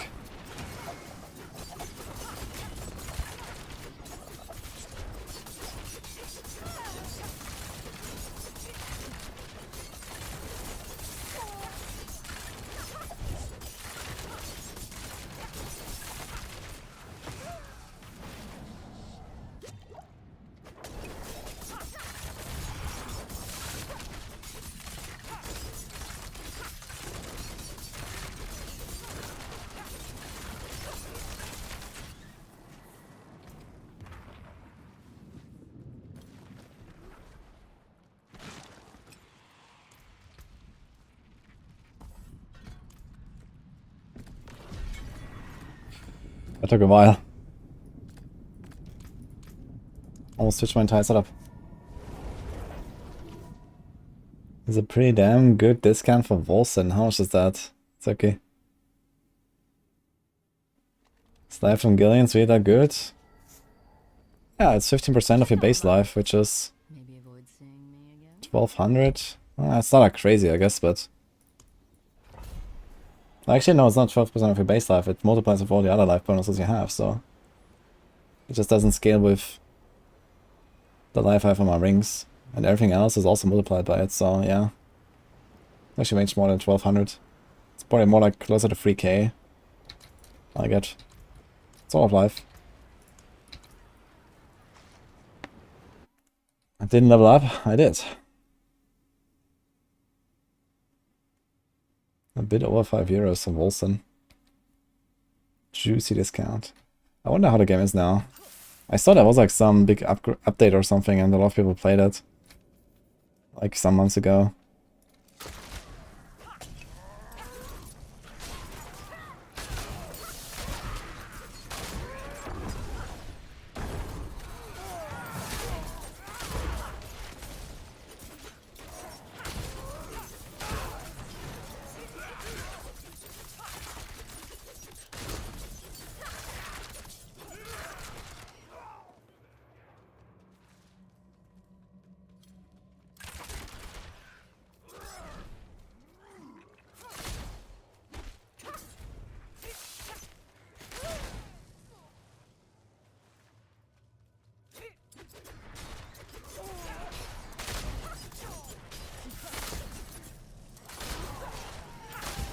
We're going to drop 3 ranks a bit and penetrate for Fist of Fate. I am running Fist of Fate right now, yes. It's a good item.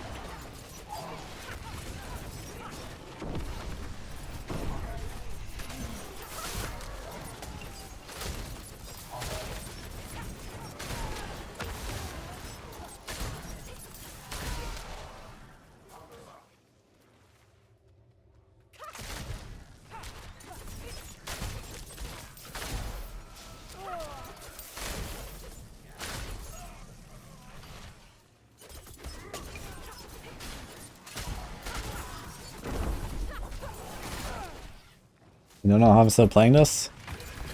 Oh, just start a PC, open Battle.net, press play.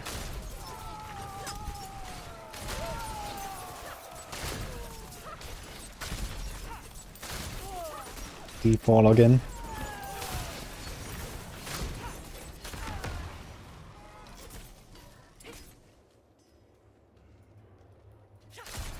Authenticate, man. AOC time loop. Almost done though, almost done.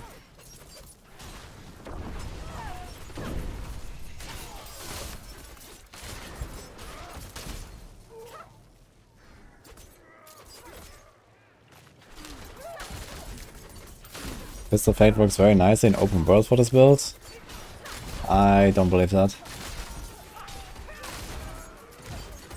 I mean, you have the option to one-shot everything all the time, or you have the option to, like, 1/3 of the time not one-shot stuff when you run Fist of Fate.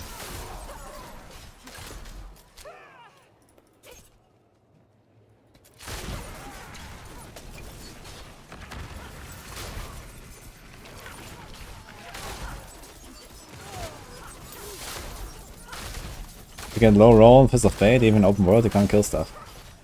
You can always kill stuff with a normal glove. Because even no glove would be better than a Fist of Fate and open world content.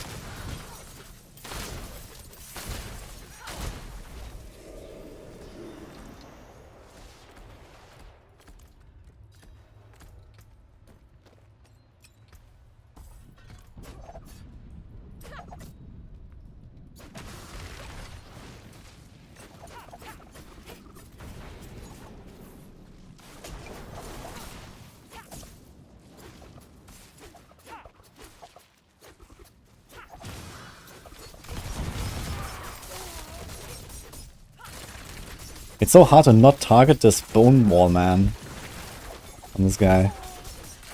Like, I'm trying to like move my cursor far away, but it still targets the bone wall and I just shoot in a random direction. Very annoying.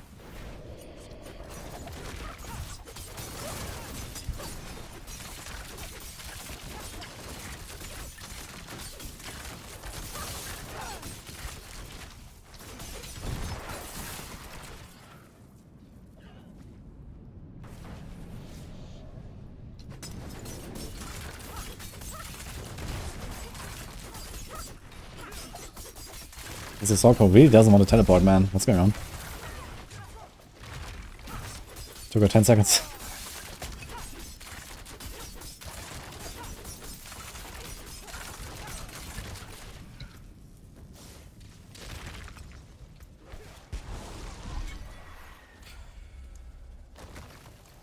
Once.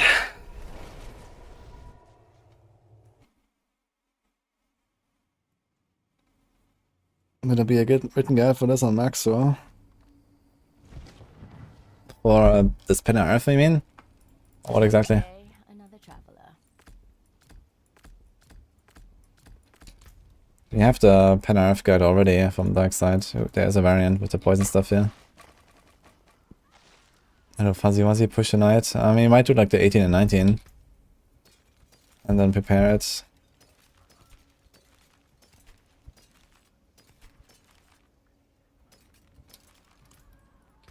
This I can sell.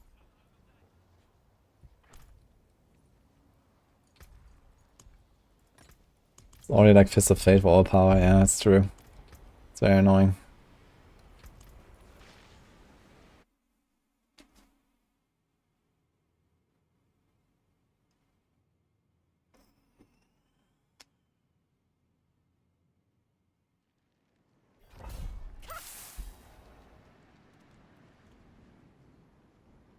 Handwritten guide how to log in.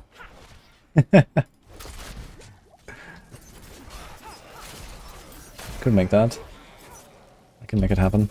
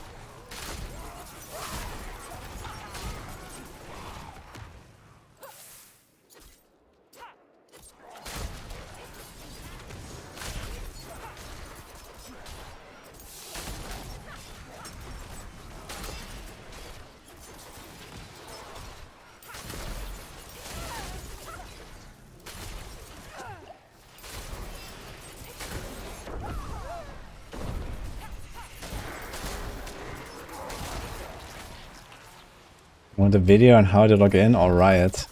I would like to watch a video on how to log in, guys.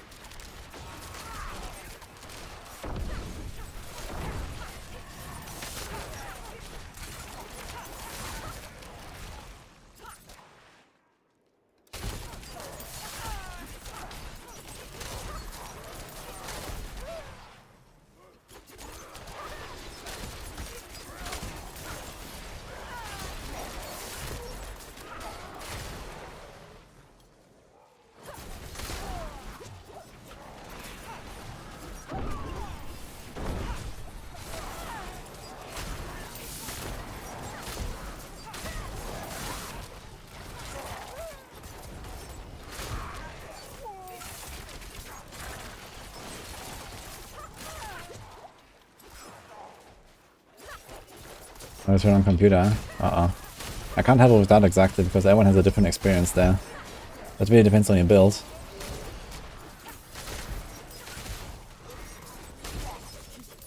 I mean, the general concept is usually the same. But depending on how you min-maxed it, you have to do like a different strategy.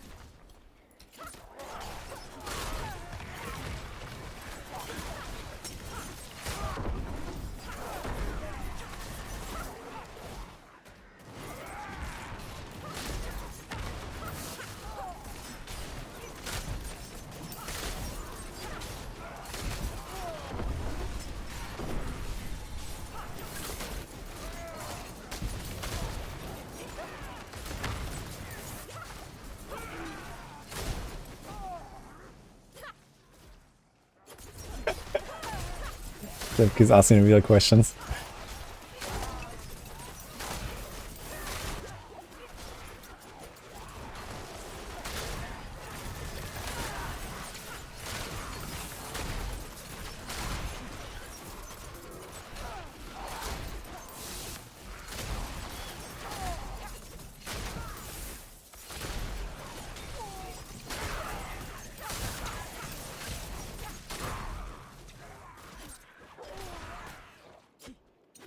How many scrolls left for the push?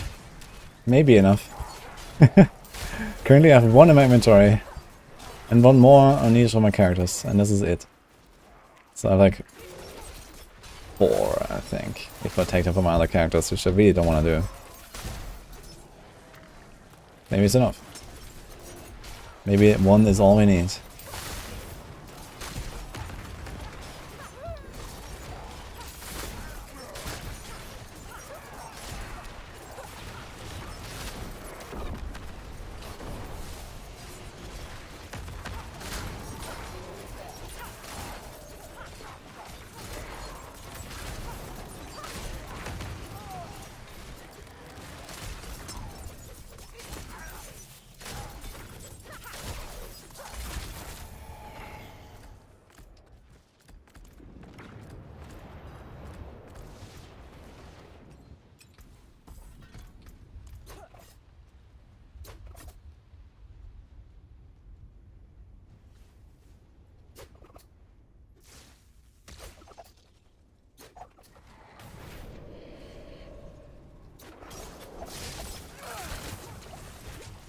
Ugh.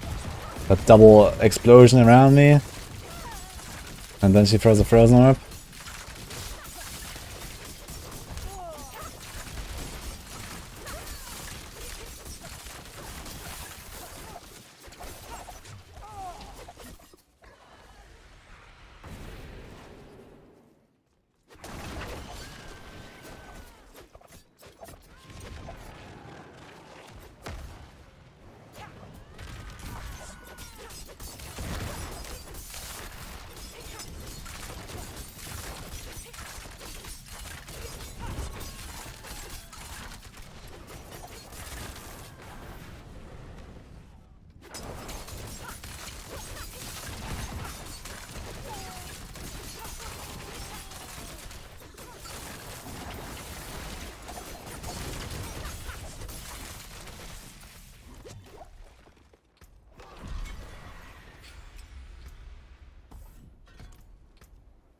Oh.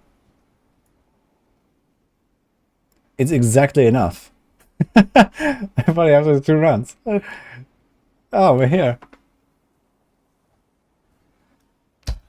I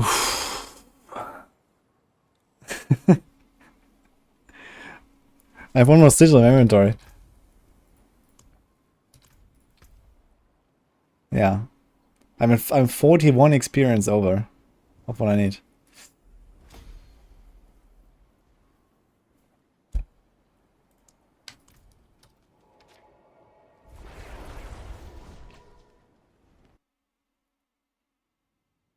That was about time, huh? Now I can play the game, yeah.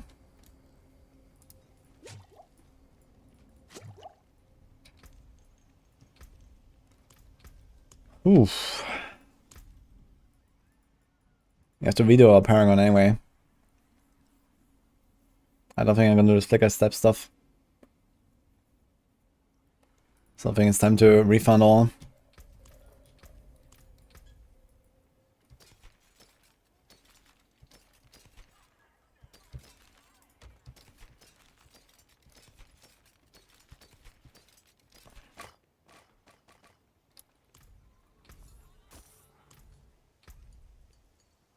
Look how big this thing is.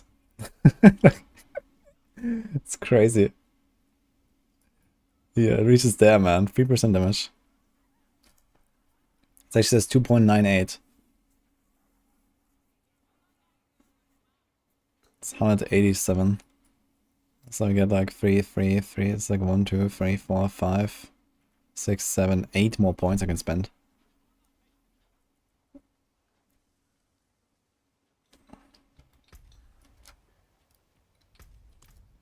Well, it's done.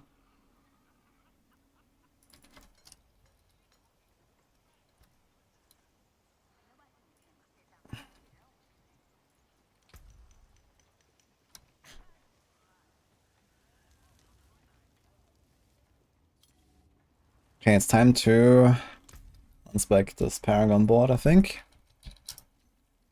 Let's go to push setup without the flicker step again. It was kind of interesting though to do this with the flicker step, to be honest.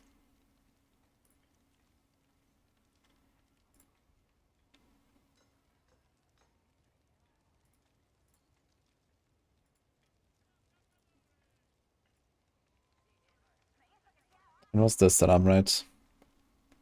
Actually, yeah. Football uniques. That's the same. Okay. They had the tricks of the trade there. The armor and the elite. Get back an armor out there. We could remove if you want.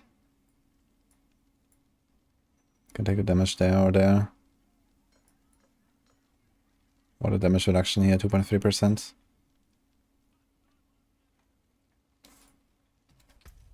Alright. Refund that shit.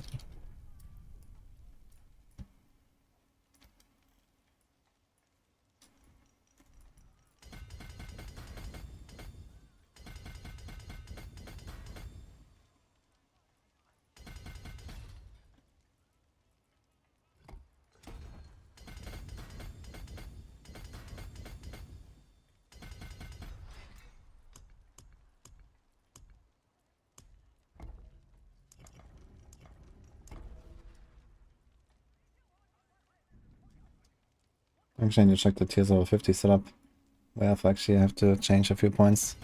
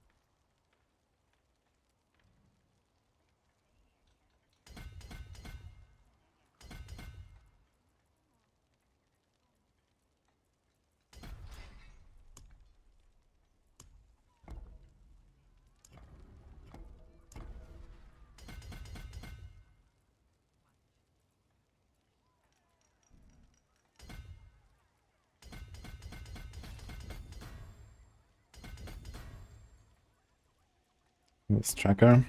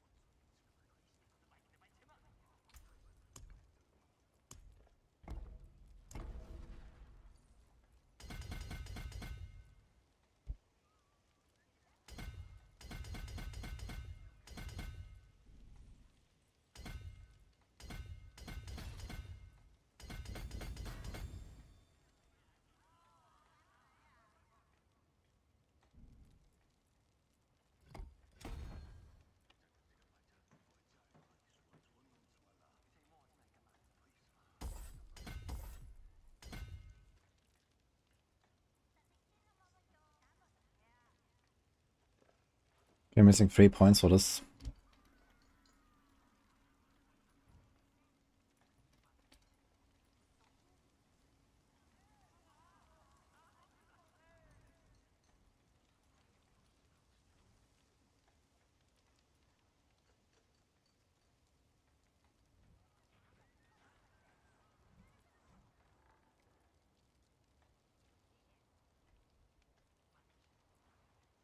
Uh-oh. Don't want to remove those life nodes. Maybe I'll remove that. Are these doubled? It's not even doubled. This one is actually. But not this one.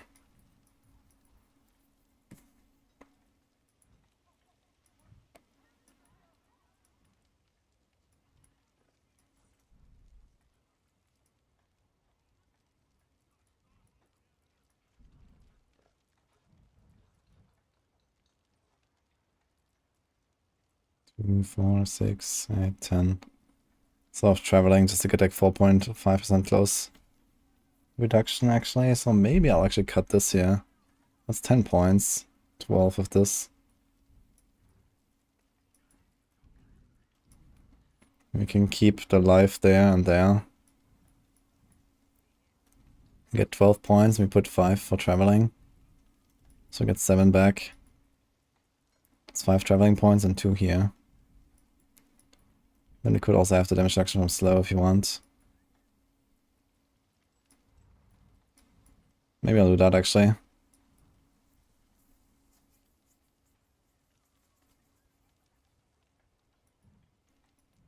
don't see much else to remove.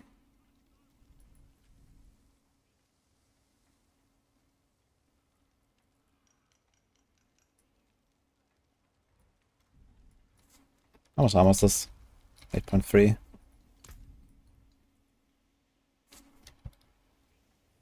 29k life.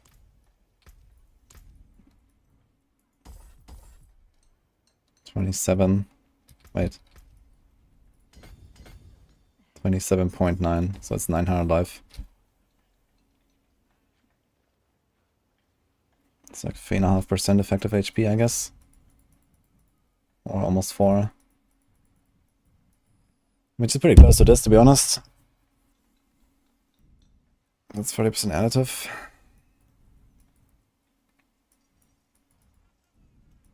Can we get damage anywhere? There's this.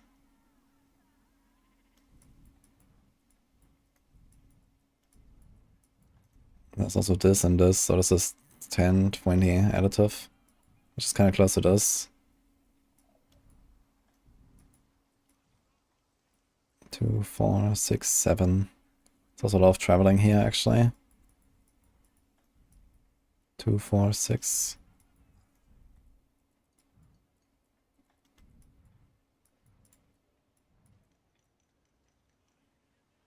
Okay, I think we're going to do a slight tweak here.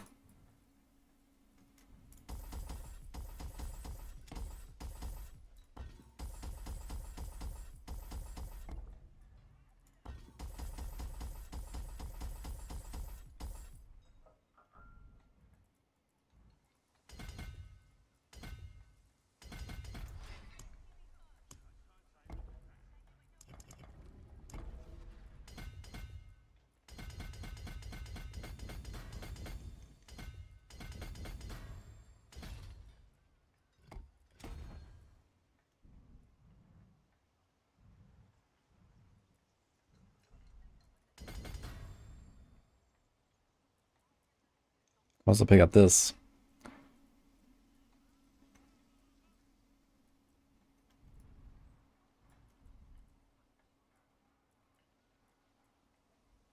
So be fairly additive.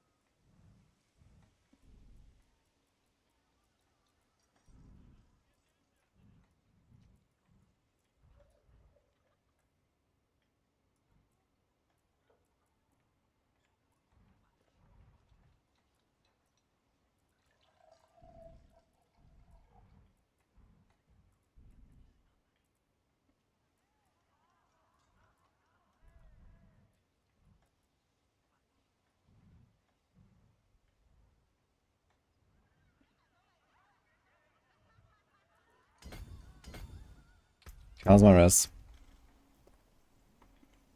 Wow. Okay. Don't have, wait, okay, first of all, wrong boots. We don't do flicker step anymore. We do real boots. Okay, so this is 70. Let's remove the gems. How's the rest? Are we buying or selling?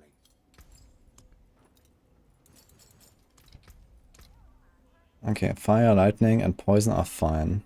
And cold and shadow are not fine.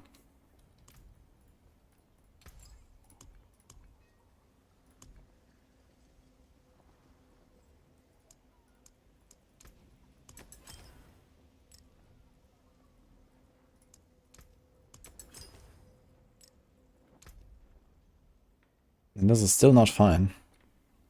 Be wary of bandits. Damned vultures.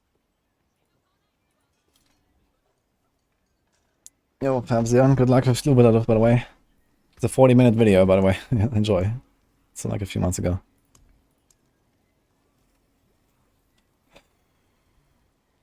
Okay, he has fire, cold, and shadow. This is a type 1 instance.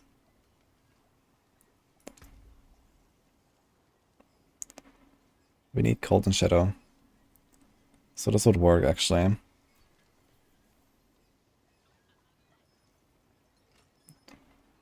Also gives me +2 to maximum, which is kind of nice. And needs Bite Berry, Demon's Heart, Blight Shade, Lifespan. We're actually running low on Lifespan. But okay, we can do this one. This would solve our issues. What is the further on this one? Fire, cold. How's cold? How's fire? Quite overcapped, but nothing I can change. So what if I do this? This is shadow instead of lightning. Okay. I guess that's acceptable.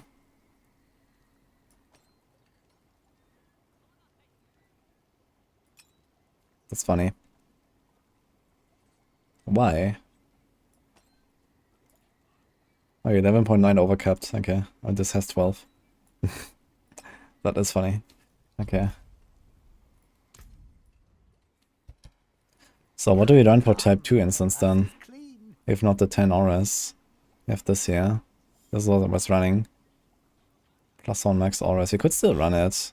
Gives me like overall 10% damage reduction for 3 elements. Like 3% for some others. Not the worst. That's all stats, 15. That's 500 life. Also needs Lifesbane though.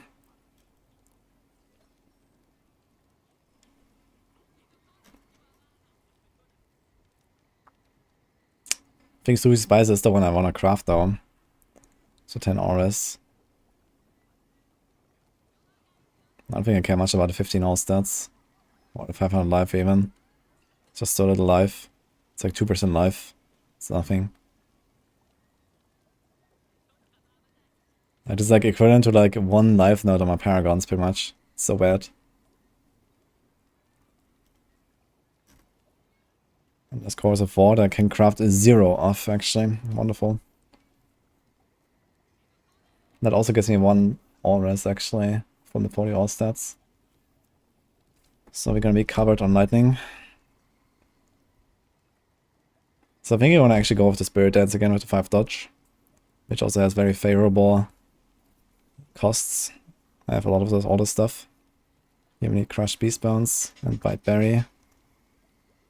And then I guess we go with Soothing Spices again, which needs Lifebane. Dude, it needs 30 fucking Lifebane, man. Holy shit. But if I do this, I need more auras. So I'll get 1% from the Chorus of War. I'll be at 59. So I need 1 more point, basically. Okay. And if I do this... Funny enough, we're actually capped right now, like this.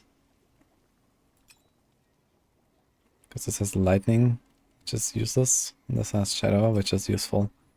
So we could actually do it with just the point without the instance. I don't have any instance running right now. We are capped.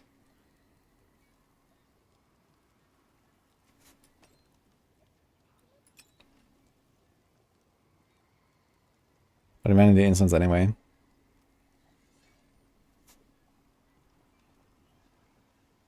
Lightning poison. Yeah, they're gonna be overcapped no matter what, so.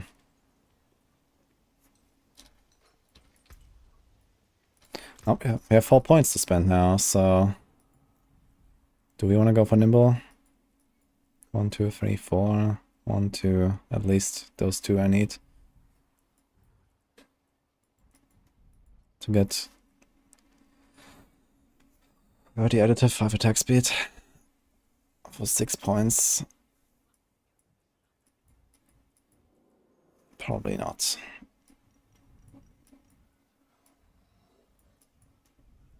So I do 1, 2.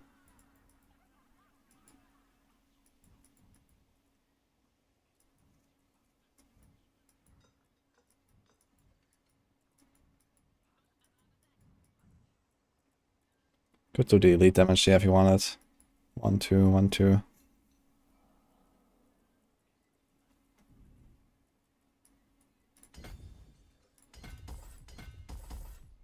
Does this make any difference? Not really. We have a strength instead of an int one there. There's like no int to pick up somewhere on the way down. Just a little more elite damage.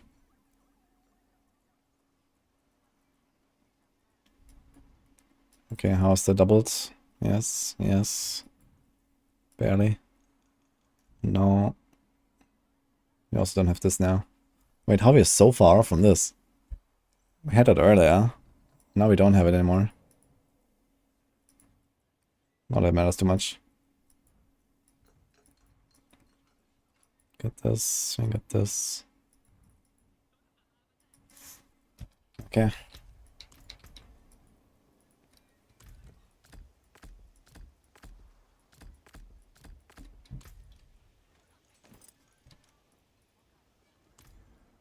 Not that many done.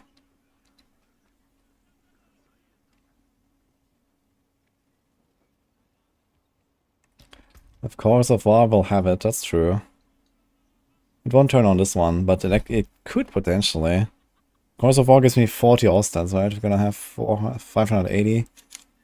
So if I get 8 more nodes on strength, you could actually have the extra auras. But we'll have this one at least. And I don't care that much about the auras. You could remove this 1 point there. And that's pretty much it though. There's not really more auras I have anywhere. I already took only the 1. We could go this path to get 3. We could take this to get 6. But I don't think I can do anything with that, so. Either way, you're gonna be lacking a few percent for cold, even without instance. So we're gonna run the instance anyway, and the instance is just very good. Yeah, there's a feast out in the amulet, but what am I gonna do?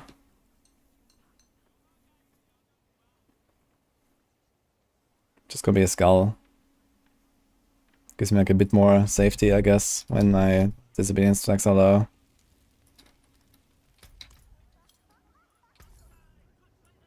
Good fortune. Precious stones, beautifully cut. So 24 possible with a 50 glyph? Yeah, on barbs and on zorks for sure.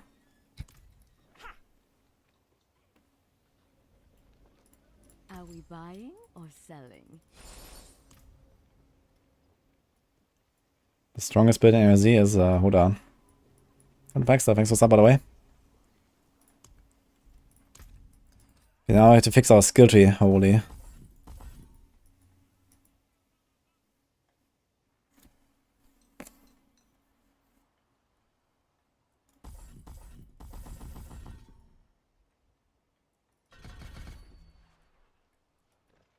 I'm not sure what I had actually. So much stuff.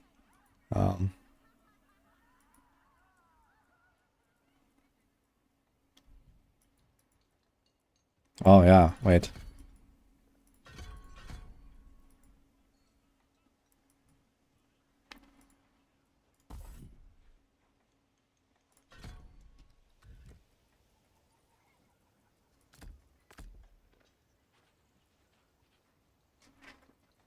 So we have this. Okay, now what do we respec? So when the boss spawn, hello. Crap. Again. Thank you. I just have a Glyph to 50. Oh, congrats. Thank you. Gonna push? I have one score of escape left. No, far from more. I'm just fixing my build right now for the push. Because I did a bit of respecking now and stuff. But yeah, we did a grind. Yeah, don't waste it all. On what? Without scores of escape. Yeah, I'm not gonna push without it. Yeah.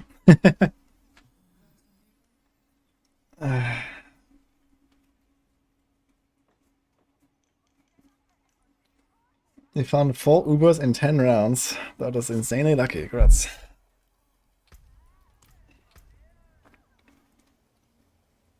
Thank you. Are you the best? Yeah. Yes.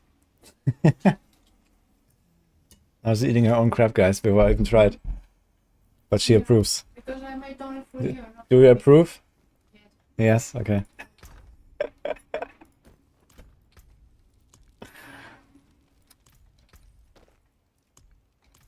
Okay, this is all fine. So the respec when we reach the bloodseeker, so I need to change quite a lot of stuff. So I have to prepare for that.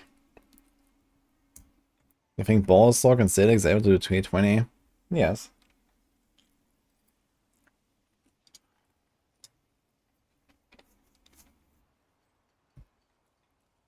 Thanks, Lucky.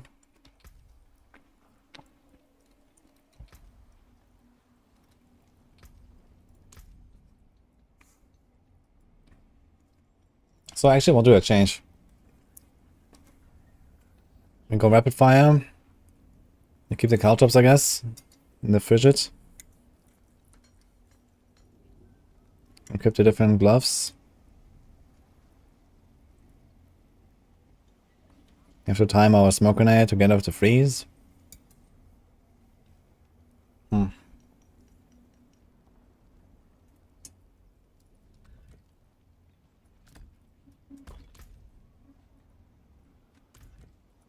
We do this. Do this. And then we respec this to the rapid fire. And that's basically it, I think. Could even keep the 2 points in death trap just to like save time. Not sure where else to put them, honestly.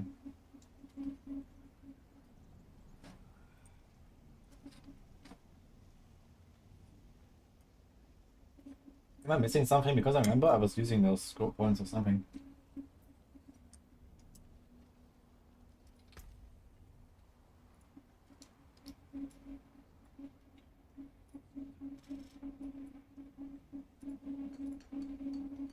Oh, we don't have the cutoff set up here. Okay. That's why. Yeah, I'm not missing anything, I believe. So, oh wait, we have to do the puncture as well. We have to respec from blade shift to puncture because else I can't use the puncture properly.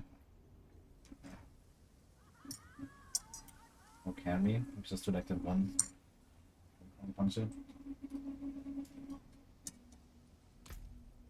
What do I upgrade? The energy is useless. The vulnerable is useless and the free blades are also somewhat useless actually. Just a bit of lucky hit, I guess. Did you like it? Thank you. I think your music is too loud. Or is No. it before because you have a mic? Yeah, I don't have a microphone here right now. That's fine.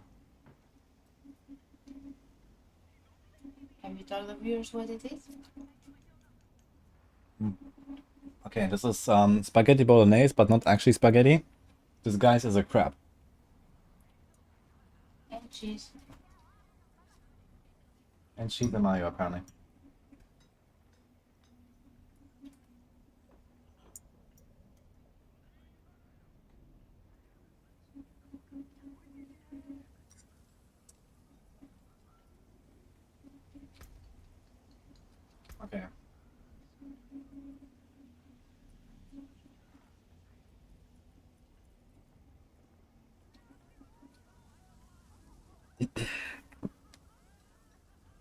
I think the bloodseeker fights are long enough that it would be worth to spec into the discipline shadow step and potentially the crit there.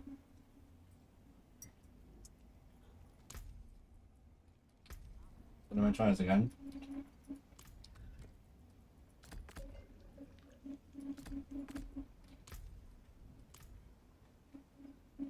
So, bloodseeker spawns. Equip this. We equip this.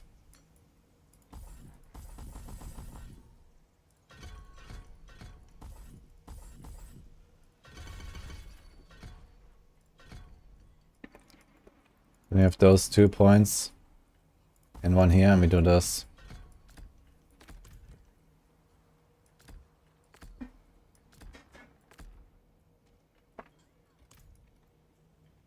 And that's it. It does take a bit long, but it's probably worth it for like a 3-4 minutes fight. Realistically, I expect something like 4 minutes, including like splitting the seekers and stuff.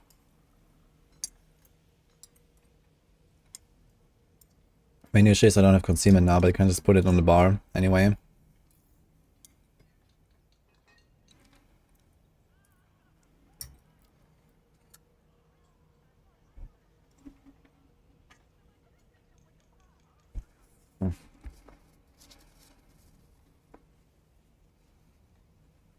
Well, should we try it?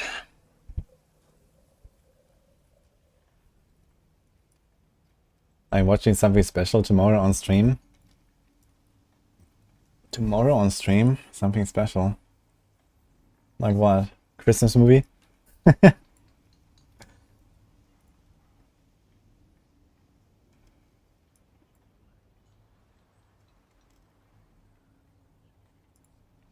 Hello, Jack. Glad you enjoy the music, by the way.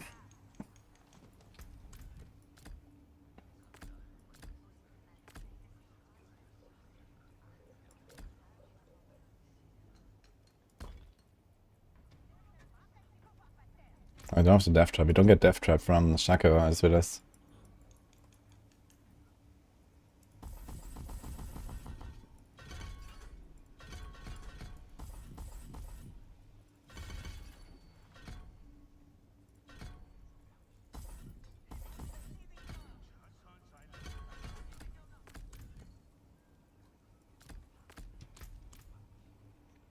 Die Hard is typical Christmas movie, yeah, for sure.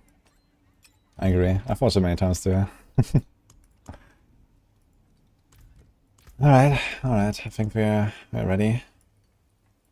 My 1 scroll. New class gameplay reveal tomorrow, yeah, for sure.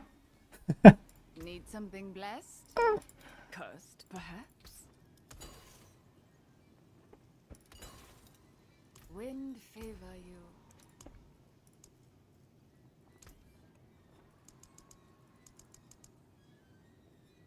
We have 57k powder. So I have like 250 or so sigils. That's pretty good.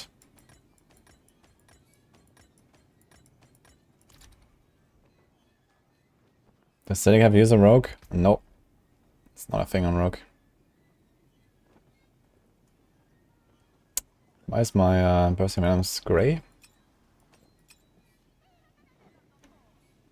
Nice. Just re-knock once. Oh, Torchlight season reveal stream. Oh, I didn't realize that's tomorrow. I'm probably gonna play the Torchlight season. Like for a night or so at least. Hashtag ad. But it's always fun to like jump in there for like a little bit. I think that's in a few days or something. Let's close this.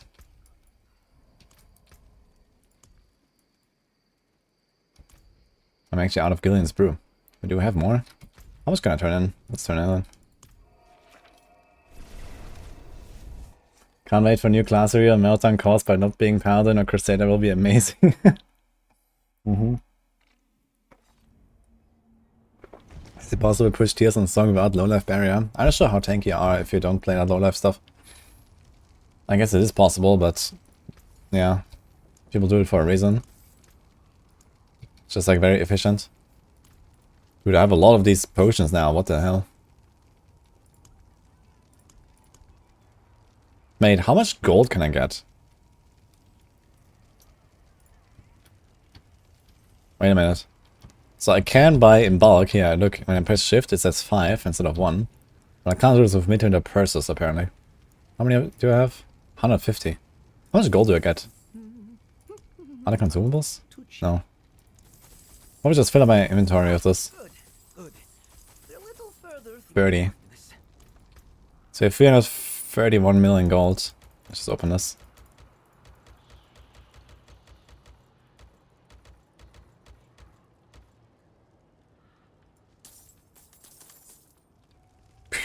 Everrise conquest complete. Oh.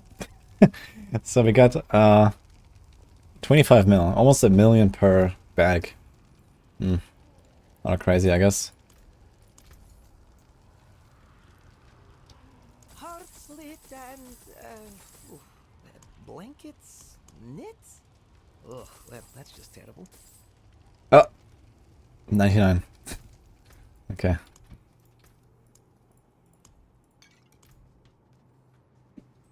It's 800k per bag. Yeah, roughly like that. I don't have stash space for my Gillian's brew. Okay, I can do this. 99 there. I'm buying all of them. I mean, what else do you want me to buy? I already have all the mogs. There's nothing else. This is useless, this is useless, this is useless. Too bad we don't have technology stack over 99. I mean, stacking 99 potions in one single inventory slot is pretty efficient.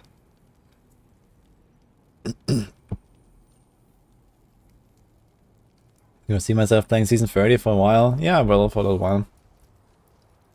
Probably until whenever we get patch notes for Season 3. Then it's just like prep time.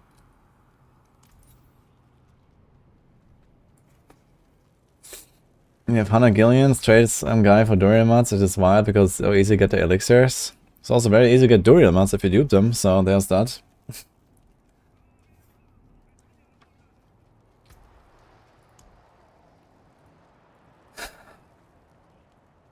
Oh, have to update our thing.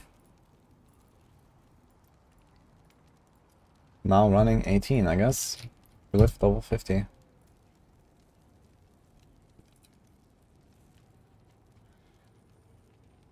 Okay, so we don't need Redamine bus. Okay, first of all, do I even have any mods whatsoever to craft the instances I need? Or do I have any instances for that matter? So let's see, chorus. We have 2 cores of war. Okay. That's acceptable. And we need the... was it Song of the Mountain?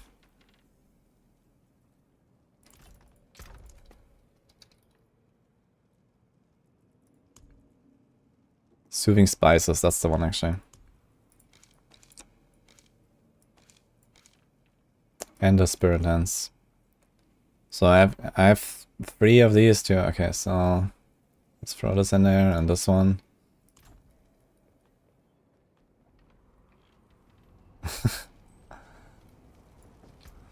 So 18 and 19 will be very easy compared to the 20. So 18 and 19 I can probably do in like a pretty suboptimal run if you want to have any chance on 20. So that's the good part. I'll just, you know, not die, which is kinda good. How much life do we have when you pop the Gillians? 27.9k, it's kinda fine. Let's do this. Do we have any more of the Death Elixir? Dude, I'm so out of everything, man. I have 3 more Death Elixirs. Let's go. And 1 scroll. Alright, so how much higher HP is this actually? Wait, let me check. So...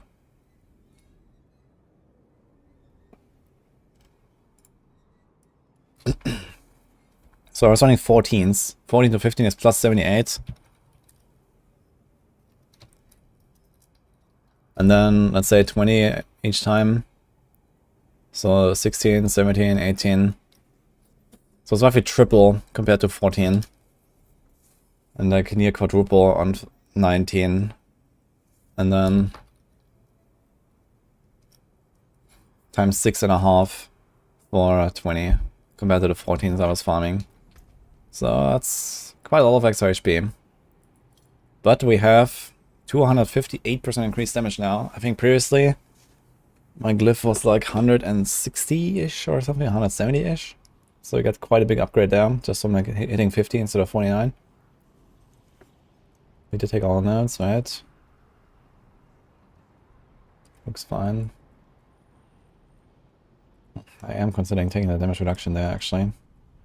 Instead of this.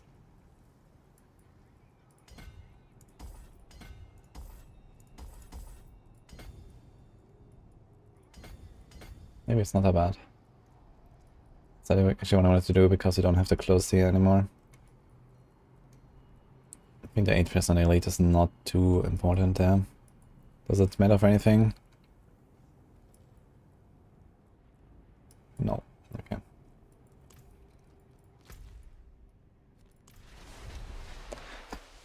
Hey, should I still on it?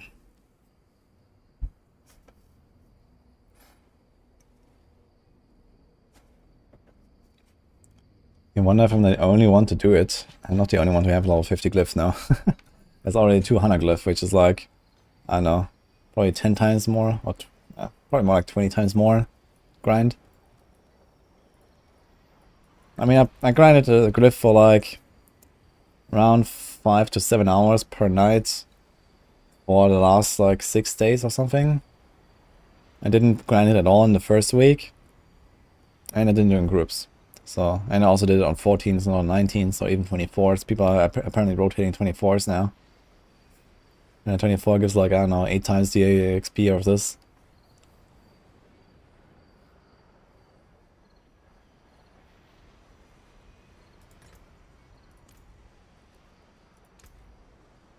Okay, okay. Now the question is, when should I pop my incense? Should I try like a suboptimal run? We could try it with a tier 1 instance and just see what happens, honestly. I could just run a cheap instance, but what does it need? Let me see. To cap my resists. Lightning, cold, and poison. Now here, fire, cold, and shadow. Cold, shadow, yeah. So we can do it like this, actually. It's just a tier 1 instance if you want. For the 18 and 19, we could save a bit of mats. Maybe I'll try this. Let's just craft 3 of them. And we can like, attempt maybe a few suboptimal runs and save sigil powder.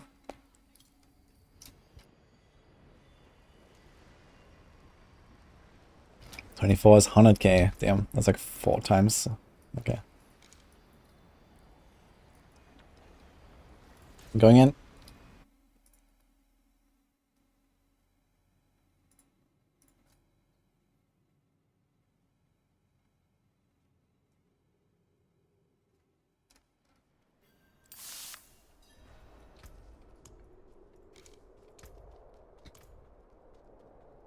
We need to get used to the playstyle again a bit.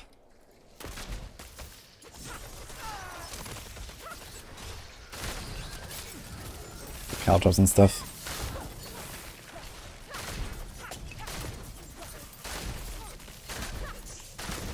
Yeah, stuff is tanky. Can notice. Okay.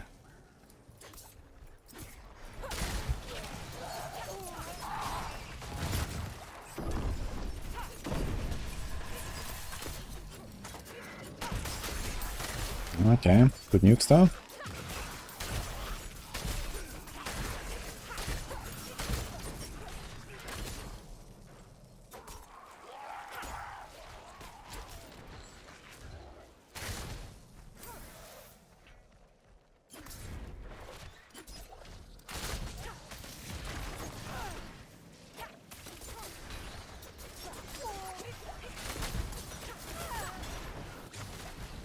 Oh shit. The champion actually followed me. That sucks.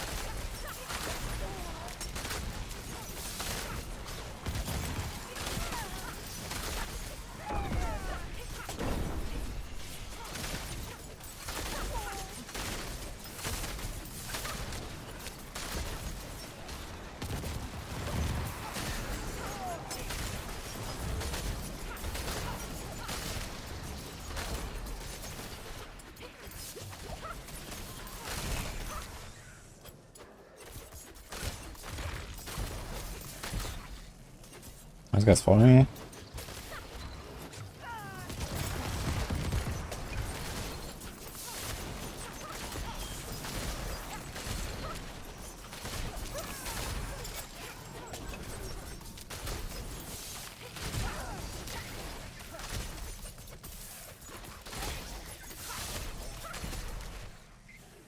Okay.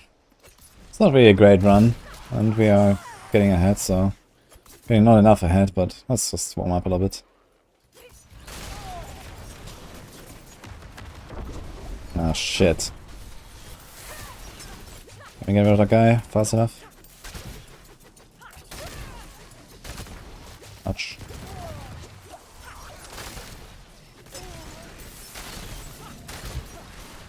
Champion almost ruined it. Almost took me my scroll as well.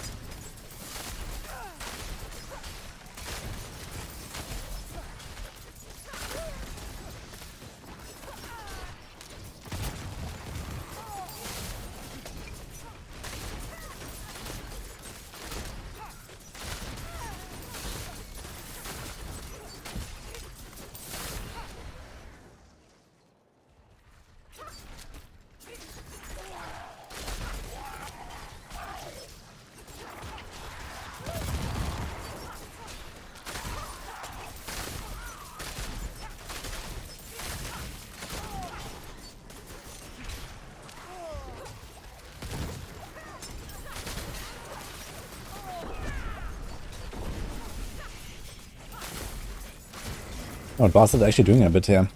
Even on this tier. That's wild.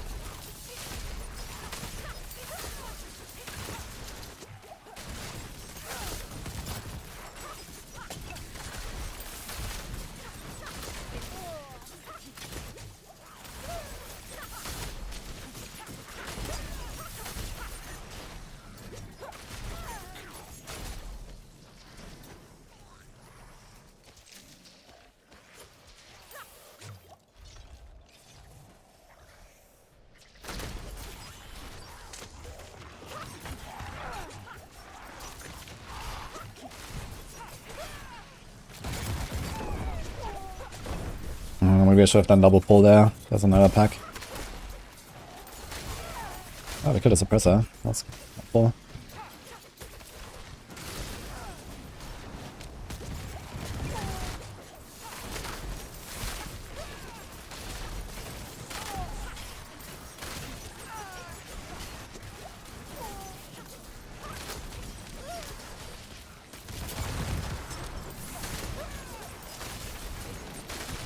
I don't have any more potions. Great. Let's pick this. Wait, I picked 2 potions and I got only 1. What? Where's my potion?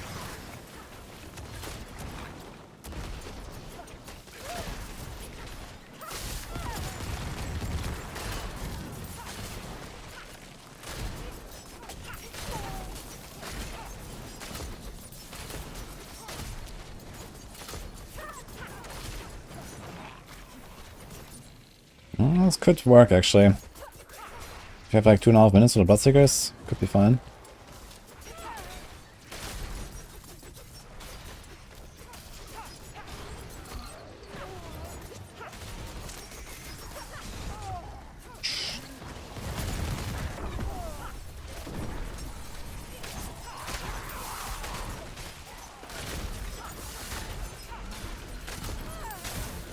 I guess we're not gonna kill this one single succubus there.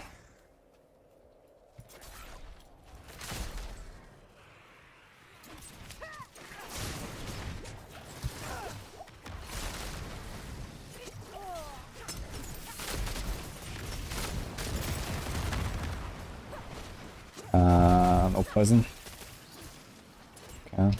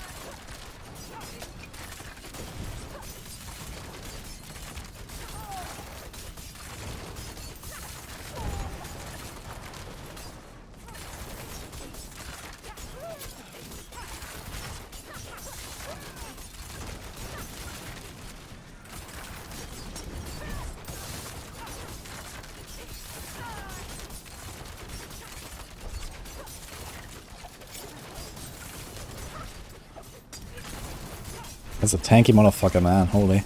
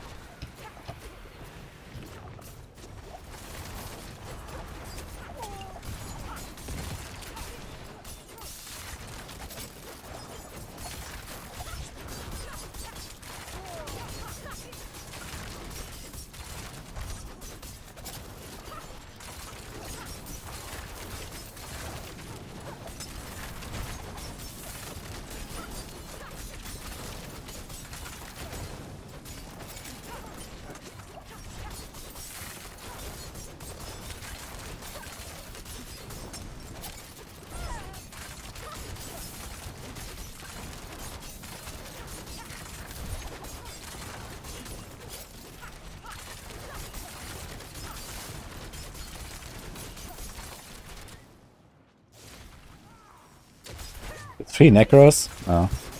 It's a barb.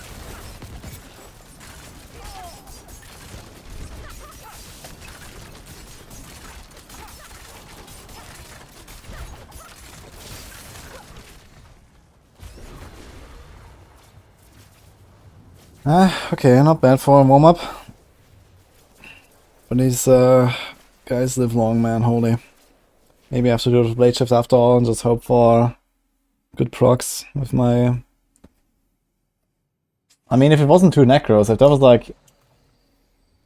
There was like 3 barbs or something, or 2 barbs and a rogue or something, I think I would have done this actually. The Necros curse you with the fucking slow and decrep.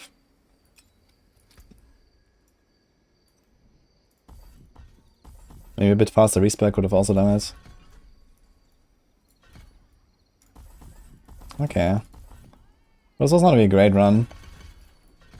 But the 20 will be hard, that's for sure, man. These guys are tanky, man.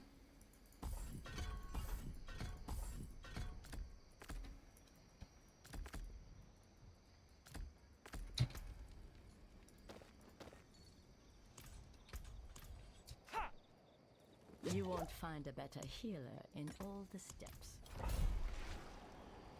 20 is gonna suck. Nah, don't underestimate the power of spiders.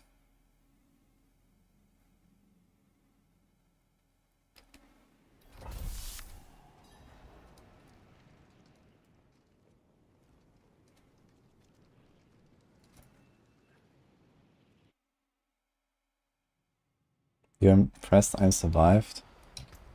I mean, I just ran like 400 tier 14s, and now you're impressed I survived? What?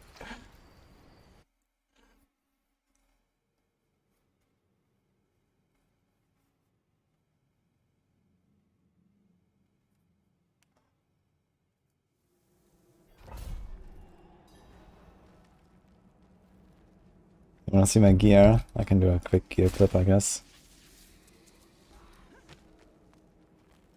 I'm not sure what would be some other good monster types, I guess. Outside of the spiders, I could try the drowned.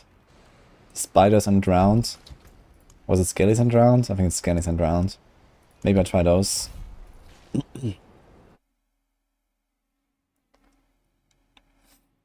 Rax is missing out. I could have leeched, I guess.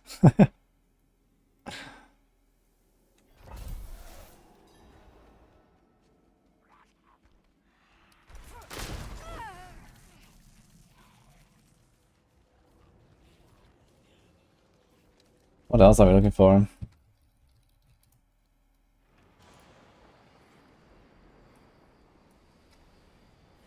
There's spiders, fallen snakes. Which one did I just have? I had something with snakes. But not with spiders.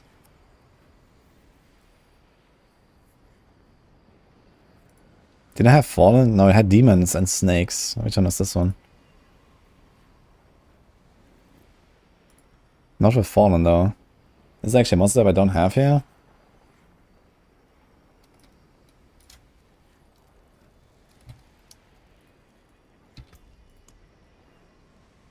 Did I reset?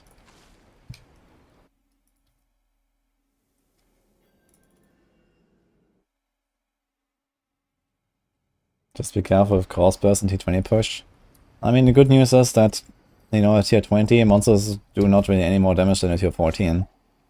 So I was surviving the 14s just fine. Just now I need to survive a bit more because, you know, I become unstoppable and stuff sometimes. So Demon Butcher looking good, yeah. Yo, old man gamer, thanks man. Appreciate the support. Thanks for the super. Merry Christmas to you too, man. When does enemy damage getting stopped? I don't think it stops at all, but it's just like very minor after tier 9.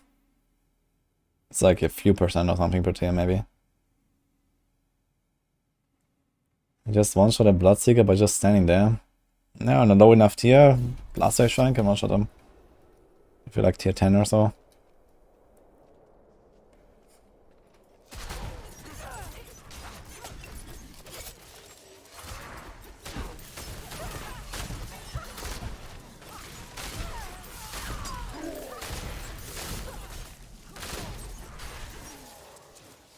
I mean, it's not exactly a good monster type, but I'm gonna try it a bit maybe. Let's see. Oh. Getting blasted by our friends, the rafts though.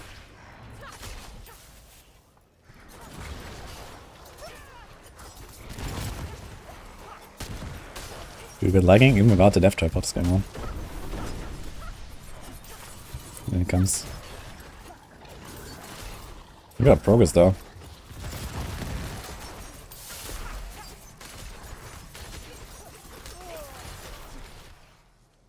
Is this an 18? What the fuck?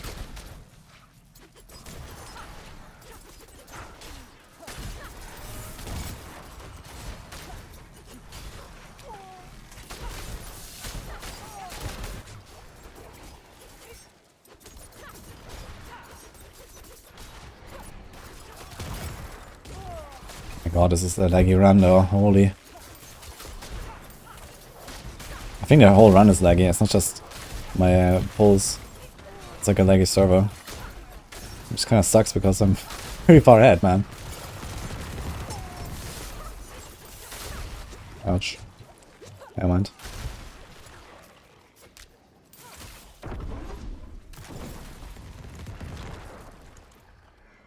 Fucking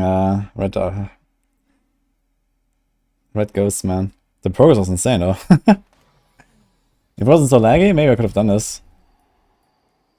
It's just very dangerous. Incense almost out, so let's just do another one. Yeah, I think I'm gonna keep doing this. So the 18, maybe the 19 as well, we're gonna do it without popping our good incenses, because I have so few of them. Need music for luck. I have music on Twitch stream, Daniel. If you watch on Twitch, there's music.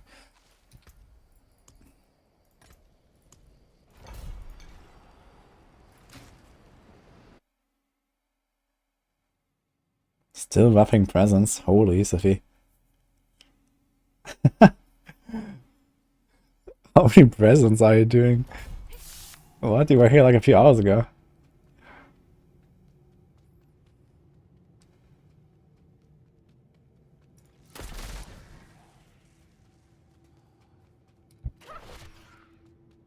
Yeah, go and pop the incense once you find a run.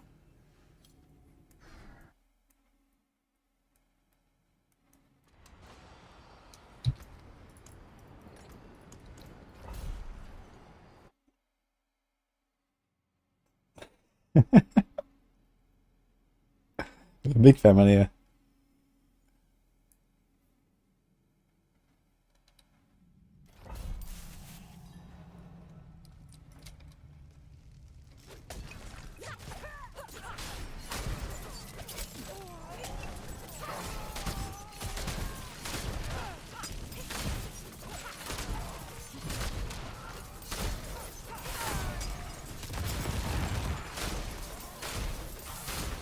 I'm not sure if I should really do knights, but let's see.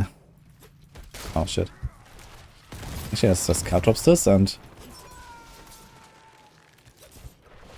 maybe they won't follow. Kinda shitty map, kinda shitty monster type, but let's see if we can do it.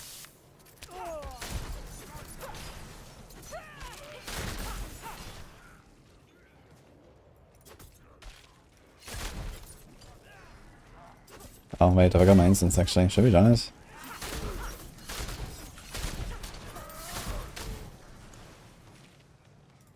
Okay.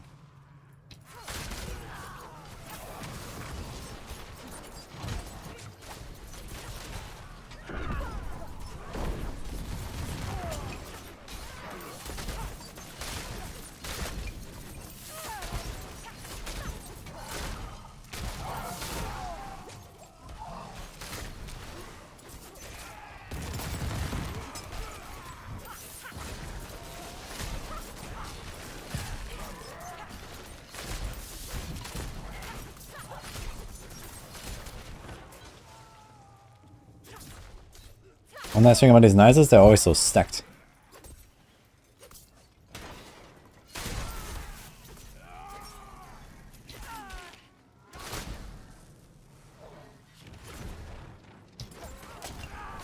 These guys do it probably.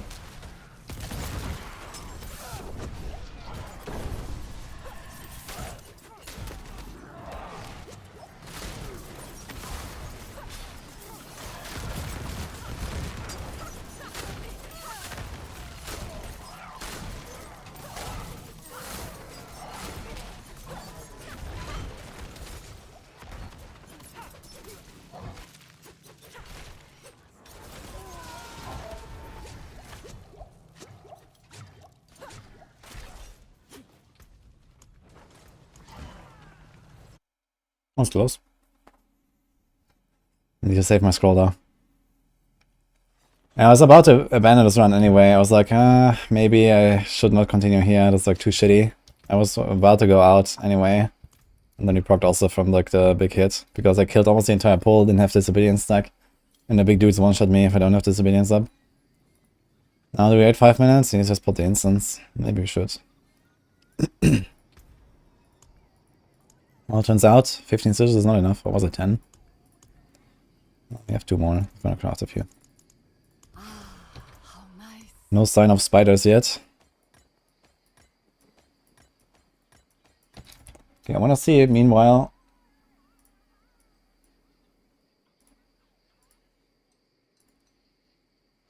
So what is this monster type exactly? This has fallen, snakes,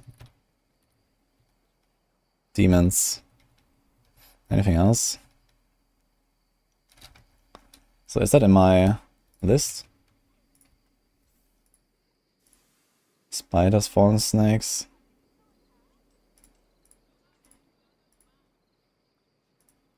Demons, flies, fallen. I don't have it here actually. There's vampires, snakes, werewolves, spiders, fallen snakes.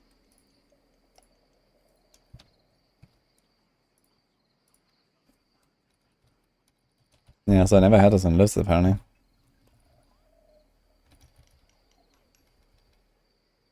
Wait, aren't there also weren't there werewolves as well?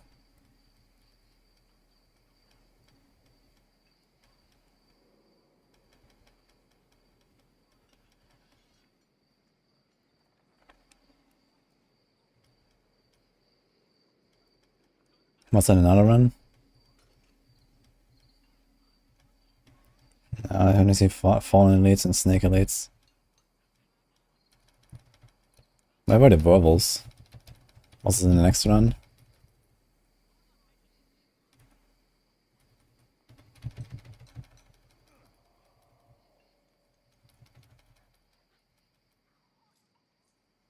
I think it was the one here with the ghosts. Yeah, this had werewolves, okay. So I think that's actually a relatively good monster type here. The demons, fallen, snakes. Maybe I'll put it here or here.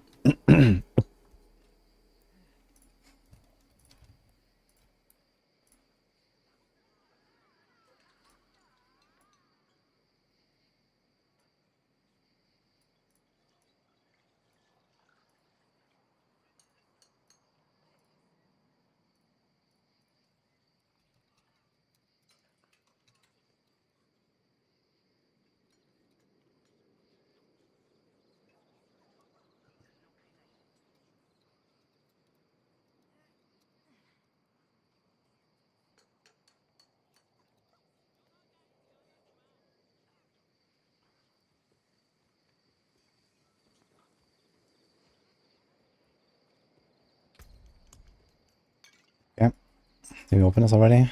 Bloodseeker crack? No, okay.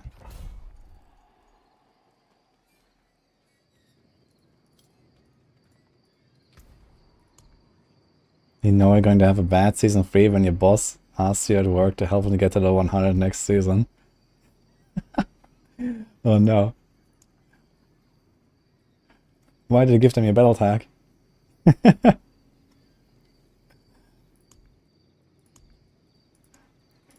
Oh, good luck. Wind favor you.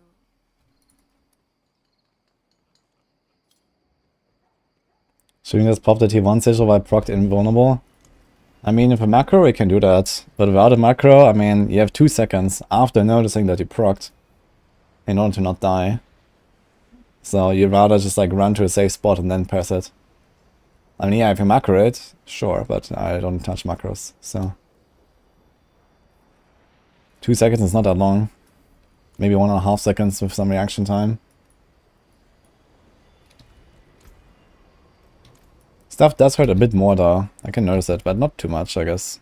But yeah, those 4 tiers are a bit noticeable. Just ask for overtime money while helping. Easy.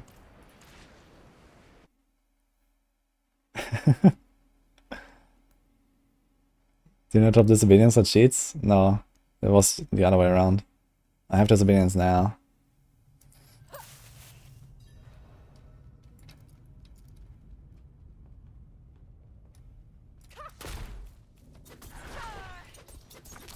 Those werewolf snakes.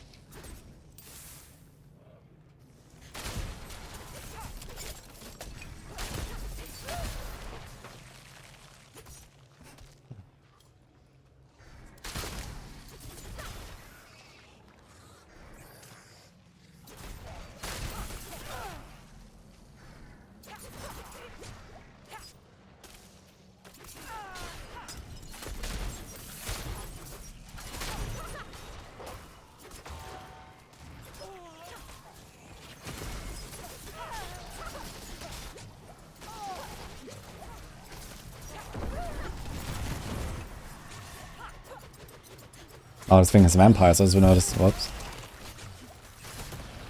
I think that's a people leaf.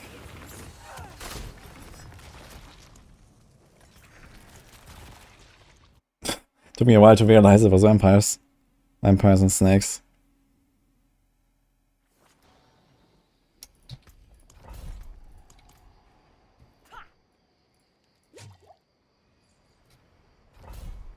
Can actually enter with 22 compromise. Beware of succubus and the next words to live by. Yep. Elden Ring DLC when? Isn't that like in spring or something? I don't know when.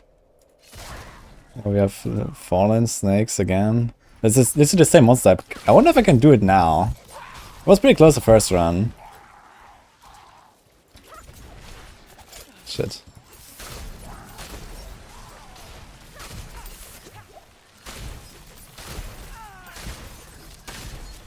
Got rid of the champion.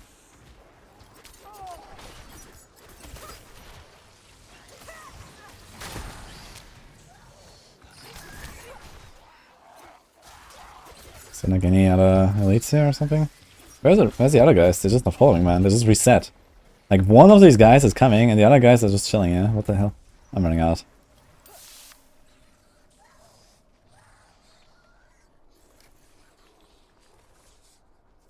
Endgame's insane right now. Now's a good time to buy it then.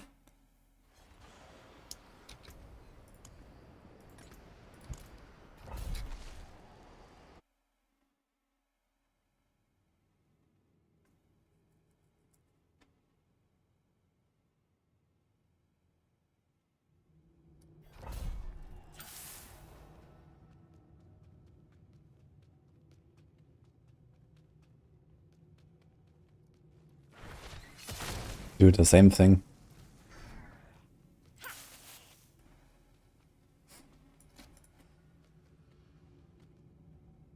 You were hoping to see T20 tonight. And then you're on copium, dude. It's only 1. Still on 18. It's not base armor, it's like 8k. What class did I play in Elden Ring? I played through it once as a samurai. I like the katana. I kind of stuck to it.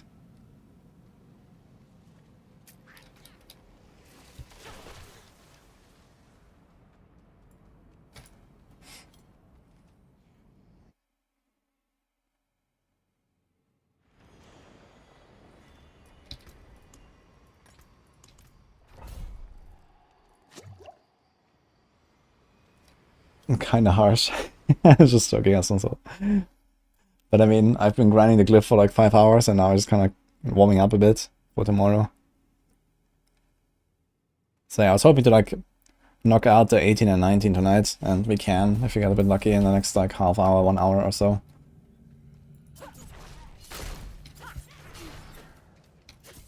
Just been like experimenting a bit to see like my damage and how it's going and stuff.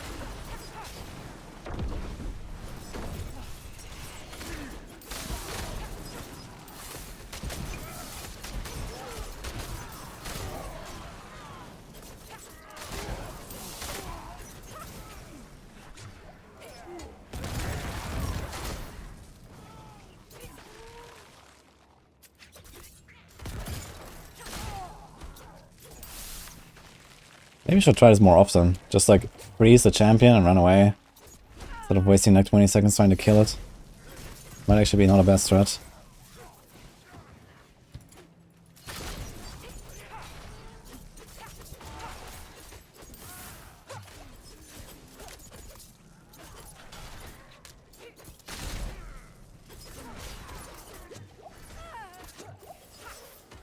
Where's the front guy? Did he run away? Fuck. What's the front guy? He was right there in the door and now... Yeah. Now it's coming full HP. Cool.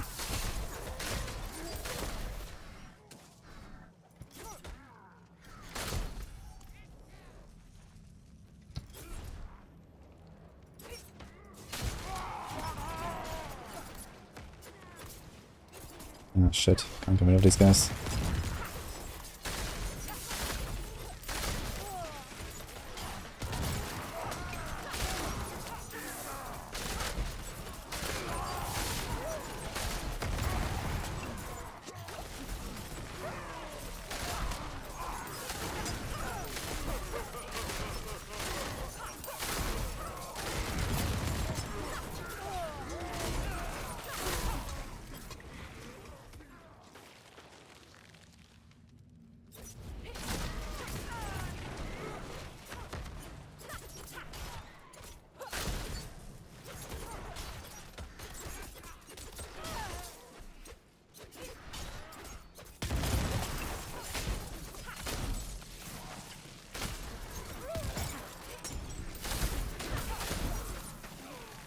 What the hell?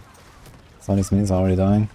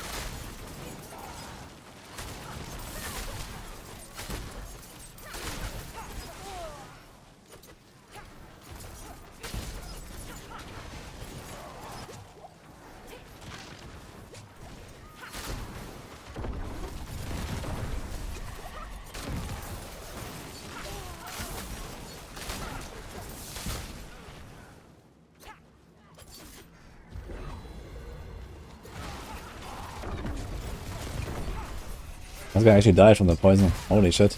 That lasted long. let's see what I can do.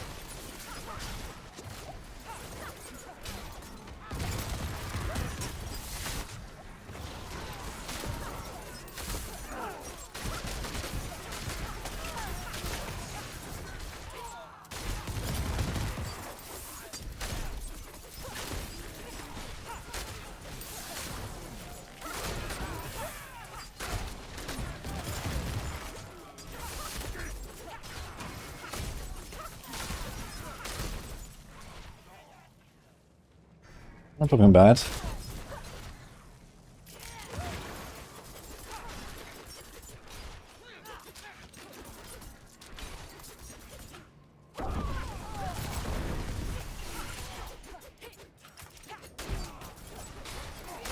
Holy, what nuke. I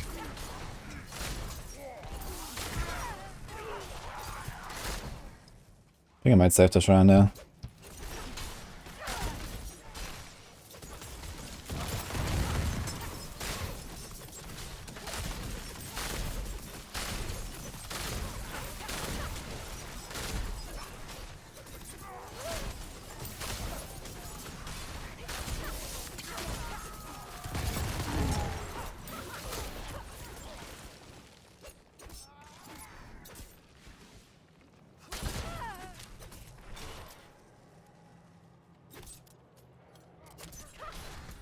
Shrine is very far now.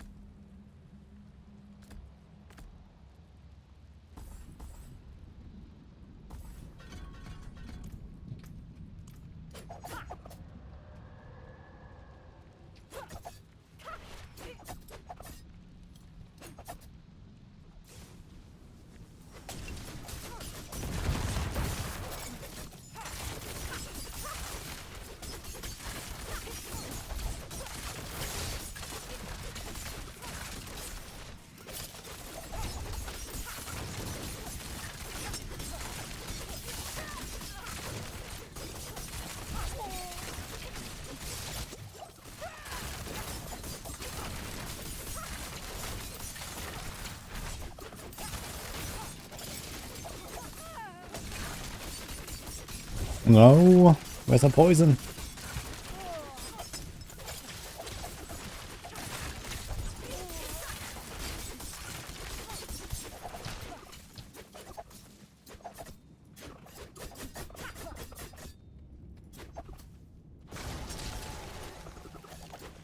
And they're both... Fuck, they're both dazed. Saw me only one. Ah, okay. Nah, fuck.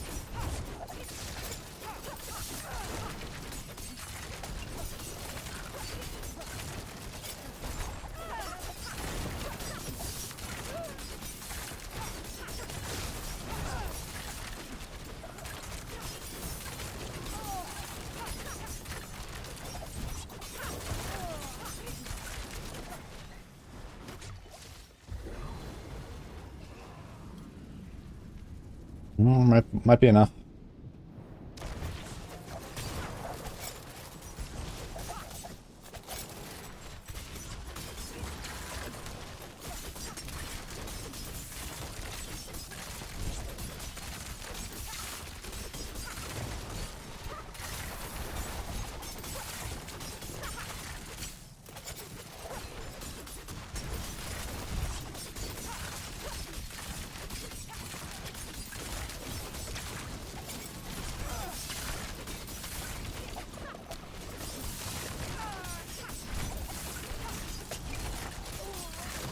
Oh, so close, dude.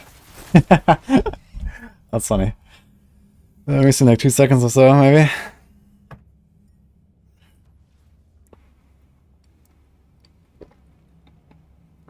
Yeah, I'm not sure if it was Sork diff. I mean, I think Sorks are a bit squishier than the others, actually. But they teleport around and stuff, it's kind of annoying. I guess the best to get would be like Druid or so, just like Druids. Give me 3 Druids. But yeah, my damage is way too low on these bloodseekers. I need like way too much time. Need to do a faster respec than we would have done it. Didn't expect to fail those actually at that time. That's a bad sign.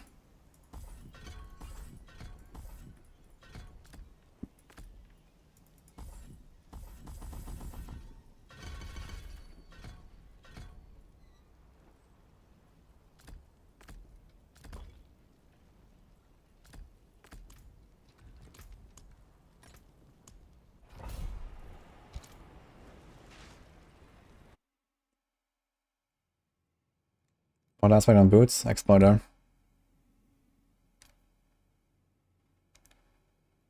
Wiki mini.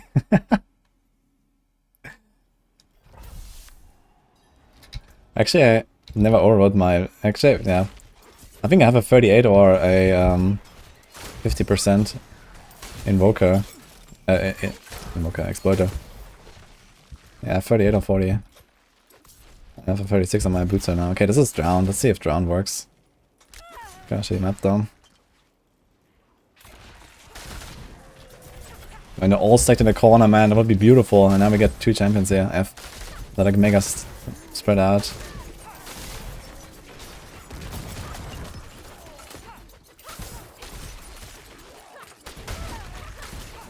I guess they're gonna all heal up now. Unless they all die at the same time. Easy. Okay. Saved. It's close though.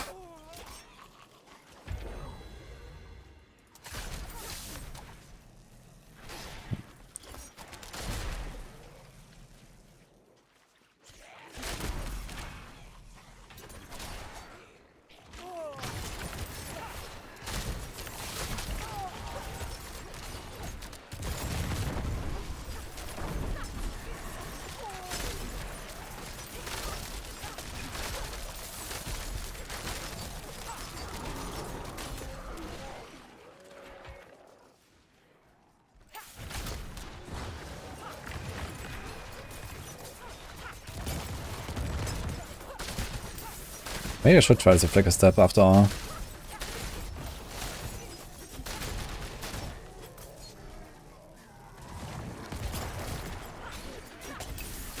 Alright, one of the small Calcium also hit these guys by the same amount. If like a small Calcium dies next to them, let's see. This one isn't in range. So explosion also hurts actually.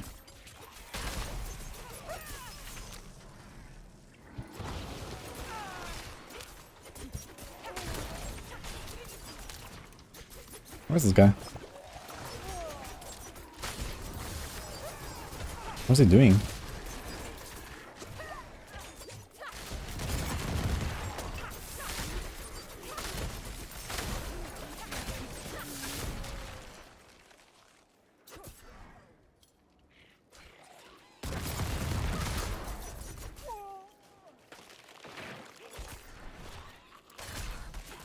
Yeah.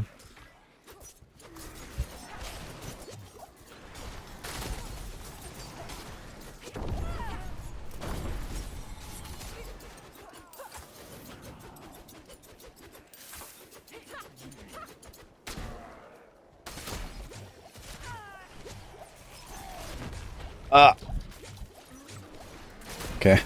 Holy. I didn't want to scroll out there, because it was such a nice pull. It worked out.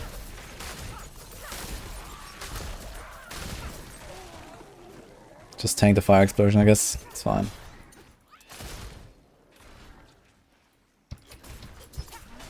Oh, 6.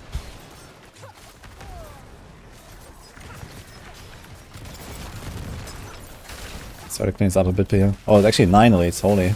It's another pack. Let's go.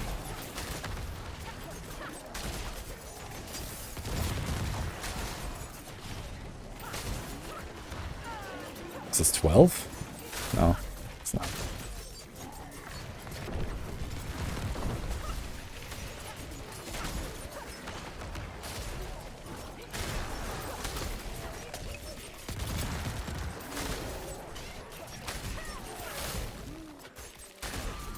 So far, surprisingly few disasters on this monster type.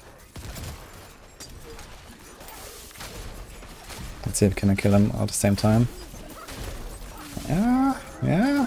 They're not healing. Okay.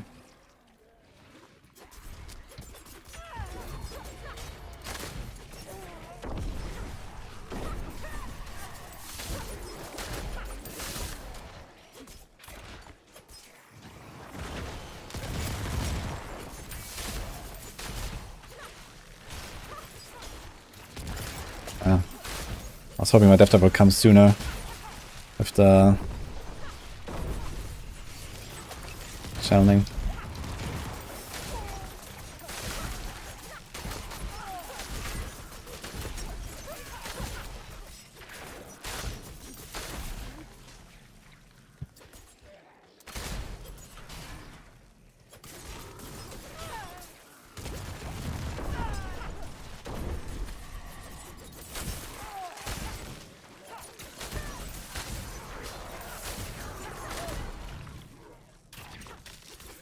Wait, it's not enough? Okay.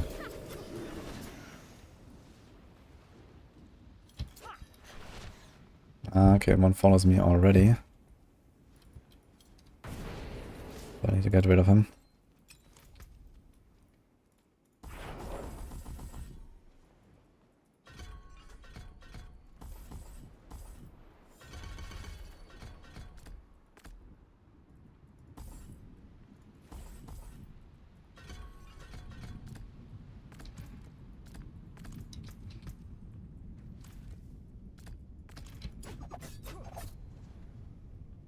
Okay.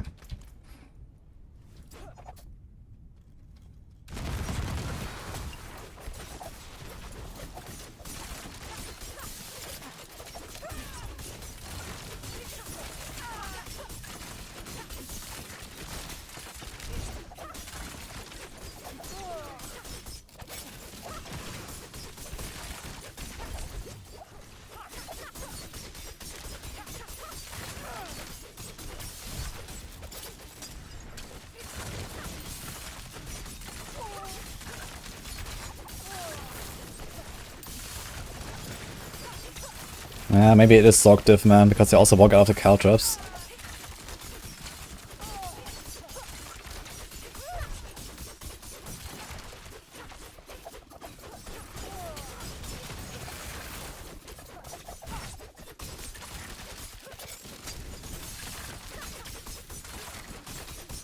Holy. We're getting unlucky for our poison.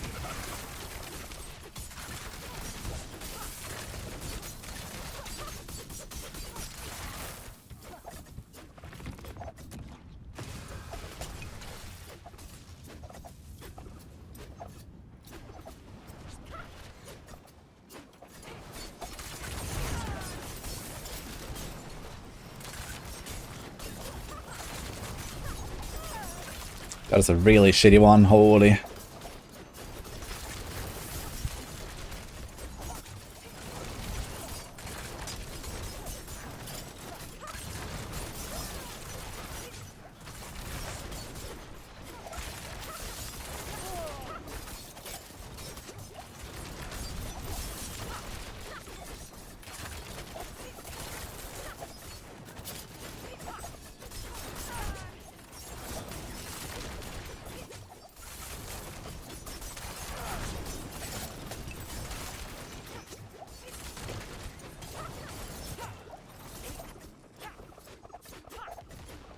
Well, it's a Necro, the last one, so we're gonna do it, I guess.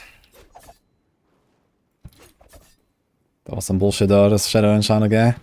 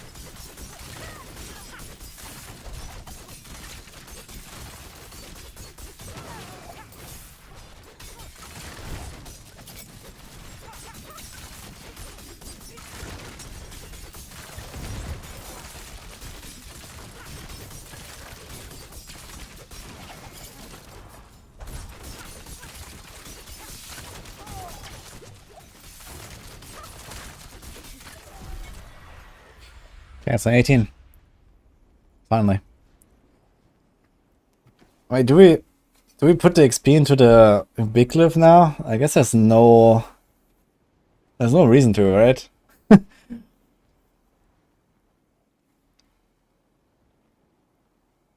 Yeah, the Shadow Rogue, what is it? Shadow Frozen Fire, yeah. That was nasty indeed.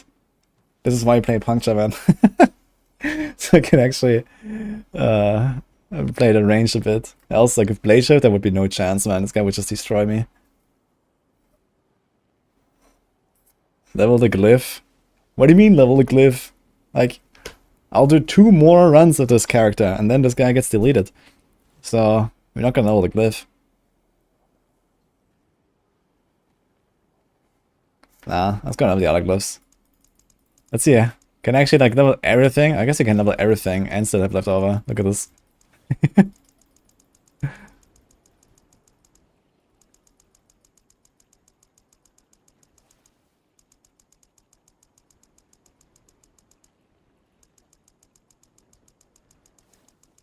Actually, how far do the magic glyphs go? I think they have a lower cap, but I'm not sure what the cap is. They increase at 4. And they go to 11. Very interesting. I think it should have radius 7 and go to like level 50. That'll be much more interesting. Has anyone in the history of Diablo 4 ever leveled a magic glyph? Beyond 1?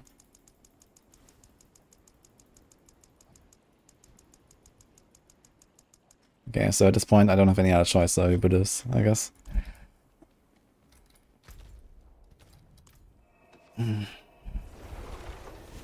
Well, let's try a 19, I guess. Sort of been a 19 run. We had like almost a minute left. Are scrolls tradable? Nope.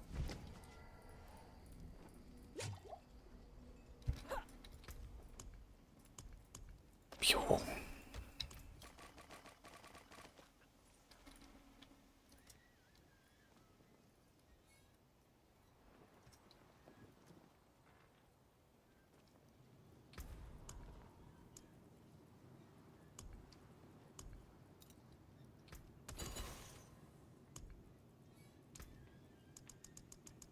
Okay, good news, this was not on spiders. This was only on drown. The drown monster type is also pretty good. But it's not like anywhere close to the spiders anyway, so that's a good sign.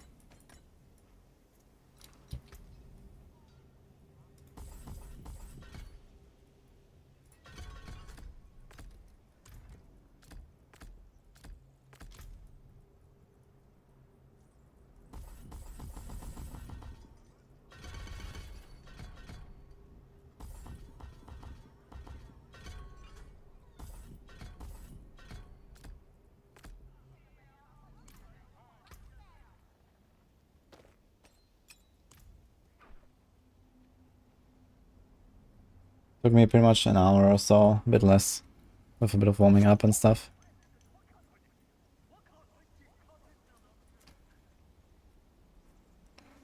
Will a T100 glyph fix me being bad? I'm not sure if that's fixable, but it will definitely help you to go higher.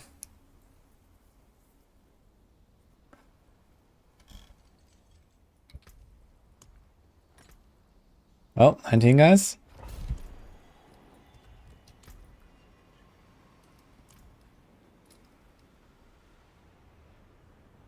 Do we have more instants? I think I'm gonna keep doing this with the... just a small... Actually, I realized I failed the other run also because I didn't use my instants. Like, I failed by like 2 or 3 seconds, right? The other run. So if I had gotten the Chorus of War in there, like, this is... It's like around 3% DPS or so. 2.5% DPS. Plus a bunch of other small stuff. So I would have actually done the run easily. With like 5 or 10 seconds left even, probably. If I had used that. Okay, anyway, we are doing this again. Wait, wrong guy. Which was a Desert Escape, right? Fire, Cold Shadow. Let's try this. Soon we cook again.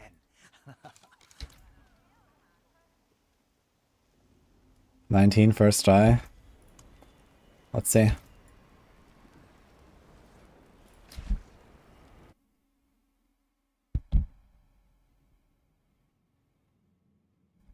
Time exclamation mark build. What about a T25 grind? What do you mean T25 grind? That does not exist.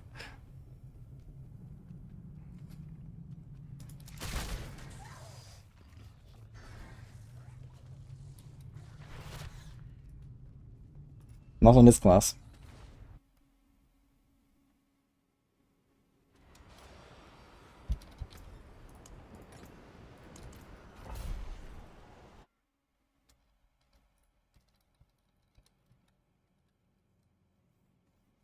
Plans after tier 20. Then we log on the barb and do tier 20 without the tier B glyph.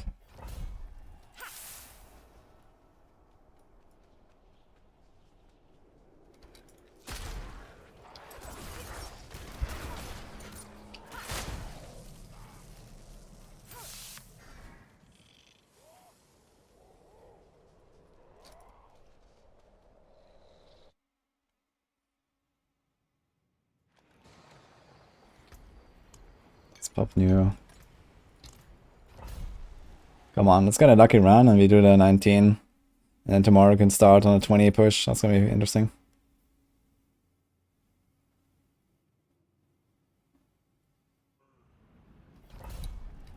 T90 was on Cars and Cannibals. Yeah, they're not bad, but they're really dangerous. What did my map office not move me? Okay.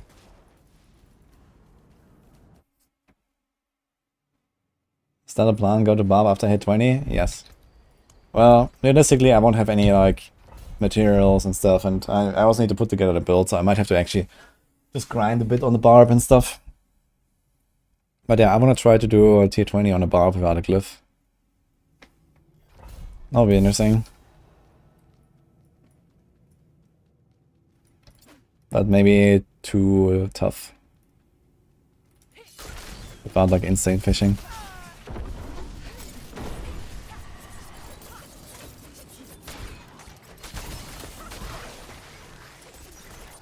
Okay, very good start. This has snakes as well. So...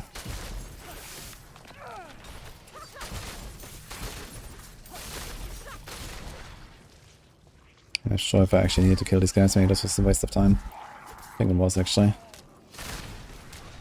I need to not play this like a farming run anymore. I need to skip scuff. This is just bad.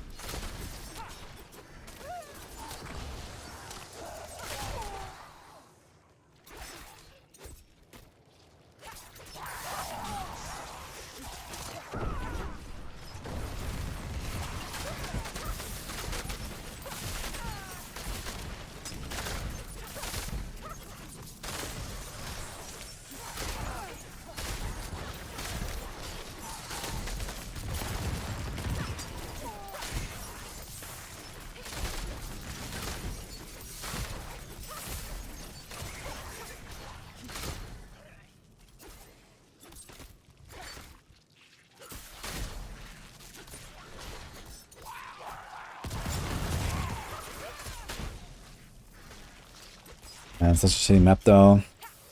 Can't we make any pulls?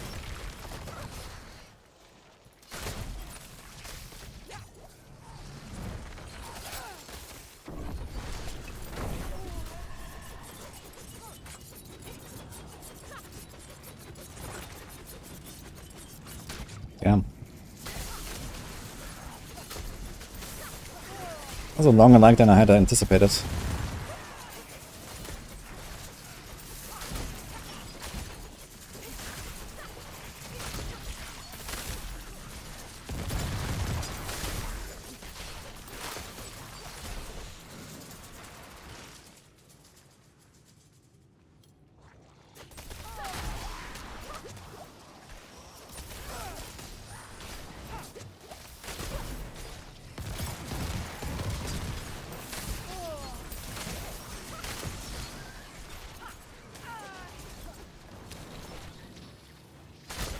Anything else here? No.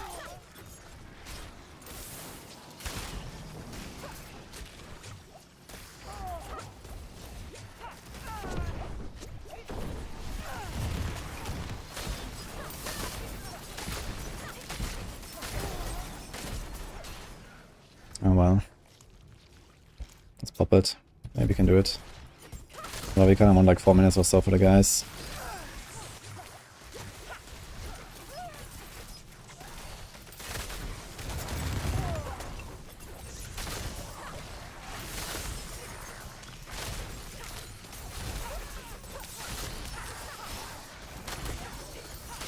Ah, this was a mistake. Let's go out.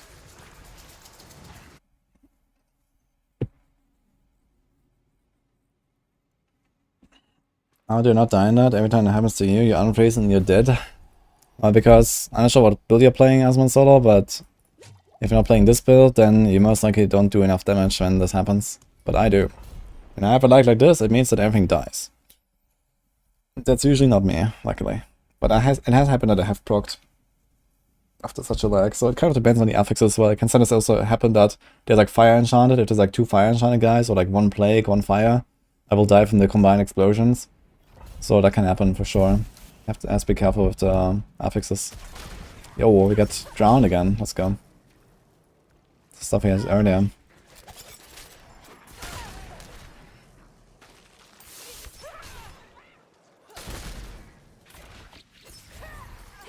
Thanks, McBain, by the way. Appreciate us up. Oh, this is a laggy run. Oh no. Have lags. Look at this. Oh my god. Okay, I think there's no hope in this one. Look at this shit.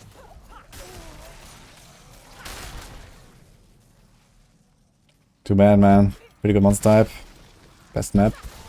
Sucks.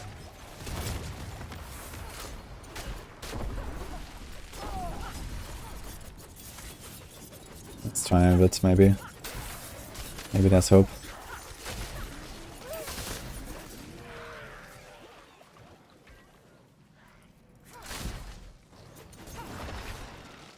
Oh my god. Not sure what I'm thinking here. Got a really good pull though.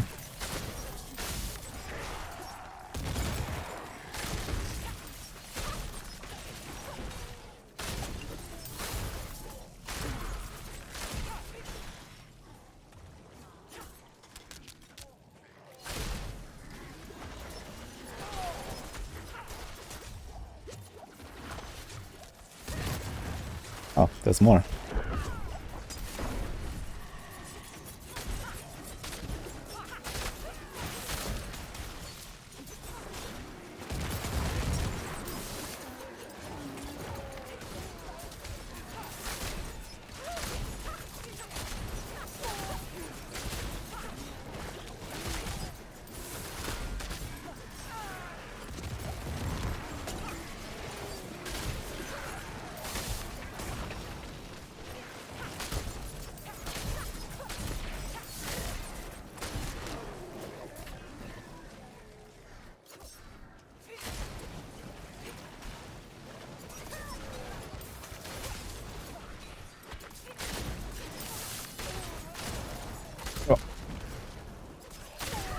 But the Metamorph like a second earlier.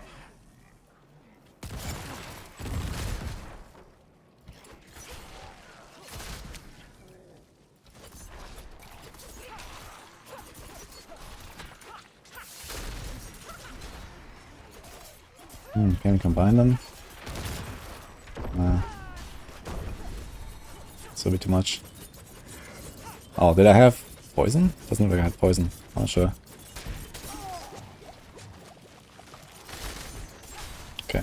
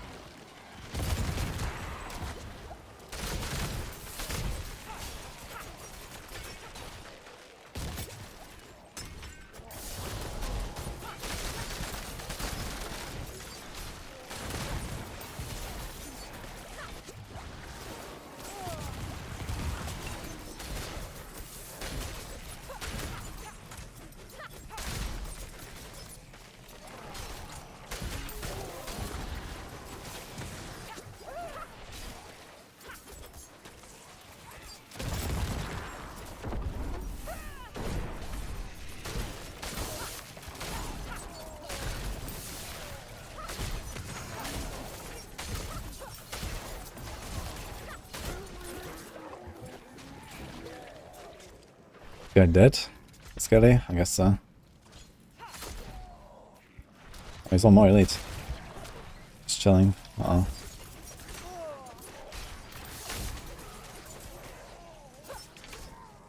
Not sure if I want to try him. Oh, there's more.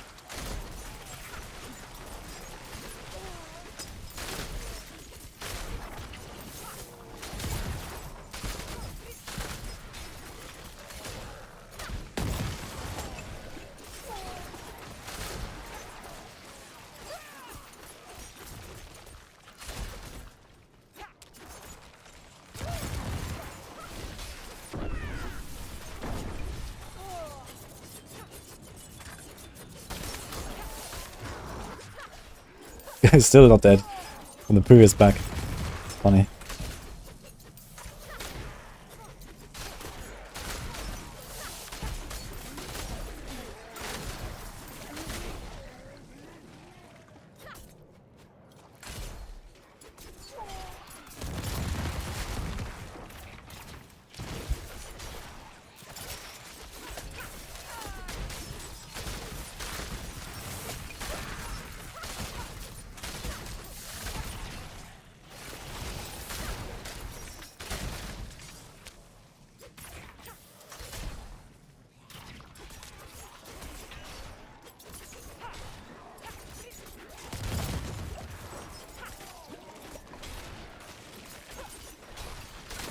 Oh shit. No. Okay, let's see. There's two champions here at the end.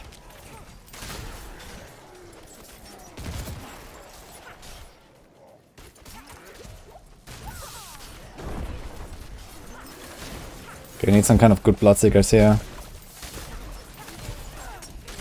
I have like a minute for each, which is not bad on the protection.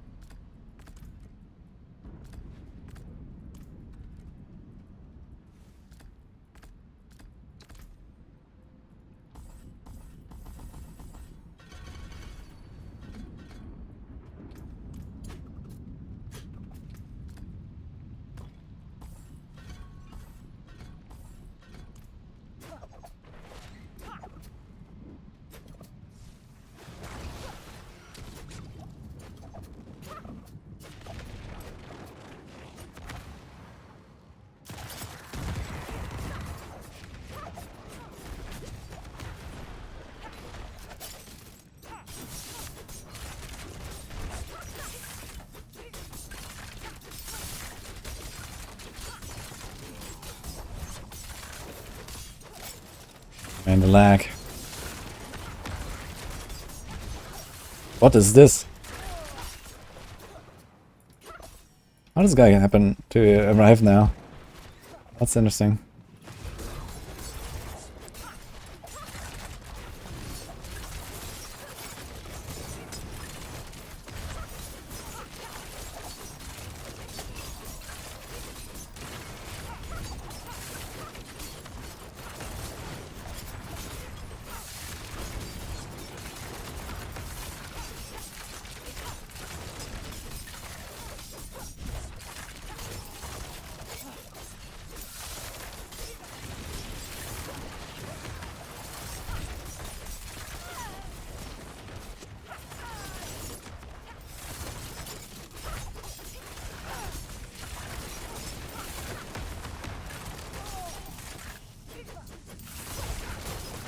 It wasn't so laggy.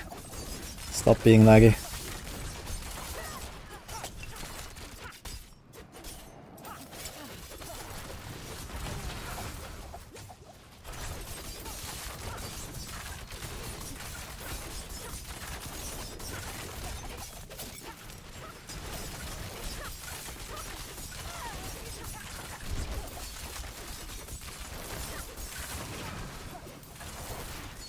Let's go run. This guy needs to die behind me. Let's go. Is he dead? Almost.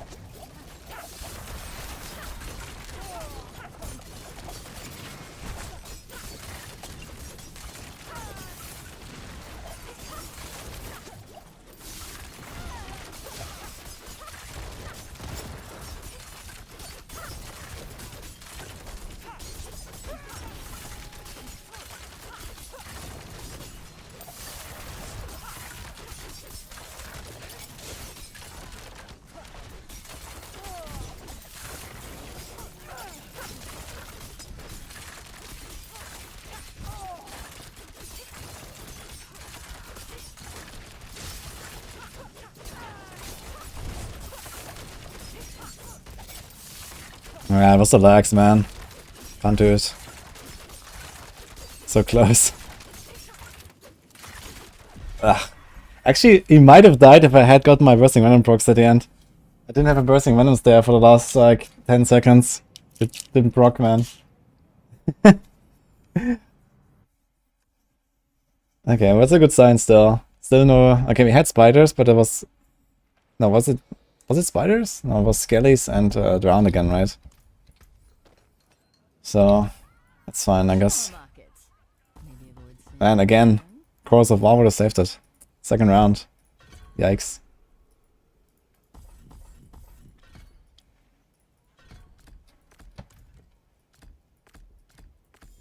Oh, faster respec.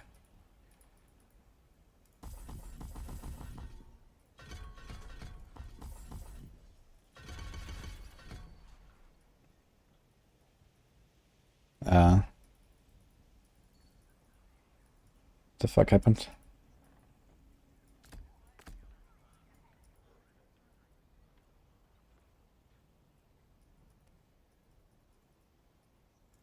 Oh.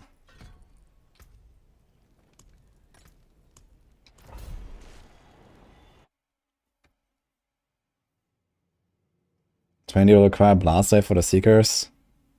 Nah, the blast wave does nothing on tier 20 anymore. I'm not an overpower build, there's no way that that's really helpful. The protection was kind of okay there because I had the double bloodseeker.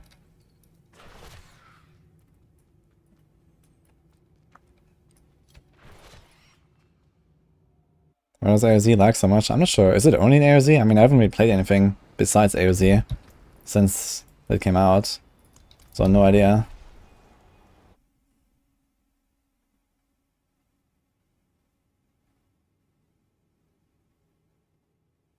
It's not worth maxing points in primary skills, that is correct. Everything is lagging, okay. So far we haven't gotten a single skelly spider sigil, by the way.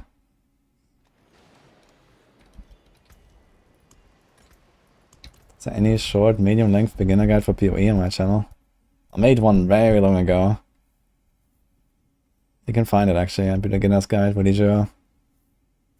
I guess it still holds up, but I mean it only really explains the basics of the game and stuff. The skills and whatever.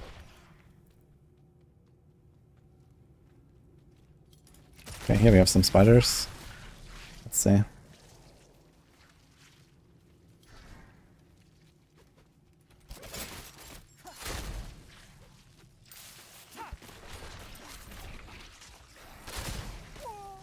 Okay, this is the GG monster type. Kinda shitty map though. Let's see.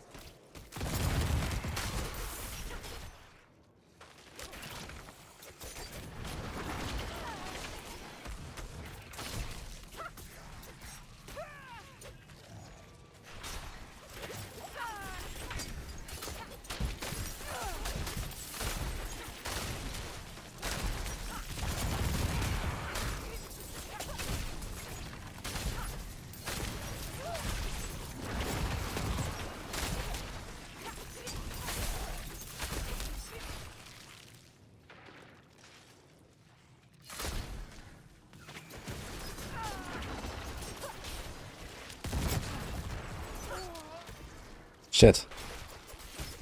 Saw that too late.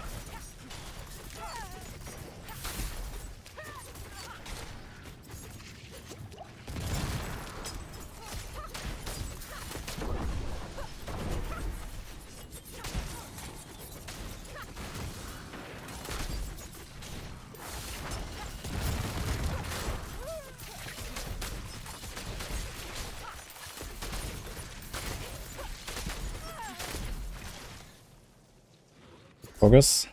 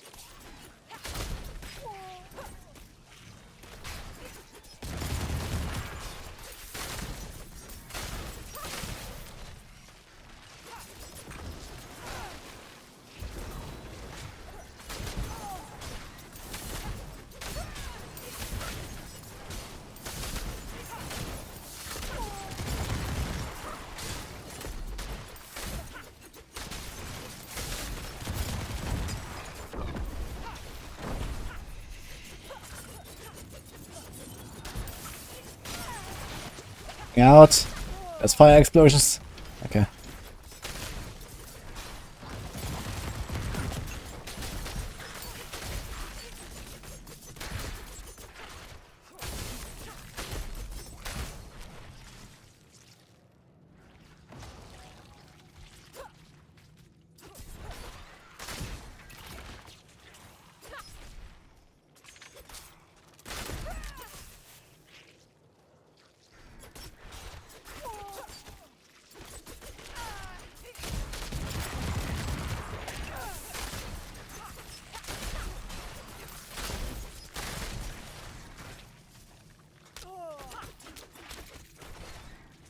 Shit, there's a second one too.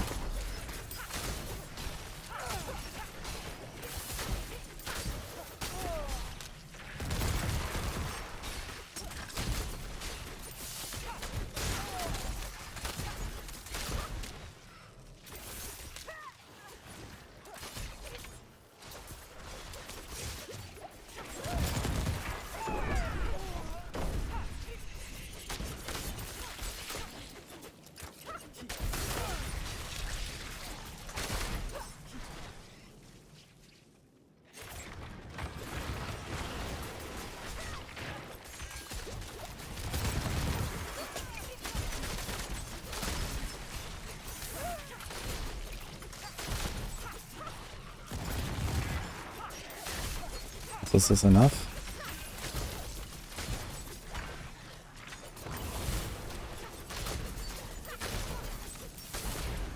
Yeah.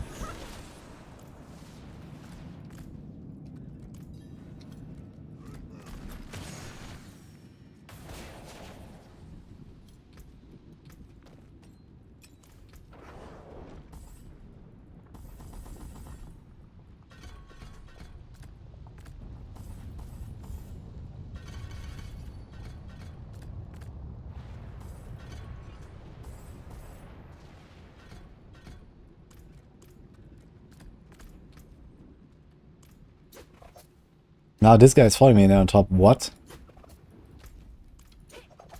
I aggroed him. Okay. Sure. I think I saw it.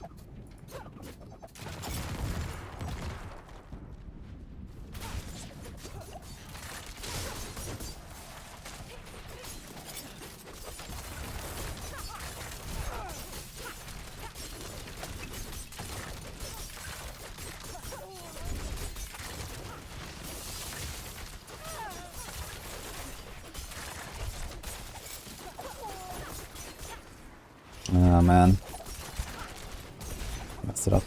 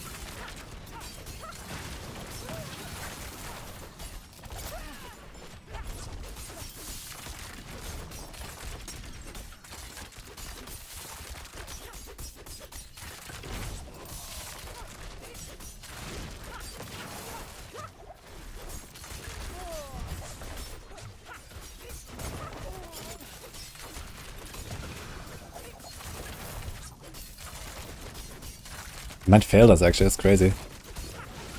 It's gonna be pretty tight. Like a decent bloodseeker.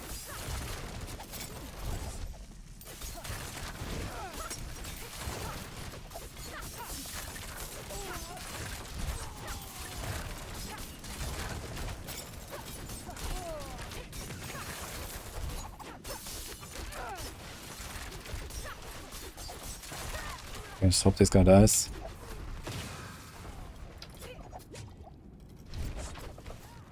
Decent, I said. And this guy doesn't die.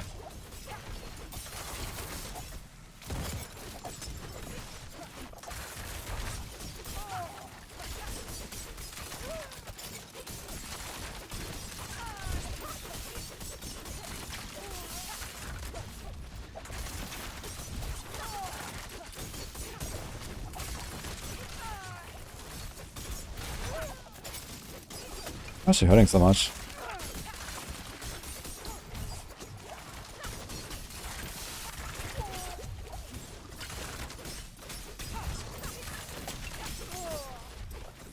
I don't have any more potions. Yeah, bloodseeker damage is way too low, man. Holy shit. I thought this was a safe clear, but no. We have to go blade shift. Just hope for the best. More pots to the first guy. Yeah, I would have done this again with Chorus of War, I think. So it's the second one now. Then my greed fails. Hey, Brady, thanks for the sub, boy.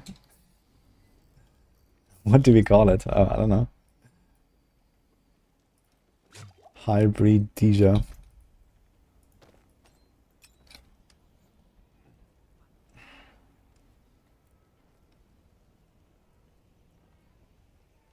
Yeah, so maybe just go elements and blade shift, and we keep that.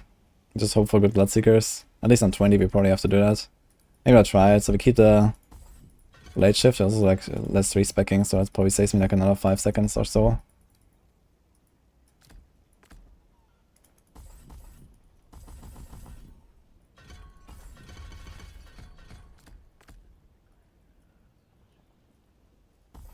And we don't have to go Shadow Step in that case. It also saves a bit of time during the fight. So what will I do actually? I mean, I don't go Shadow Step. Don't need a Death Trap for anything. Do we just go nothing? I guess we just go nothing. We could do Cold Immunity, but we don't want to have like perma poison anyway. We do Cold Immunity instead of Caltrops. Dark Shroud. Maybe Dark Shroud might be something. Just put it on a barn.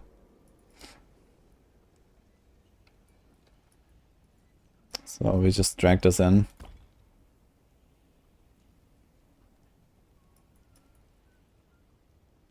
Oh my god. I'm actually stupid. I don't think I've switched my poison imbued a single time on Bloodseekers. This is why I'm doing so little damage, man. Oh man, I didn't do the most important stop of everything. I never changed my blended poison immune. That's funny.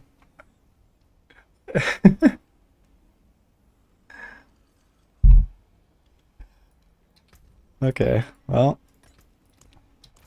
Good news, we have damage now. Like, probably like 60% more damage on the Bloodseekers. That's pretty good. I like it. This means that I actually killed the T20 Bloodseekers in almost the same time I just killed those Bloodseekers. And that is actually a really good sign. Okay. Well.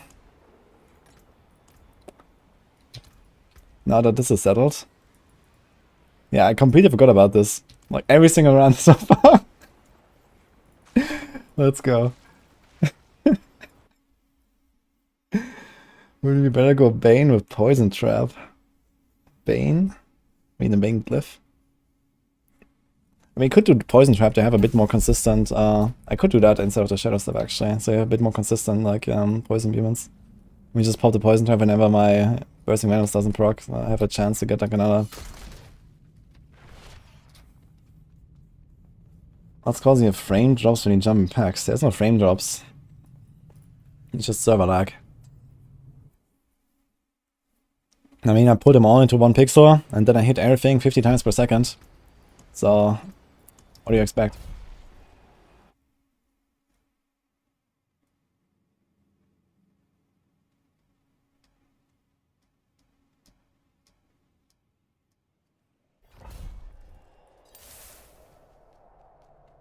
Does to be or Pen Earth have more potential?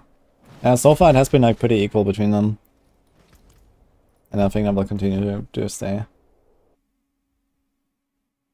TB definitely has a bit more damage output, but like the smaller AoE and stuff. And no space for Death Trap, I think. Well, maybe you can fit that in. It would be kind of interesting to see someone play TB with Death Trap, but I haven't seen that yet.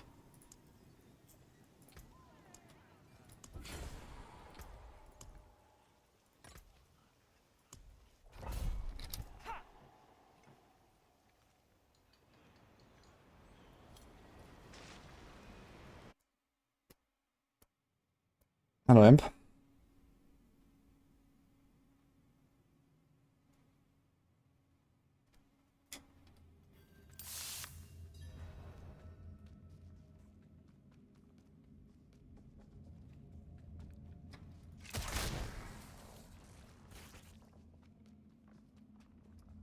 Looking for an all-round build for speed farming and good boss clearing or not TB.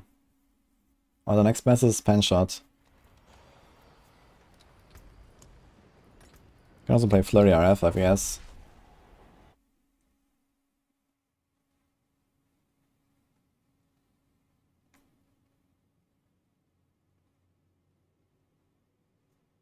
Don't think the deck was that bad, even using area in D3. Then you probably forgot. Like here the lag is over after like, 5 seconds, 10 seconds or so, and then everything is back to normal. In D3 you can easily lag out or even like completely disconnect from the game. Or like lag for multiple minutes or something. We have a pen shot guide in Maxwell, yes, that's written by Darkseid. That's a very good guide. Yeah, robbery.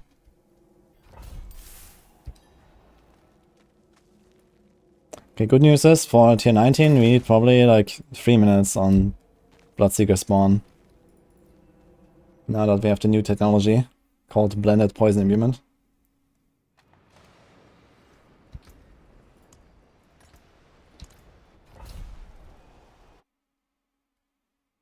Can brace for 90 and starting on 20 with a 50 TOB, even with spider scaling combo.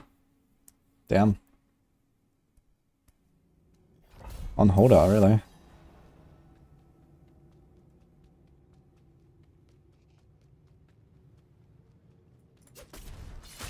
How is it again? Let's see. Looks like Scaly Spiders again. Okay, same map as well. Let's do it.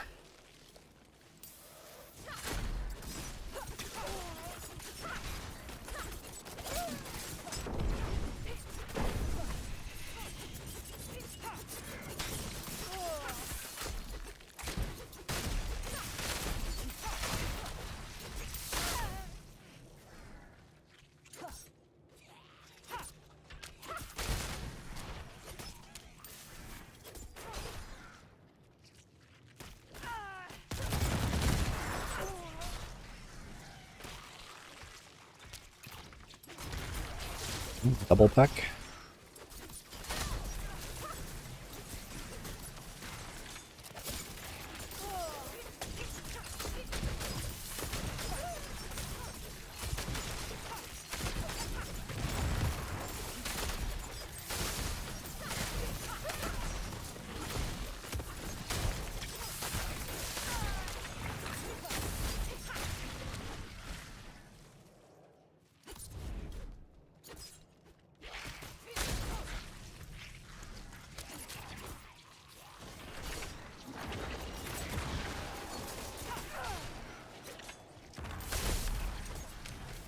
No. I was thinking for a moment this would be elites, but it's just champions.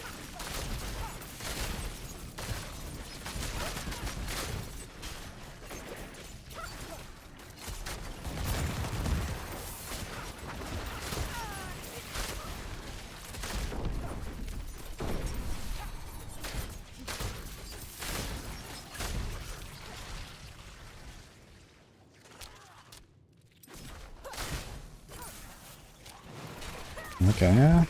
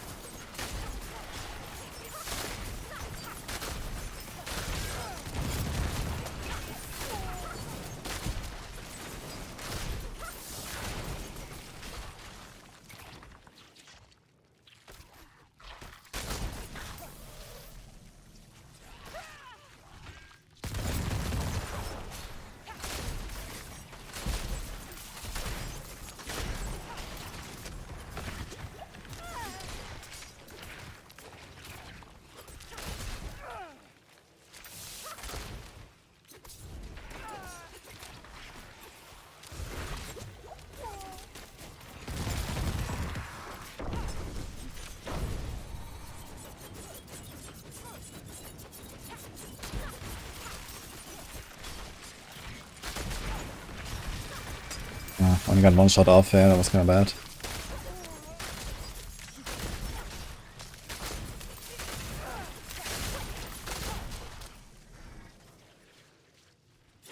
Oh, this looks fine.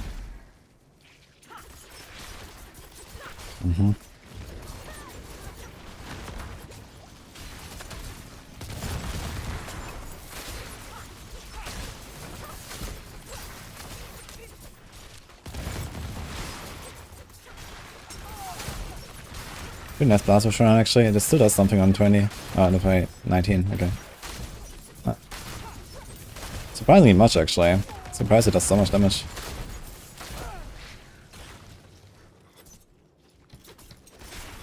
Okay. Let's leave this here.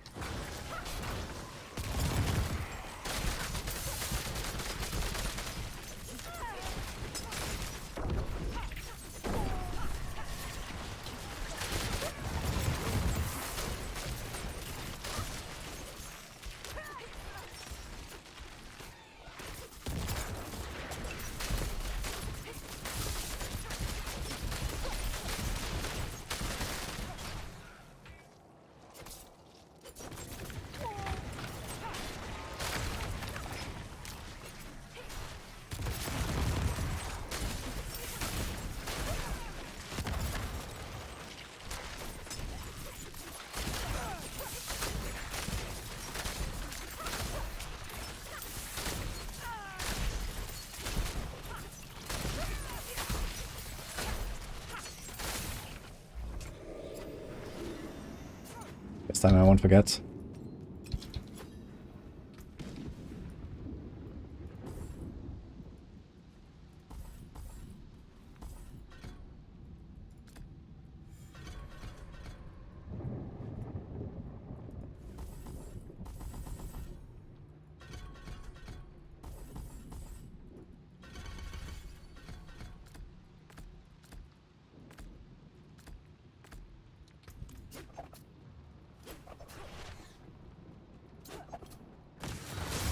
Whoa.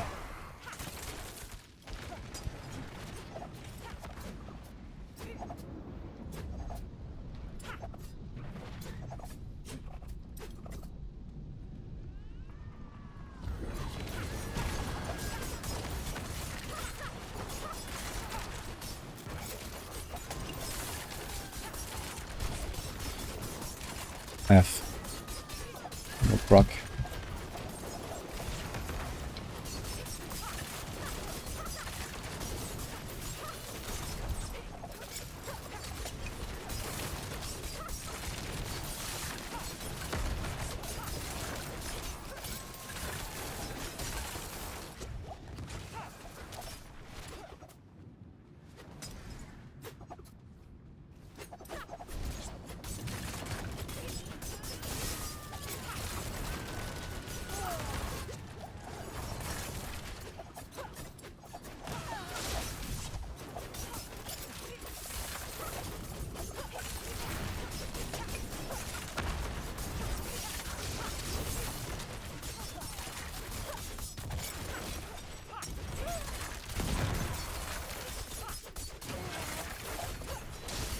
Gotta point it out. F.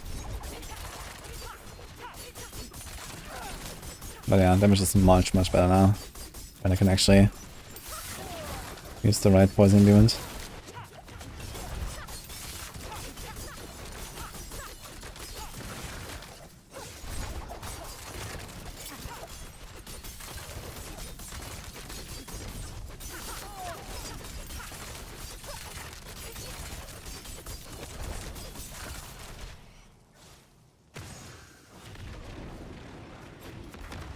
Let's take this.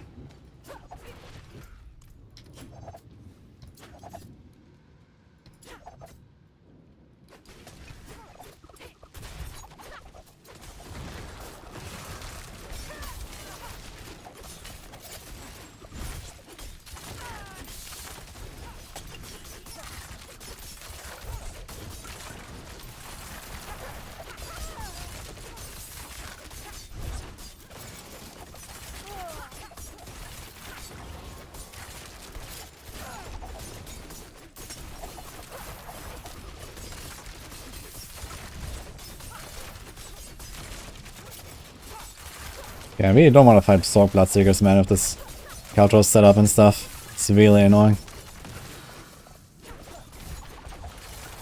Oof. Okay, that's a 19 done.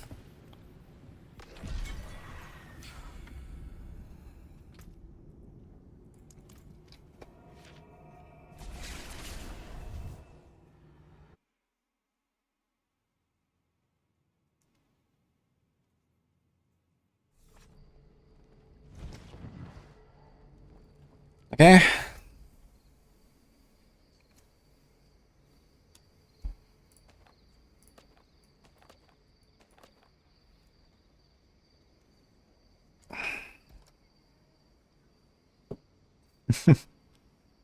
Thank you guys. 20 unlocked, one more tier to go, then we're done. Do it. We're doing it tomorrow, guys. This is for tomorrow. At least we got everything ready.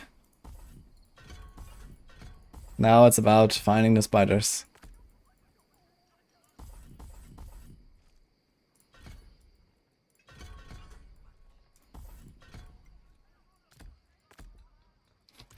Okay, so I guess we need something like around 4 minutes for the bloodseekers. If you have 4 minutes, I think you have a decent chance to kill the bloodseekers if you get not shitty ones.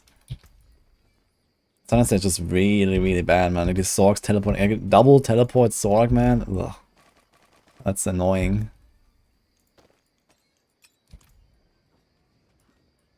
The momentum. The momentum is exhausted. It's 2 AM.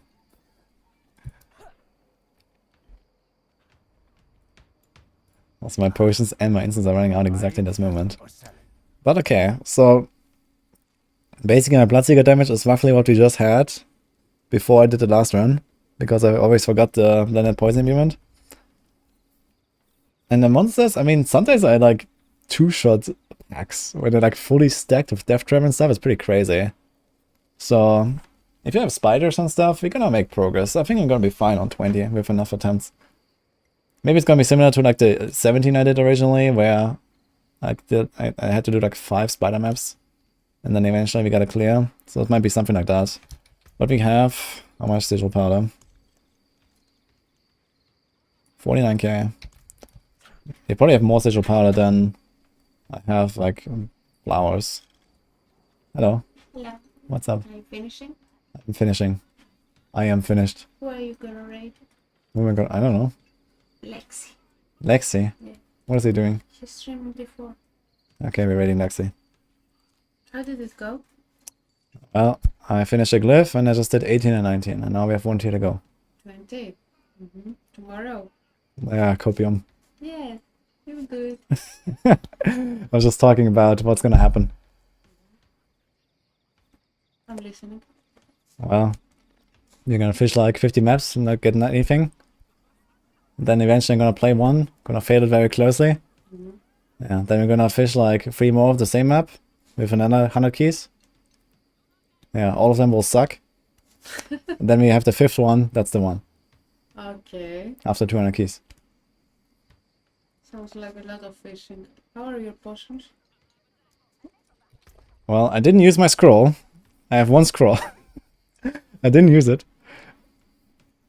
Yeah, I'm very down on everything though. I have no potions, I have no like almost none left. So I might actually have to go and like farm at some point. Because we just like, it was such a long grind. Early stream tomorrow? Early stream tomorrow. We have to do early stream tomorrow, yeah, because I have maximum meeting again. But it's New Year's Eve. No, Christmas Eve. New Year's Eve already. Yeah. It's not Christmas Eve tomorrow. Yeah. Isn't it? No, it's 23. Really? Really? We talked about it earlier.